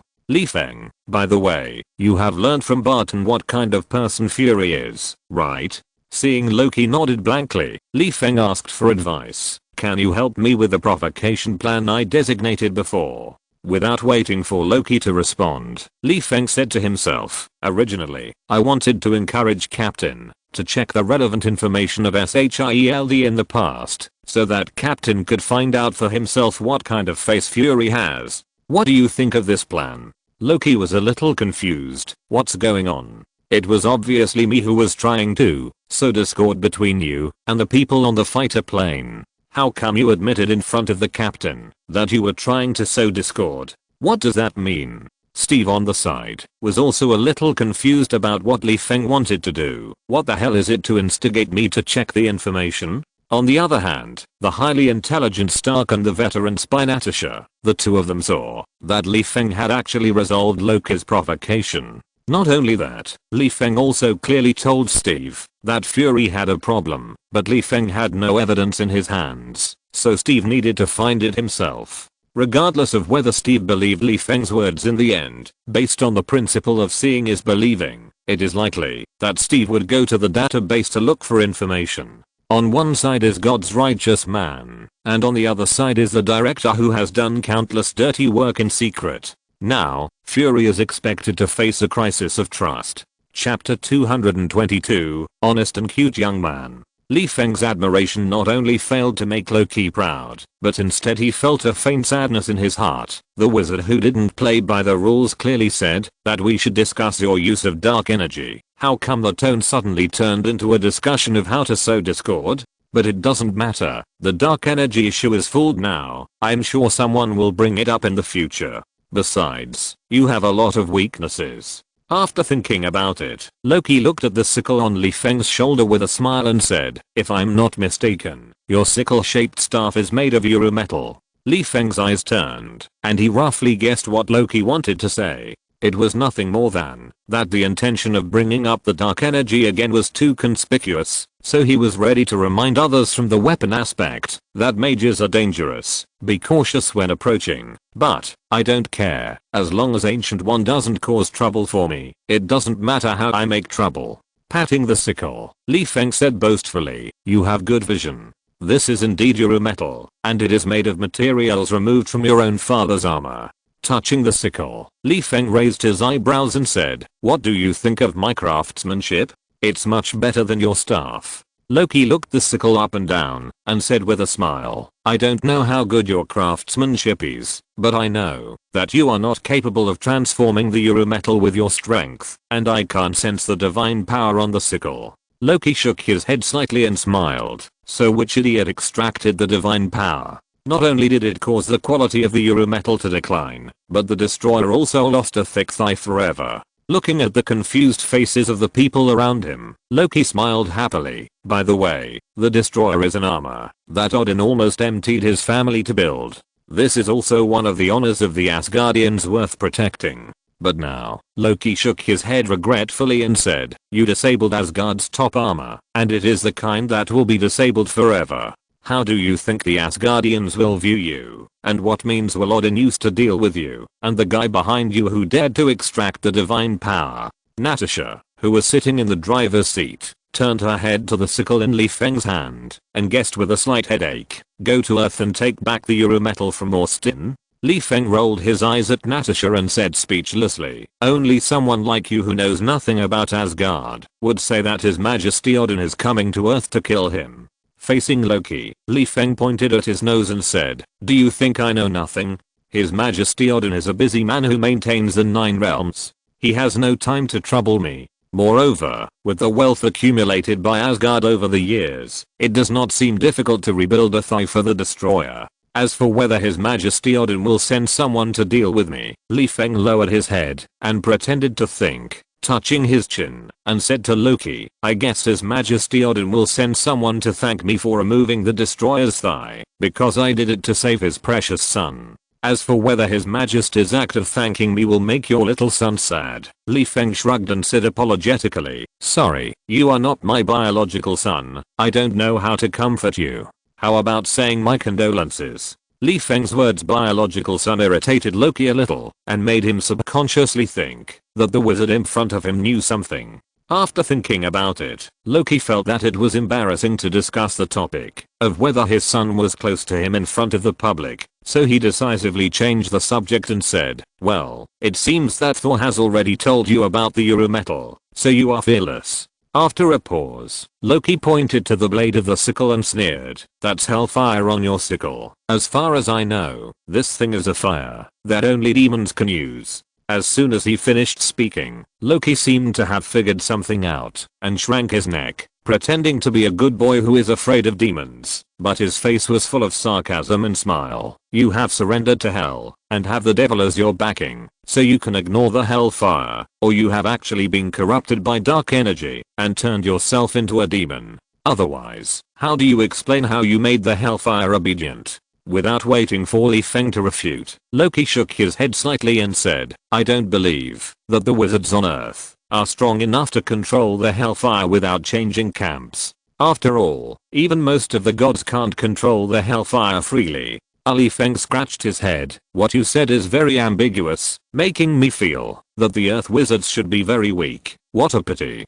Feng spread his hands, the corners of his mouth slightly raised, and said disdainfully, you know too little about the Earth wizards. Let's not talk about the distant ones, just talk about Dormammu. Do you know how pitiful this guy is? Does Master Ancient One know Master Ancient One? She is the leader of the Earth wizard world. She is a big boss who will fight Dormammu whenever she has nothing to do, and she can even beat Dormammu to make all kinds of begging poses. Loki is a wizard after all, and of course he knows Dormammu's deeds. This made his face stiffen, and he subconsciously retorted loudly, impossible, Dormammu is. Before Loki finished speaking, Feng waved his hand to interrupt, the master of the dark space, I know. In fact, the Earth wizards all know that Dormammu can obtain pure mysterious energy through the dark dimension. He has the ability to create life and give other people powerful power, and as long as Dormammu has believers, he will never really die. At the end, Feng half knelt in front of Loki curiously and asked, rumor has it that Dormammu claims to be as powerful as Odin. What do you think about this? Faced with Feng's sudden question, Loki felt a little confused and didn't know how to answer at all. What he subconsciously thought of was that there was Ancient One on Earth, and whether his plan to invade the Earth was too stupid. No, Loki suddenly thought of something. Since Dormammu is not the opponent of the Ancient One, why have I never heard of Dormammu being killed? Even if Dormammu will not really die, I have not even heard of his defeat. Also, Loki said with distrust, since the Master Ancient One you mentioned is so powerful, why is there no rumor in the universe? Unless you show evidence. Who do you think you are? Feng said disdainfully, a small figure like you is qualified to inquire about the news of the Master Ancient One? As for the evidence, Feng's neck stiffened. No, I won't give it to you, even if I have it. Loki's expression froze, and his face instantly became as ugly as it could be. It was not that he was angry, because Feng did not show evidence to prove that the Ancient One existed on Earth, but that Feng's saying that he was a small figure stimulated him. Who is he? Although he is not a pure EC, he is still the second prince of Asgard on the surface. When has he been regarded as a small figure? In addition, Feng could not show any evidence to prove that the Earth Mage is very strong, which made him subconsciously choose the Ancient One as a lie made up by Feng to scare children. Besides, some things are already on the verge of happening, and it's time to do it. Perhaps we can use the Chitauri incident to test whether the Ancient One exists. Just when he thought of this, Loki suddenly heard thunder inexplicably. He glanced at the lightning outside the window and sat back in his seat with his neck shrunk. The corners of his eyes couldn't help but twitch slightly. Steve saw that Loki suddenly became as quiet as a good baby, looked at the lightning outside the fighter, looked at Loki in confusion and asked, "Are you afraid of lightning?" Loki smiled slowly. "I don't like guys who appear with lightning." As soon as Loki finished speaking, the top of the fighter suddenly shook, as if it was hit by something. "Thor is here too." Feng scratched his head. When he was about to say something, Stark had already opened the cabin door. Then, with Feng shouting "Wait," Thor rushed into the fighter, grabbed Loki's neck like a chicken, and jumped off the fighter. Feng smacked his lips, turned his head, and looked at Stark, and said innocently, "Did you hear me shout wait?" Stark shrugged and patted Feng on the shoulder. "I can tell you for sure that the sound you just spoke was neither infrasound nor ultrasound, because I heard it with my ears. Didn't you see that I didn't do anything? By the way, do you know this guy who sleeps on the floor with a bedsheet at any time?" "Thor, that is Loki's brother." Feng shrugged and said, "Thor? No wonder he moves as fast as lightning. But we need Loki. Only Loki knows where the Rubik's Cube is." And then Stark jumped out of the fighter plane. Seeing that Stark had jumped down, Steve picked up the parachute and jumped down without thinking. Feng glanced at the dark ground through the cabin door, and after raising the cabin door, he sat next to Natasha holding the staff inlaid with the mind gem. While carefully stroking the staff, he said with a smile, "It's very cold outside. I won't join in the fun. Does anyone need a cold beer to quench their thirst?" Natasha rolled her eyes at Feng in the co-pilot seat. "One moment you say it's cold outside, and the next moment you want a cold beer. You really are a mentally retarded wizard." "No, not mentally retarded, but a cunning wizard." Natasha squinted her eyes, controlled the fighter plane to turn around and fly towards the position of Stark and others, and said, "You are quite cunning." "Why do you say that?" Feng blinked and asked puzzledly, "How am I cunning? I have a reputation as an honest and reliable young man. Let me tell you, even though we are familiar with each other, you will still be held legally responsible for making up rumors." "Honest and lovely young man?" Natasha had a frown on her forehead, and she felt an aimless fire rising in her chest. For some reason, Natasha felt that the fighter plane was suddenly a little stuffy. How about pressing the bounce button on Austin's seat to ventilate the cockpit? Resisting the urge to eject Feng from the fighter plane, Natasha took a deep breath and sneered. "Coulson saw you cutting off the thigh of the destroyer's armor with his own eyes. So when Loki mentioned the material used for the sickle, you admitted it cleanly, because you knew you couldn't deny it. After all, the destroyer is still being studied in S.H.I.E.L.D. As long as we do a test, we will know what material your sickle is made of. But what about dark energy?" With a look of "I see through the truth," Natasha glanced at Feng and said, "You are making jokes and confusing us. You have no intention of explaining to Loki and us at all. You know very well that S.H.I.E.L.D. cannot contact other wizards. This makes it impossible for us to understand the corrosiveness of dark energy and what consequences it will cause, and we cannot analyze you in depth. As for Hellfire, I roughly guess that it is related to Carter Slay or Johnny Blaze, but Coulson did not see with his own eyes how you obtained the Hellfire, so guesses are just guesses, and of course you have the final say on matters without evidence." Natasha concluded, "Except for the sickle material that S.H.I.E.L.D. can prove, everything Loki said was derailed by you. Are you an honest and lovely young man? You are kidding." Chapter 223 Attitude. In the co-pilot seat, Feng, who was sitting awkwardly, picked his ears. "After saying so much, I still don't understand what you want to say, or to say." Feng stared at the headset on Natasha's ear and asked faintly, "What does Fury want to know?" Natasha shook her head slightly and said, "It's not what we want to know, but what is your purpose?" "Purpose?" Feng laughed, as if he heard a joke. "From the beginning to the end, you dragged me into that flying aircraft carrier. Now you ask me what my purpose is? I also ask you, what do you think my purpose is?" Natasha tilted her head to think for a while, and seemed to listen to something through the headset. After a while, she said, "Regarding Bob, although Coulson took the initiative to seek your help, you seemed very motivated during the mission. Although we didn't know why you were interested in participating in the mission at the beginning, now that I know you have Hellfire, I know the reason. You went for Hellfire. In the incident, when Thor was expelled, you also seemed very motivated. As a result, you obtained a destroyer thigh and forged it into a sickle. You have calculated from the beginning how to dismantle the destroyer to forge the sickle. Considering that you have a tool that allows you to travel through time, I have to suspect that you have actually discovered what will happen in the future through time. Every time you are full of energy, it is an opportunity for you to reap benefits. Although you didn't seem to be very motivated this time, but Natasha suddenly changed the subject halfway through the conversation and said, "If Fury dares to threaten me like this, I usually drop the mission and leave immediately, regardless of whether the mission is related to the life and death of the Earth." Natasha carefully observed Li Feng's expression and said clearly, "And you, who obviously have a grudge against Fury, have been bullied by Fury to the point of complaining to Steve, but you still didn't choose to leave. This shows that in the incident caused by Loki, there are huge benefits that you can't give up.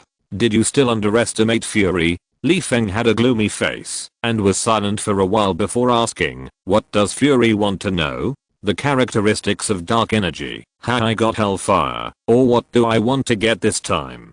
Natasha shook her head. "Considering that you never mentioned the deeds of the mage in the past, and the dark energy and hellfire involve your own strength, Fury knows that he can't ask anything, and he is not interested in these things now. He wants to know how you get the benefits, whether you see the future through time or use divination." Li Feng rubbed his eyebrows with a slight headache. "Let Fury explain it clearly." Natasha shrugged, indicating that she was just a messenger. How could she know what Fury was thinking specifically? After a while, Natasha took off the headset and threw it to Li Feng, indicating that she wanted to concentrate on flying the fighter plane and no longer work as a part-time messenger. If there is anything to say, it's better for Li Feng to ask Fury himself. As soon as Li Feng put on the headset, he heard Fury say, "Austin, let's talk frankly. I know you have opinions about me, but you don't have any ill will towards S.H.I.E.L.D."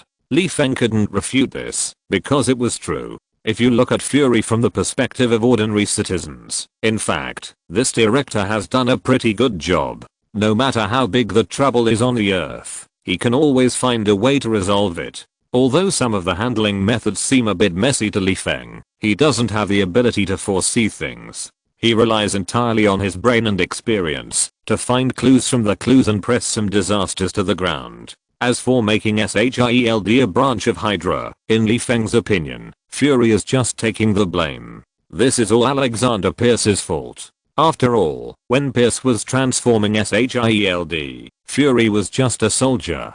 It was good enough for Fury to detect abnormalities after taking over S.H.I.E.L.D. But looking at Fury from the perspective of a superhuman like Li Feng is different. This guy's too suspicious and has a strong desire for control. He always wants to control everything in his hands, especially when facing those superhumans who cannot be controlled. Fury either monitors them 24 hours a day, or imprisons them in a secret base. To ordinary people, what Fury did may be right. After all, he did protect the safety of the public, but to the extraordinary, this is completely unreasonable. The extraordinary is not a human, and the extraordinary also needs to eat, drink water, and have a beautiful girl, and they also have privacy. If Li Feng hadn't been really capable, believe it or not, Fury would have turned around and put a black hood on Li Feng, imprisoned him in a base hundreds of meters underground, and asked him questions all day long, and didn't give him food if he didn't tell. This is also the reason why Li Feng is unhappy with Fury. As for saying that Li Feng has no ill will towards S.H.I.E.L.D., Li Feng can only say that he has no ill will towards the S.H.I.E.L.D. that protects the public, but it's quite complicated for the Snake Shield. In Li Feng's eyes, Hydra and S.H.I.E.L.D. are sworn enemies, and it's either you die or I die. But I don't know what's wrong with the brains of these latent Hydra agents. Before they broke up with S.H.I.E.L.D., everyone wore S.H.I.E.L.D. employee badges. As long as Fury gave an order, they really used their lives to maintain world peace. Maybe Hydra will benefit from it afterwards, but in Li Feng's opinion, this is what they deserve. They have sacrificed for world peace, so why should Hydra not be allowed to get some benefits? Besides, is S.H.I.E.L.D. a force that only gives without asking for anything in return? Not necessarily. If it weren't for the fact that Hydra used too drastic means to achieve its goals and the mistakes it made in the past. In Li Feng's opinion, the so-called Shield is just a party with different political views from the Fury Party and the Hydra Party. There are many political parties in the US Congress, such as the Democratic Party and the Republican Party. Isn't it normal for an international force to have multiple parties in politics? If Hydra's methods of doing things can be changed, maybe everyone will not take it seriously when Hydra surfaces. As for Hydra's desire to rule the earth, the world today is no longer a feudal era, and it has already set its sights on space. If Hydra still plays with slavery and ignores the interests of the public, believe it or not, billions of people around the world will pick up hosts to kill Hydra.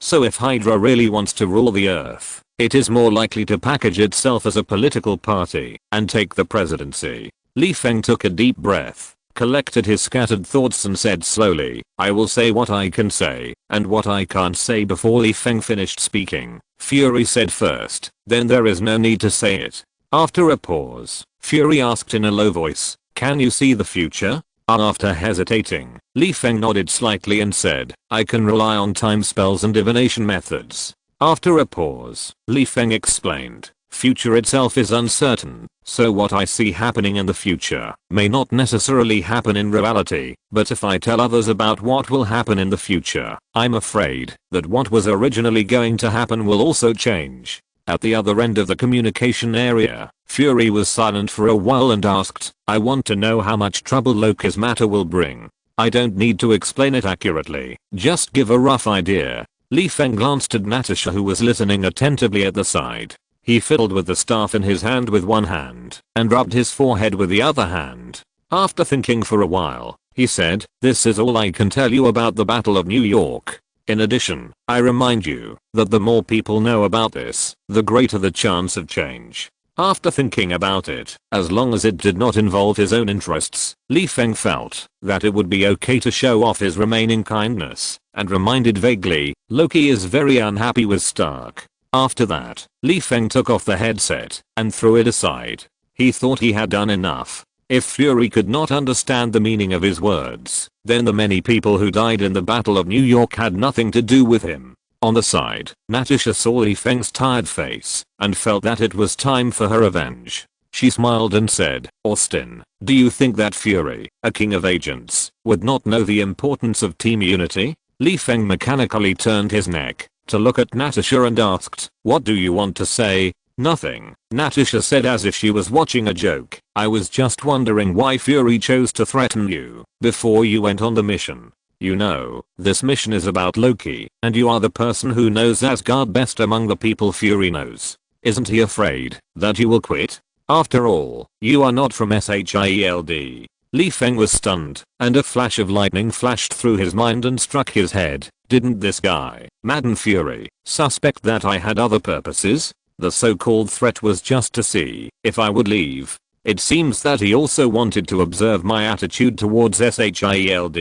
Li Feng rubbed his temples, feeling that his head was about to explode. After thinking for a few seconds, he decisively gave up thinking. There was no other way. All his brain cells had died today. If he continued to think about Fury's ideas, he would probably die. Just as Li Feng was sitting in the co-pilot seat, as if his spine had been extracted, Steve's voice rang out from the communicator in the fighter plane. Agent Romanoff, where are you? Directly above you, Natasha said. Steve, Austin, open the portal and take us back.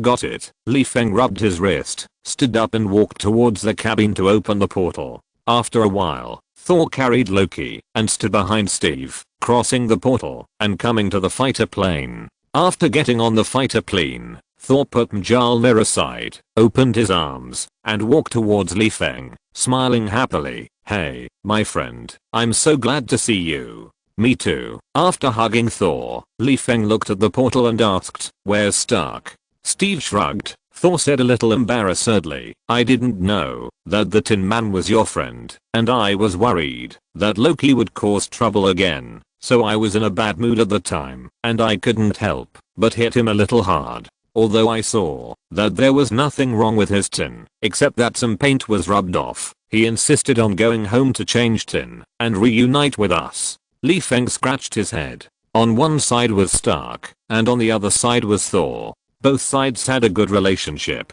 How could he respond to Thor's words? There was no way. Li Feng simply said nothing and changed the subject. When I left last time, I thought you would be back soon. Why did you come to Earth only now? Or did you come back secretly to meet Jane, and you don't plan to take me to Asgard to play? Thor sighed. It's a long story. If you're listening to this novel on a channel other than Fanfic World, it means they downloaded and uploaded it without effort. We cordially invite you to visit our channel, Mundo Fanfic Novelos. There you'll find the original version of this story and you can explore many other novels of various genres. We're waiting for you to immerse yourself in a world of incredible novels. Chapter 224. The first gem is obtained. After escorting Loki to the aerospace mothership, Fury couldn't wait to ask Loki something. Li Feng, who was annoyed by Fury, had no interest in interrogating Loki. He made up an excuse and left the crowd with the staff, inlaid with the mind gem, ready to find a corner where no one was around,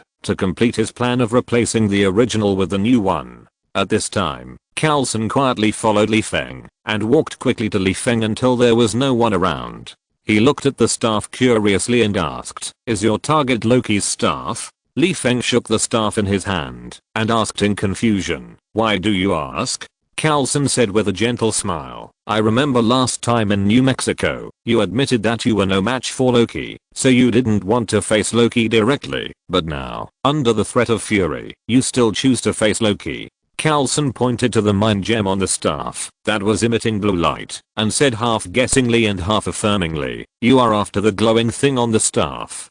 Damn, none of these agents are simple-minded. Li Feng, who was frustrated several times a day, rubbed his temples, took a few deep breaths in his heart, and asked, "What do you want to do? Tell Fury that I want to steal the staff?" "No." Coulson shook his head and smiled. "In fact, Fury has guessed that your target is the staff. We don't care if this thing is in your hands. After all, you are a wizard, and it is understandable that you want a staff. But we hope you can remove the spell on Barton." Li Feng narrowed his eyes and looked at Coulson for a few times. "Fury can't say that." Coulson shrugged. His original words were exchange. "If you remove the spell on Barton, he will report that the staff is actually your personal trophy. But I don't think it's necessary to make an exchange. My heart tells me that I can just ask you for help directly. As for the staff, it will be buried in the warehouse in the hands of S.H.I.E.L.D. anyway. It's better to give it to you to promote your friendship with S.H.I.E.L.D."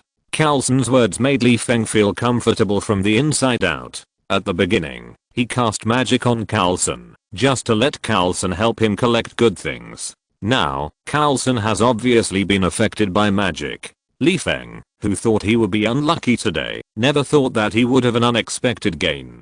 He couldn't help but grin and said, "Deal." Coulson smiled, stepped aside to make way, and indicated that he knew where there was a quiet small room, so that Li Feng could study the staff quietly. He took Li Feng to a room where employees rested, and Coulson closed the door considerately before turning around and leaving.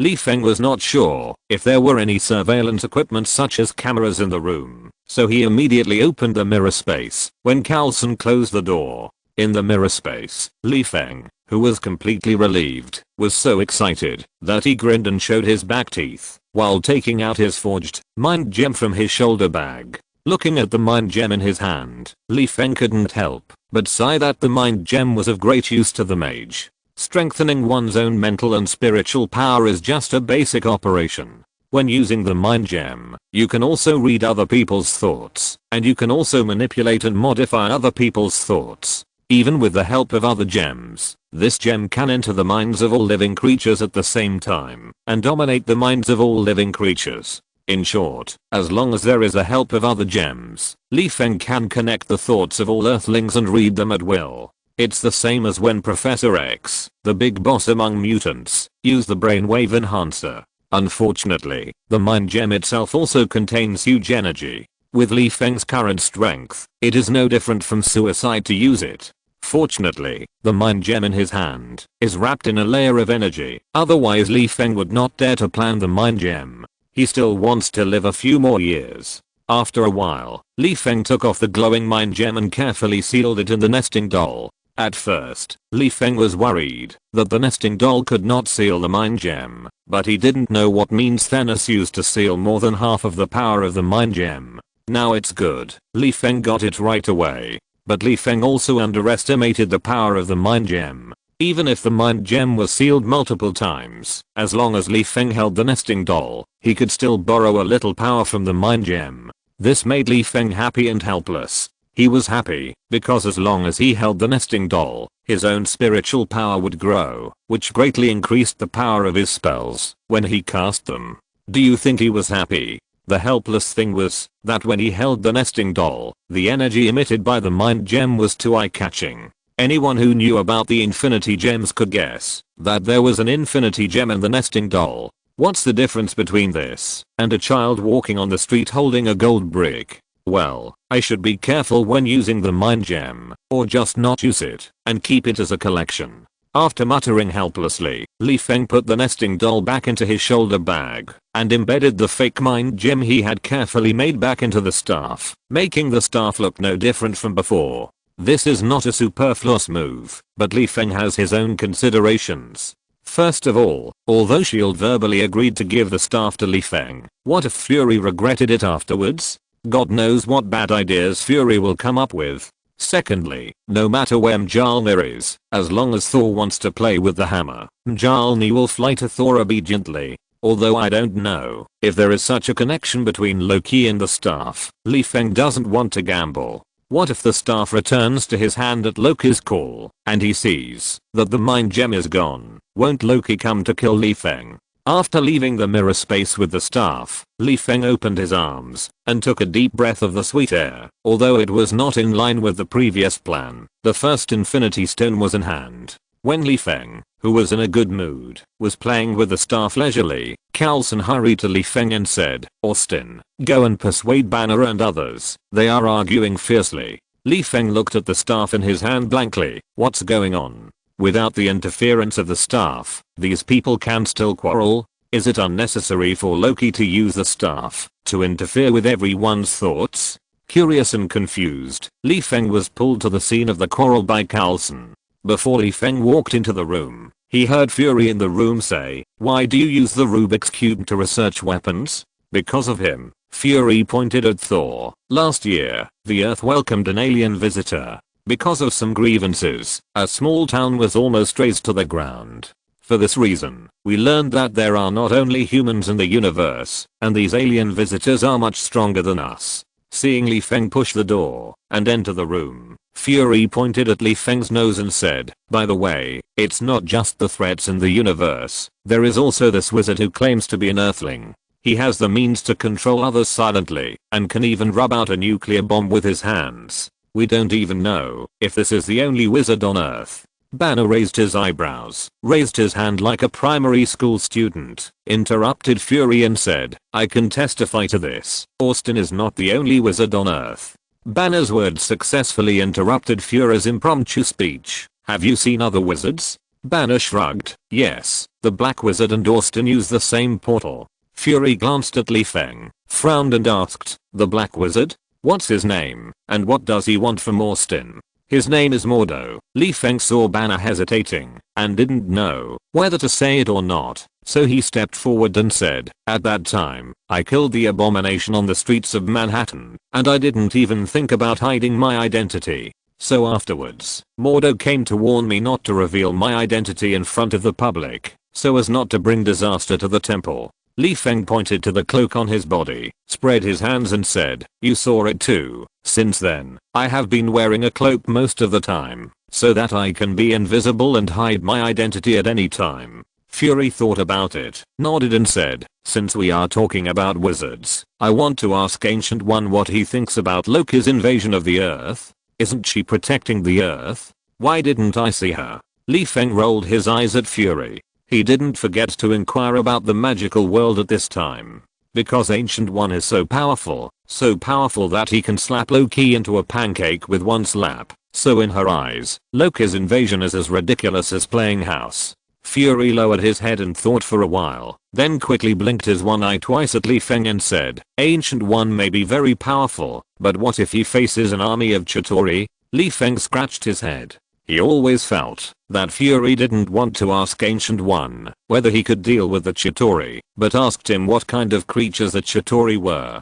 Especially when Fury mentioned the word Chitauri, he emphasized his tone and blinked twice for no apparent reason. Seeing that Fury was so generous in giving him the staff, Li Feng gave Fury a knowing look and said, "Are those half biological and half mechanical creatures Loki's army invading the Earth?" Fury raised his eyebrows. Just right. Taking advantage of Austin's understanding of the Chitauri, the topic of the Rubik's Cube can be ended. Clapping his hands, Fury smiled and said, "Great, at least I know what kind of enemies I'm facing. What else do you know?" Li Feng tilted his head to think about it, spread his hands and said, "I don't know much. The Chitauri have a kind of troop transport warship, which is huge in size. In addition to transporting troops, it is also their large-scale war weapon." At this point, Li Feng asked inexplicably, "Has anyone seen Battle of the Stars?" After everyone except Thor and Steve nodded, Li Feng continued, "The Chitauri are semi-mechanical creatures, very similar to the mechanical legions in Star Wars. As long as their mothership is blown up, the Chitauri soldiers will be paralyzed instantly." After thinking about it, Li Feng, who felt there was nothing to add, shrugged and said, "That's all I know. The Chitauri mothership is probably in outer space, and the Earth doesn't have space battleships to deal with it, so the plan to blow up the mothership is directly ruled out." Fury touched his chin and asked with narrowed eyes, "If we use electronic jamming equipment, can we paralyze the Chitauri?" "Not sure," Li Feng said in a speculative tone. "It probably won't have any effect. After all, their technology has already rushed out of the planet. If electronic jamming can paralyze the Chitauri soldiers, they would have been destroyed by other civilizations in the universe long ago." As soon as Li Feng finished speaking, he suddenly felt a sense of crisis in his heart, and Li Feng put on a shield without thinking. Chapter 225 Coulson's Death. The moment Li Feng put on the shield, the aerospace carrier suddenly shook violently, and then a huge flame burst out from the floor of the room with the explosion. As the explosion ended, except for Li Feng who was standing there unharmed, the rest of the superheroes were lying on the ground. Natasha, Banner and Thor were the worst, and they were even blown out of the room. It was strange that except for Natasha, these two were the ones with the thickest skin at the scene, and they were the ones who could not be killed by any explosion. The question was why these two brothers were blown the farthest in the explosion. Is there any misunderstanding here? Steve, who was lying on the ground, shook his dizzy head. The moment he regained his thinking ability, he instantly realized that he was attacked by the enemy. He hurriedly helped Stark, who was also lying on the ground, and shouted, "Hurry up and put on the armor." I know, Stark obviously didn't have Steve's experience. He was stunned for a while before realizing that someone was attacking the aerospace carrier, and hurriedly ran to the warehouse, where the suits were stored. Fury was probably the one who felt the worst among the people present. The aerospace carrier had been flying in stealth mode, and no one on the ground knew the route of the aerospace carrier.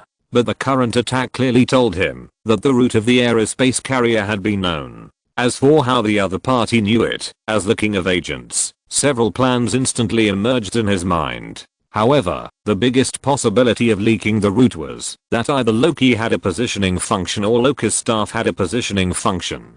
Therefore, the moment Loki and the staff boarded the aerospace carrier, the location of the aerospace carrier had been exposed to the enemy. The only thing to be thankful for was that as an uninvited visitor to the Earth, Loki would not have too many soldiers under his command, so there would not be too many people attacking the aerospace carrier, and the original Hawkeye Barton was probably the leader of this attack. If Barton returns to the aerospace carrier and lets him escape, I will resign as the director. Thinking of this, Fury threw a communicator to Li Feng and shouted, "Austin, go find Barton and calibrate his consciousness." After that, Fury pressed the communicator and asked Hill about the damage to the aerospace carrier.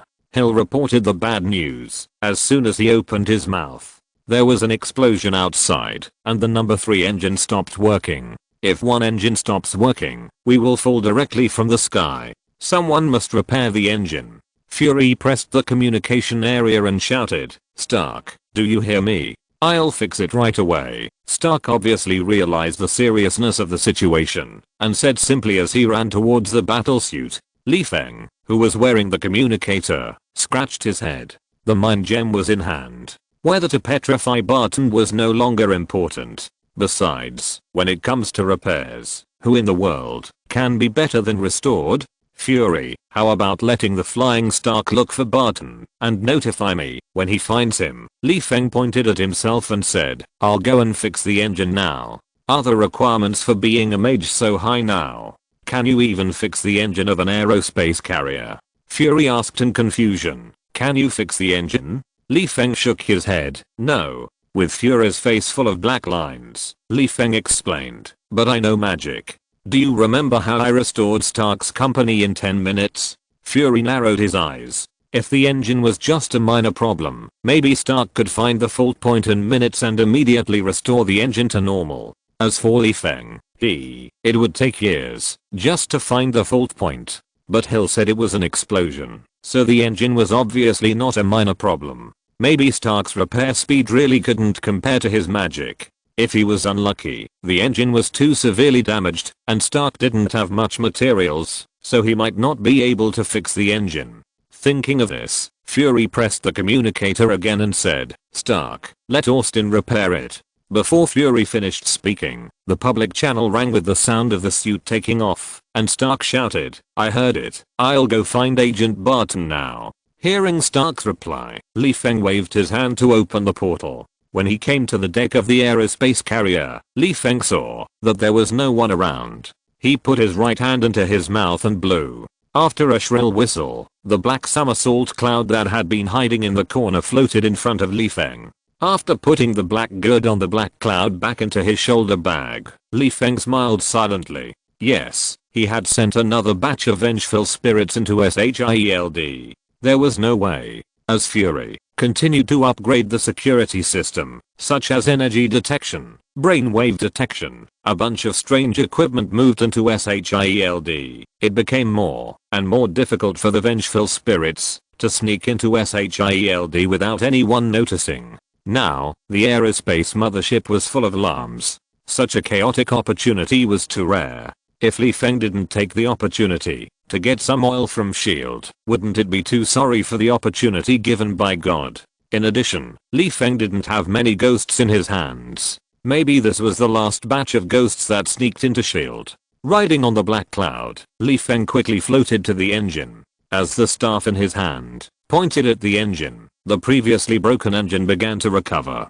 During the engine recovery, Feng covered his face with a black face. He forgot that the mothership was in the sky, and some debris from the engine had already fallen to the ground, which made the engine recovery much slower than he originally expected. Fortunately, I also know the magic of the genie and the genie lamp. A few minutes later, Feng pressed the communicator and shouted in the public channel, Fury, the engine has returned to normal now, but some of these places were created by me through magic. In about a few hours, these places that created materials out of thin air will be restored to energy and dissipated, so you'd better fly the mothership to the maintenance factory within these few hours. Fury, it won't take a few hours. I will land on the sea after finding the sea, and then I can find a way to repair the aerospace mothership. As soon as Fury finished speaking, Stark's voice rang out in the communicator, Austin, we found Hawkboy. He just turned off the number 1 engine and is running towards the closed area. Understood. I'll be there soon.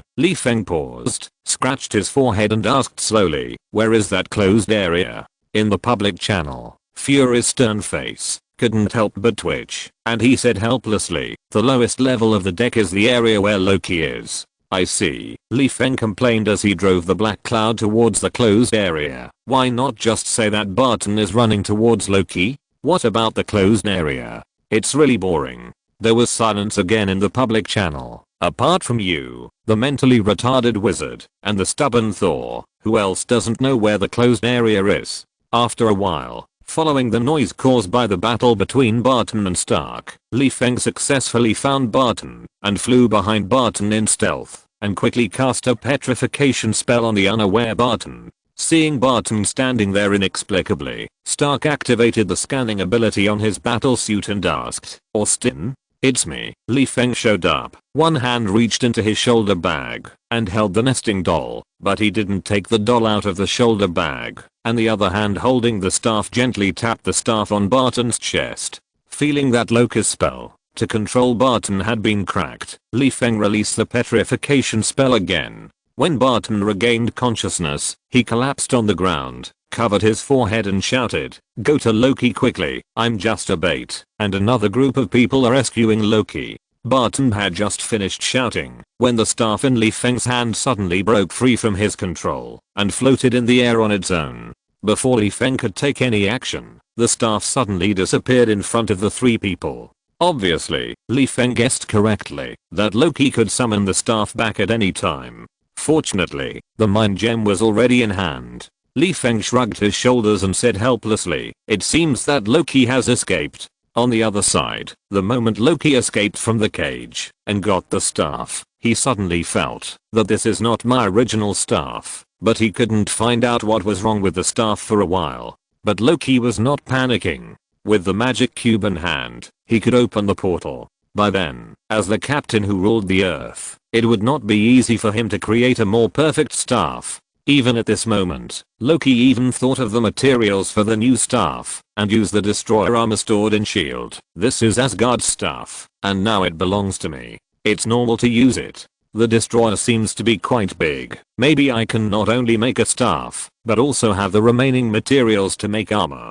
Just as Loki was happily planning his bright future, hurried footsteps suddenly came out in the corridor. Loki could guess with his fingernails that the visitor who was about to show up was his dear brother. Loki's mouth curled up slightly, and he conjured a phantom at the door of the cage. When Thor ran into the room, Loki immediately controlled the phantom to make a move to leave the cage. Thor knew that Loki was not his opponent, but when it came to who had more ways to run away, Thor thought he was not as good as him, so he knew very well that once Loki left the cage, he would not be able to take Loki back to Asgard obediently. Seeing that Loki was about to walk out of the cage, Thor, who was anxious, raised his hammer and prepared to knock Loki back into the cage. Unfortunately, Loki saw Thor foolishly passing through the phantom body and running into the cage and kissing the floor under the action of inertia while closing the cell door and revealing his figure. He sneered at Thor, "This trick has been tried and tested on you."